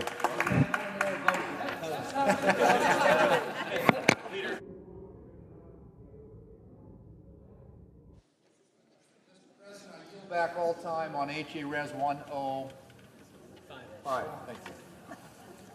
All time is yielded back. The clerk will read the title of the joint resolution a third time. HJ Res 105, providing for congressional disapproval under Chapter 8 of Title 5 United States Code and so forth. The question occurs on passage of the joint resolution. Is there a sufficient second? There is. Clerk will call the roll. Ms. Alsobrooks. Okay, you guys. Thank you. Mr. Daines. Great, but you got it. Mr. Heinrich. Ms. Baldwin. You're not. I got you. I did. I did. I'll get Mr. Grassley. I will in a minute. I will in a minute. Capito. I did get Crapo. I did get Crapo. Kennedy. Thank you. Thank you. Ms. Rosen.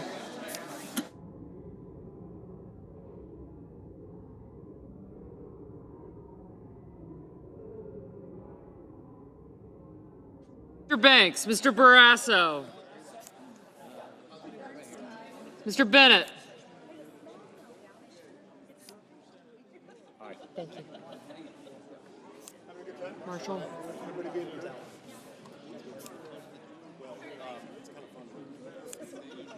Warren. Mr. Warnock. Got you. Thanks. I did.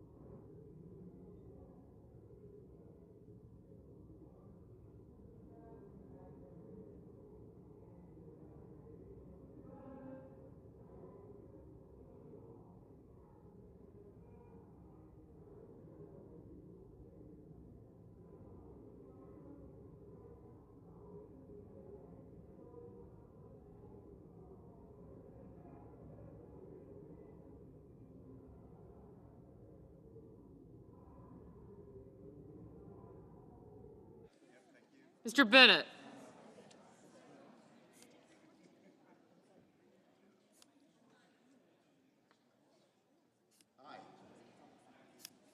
I got you.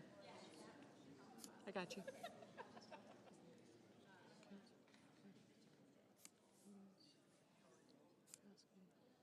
Thank you. Thank you. Thank you. Thank you. Mrs. Blackburn, Mr. Blumenthal, Ms. Blunt-Rochester.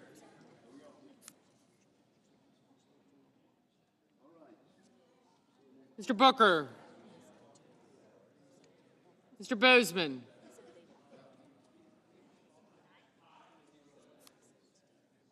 I did. I saw Moran back there. Thank you. I got you. Thank you. Mrs. Britt, Mr. Budd.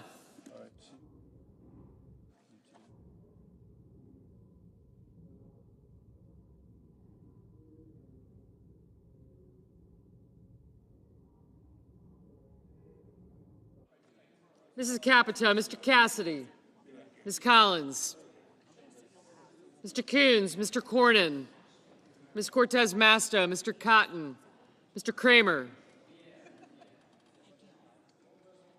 Mr. Crapo, Mr. Cruz, Mr. Curtis, Mr. Daines, Ms. Duckworth, Mr. Durbin, Ms. Ernst, Mr. Fetterman, Mrs. Fisher, Mr. Gallego, Mrs. Gillibrand, Mr. Graham, Mr. Grassley, Mr. Haggerty, Ms. Hassan, Mr. Hawley, Mr. Heinrich.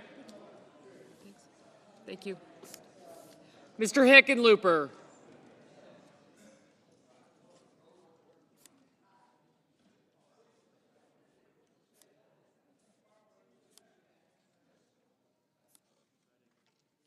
Ms. Hirono, Mr. Hoven, Mr. Husted, Mrs. Hyde-Smith, Mr. Johnson, Mr. Justice, Mr. Kane, Mr. Kelly,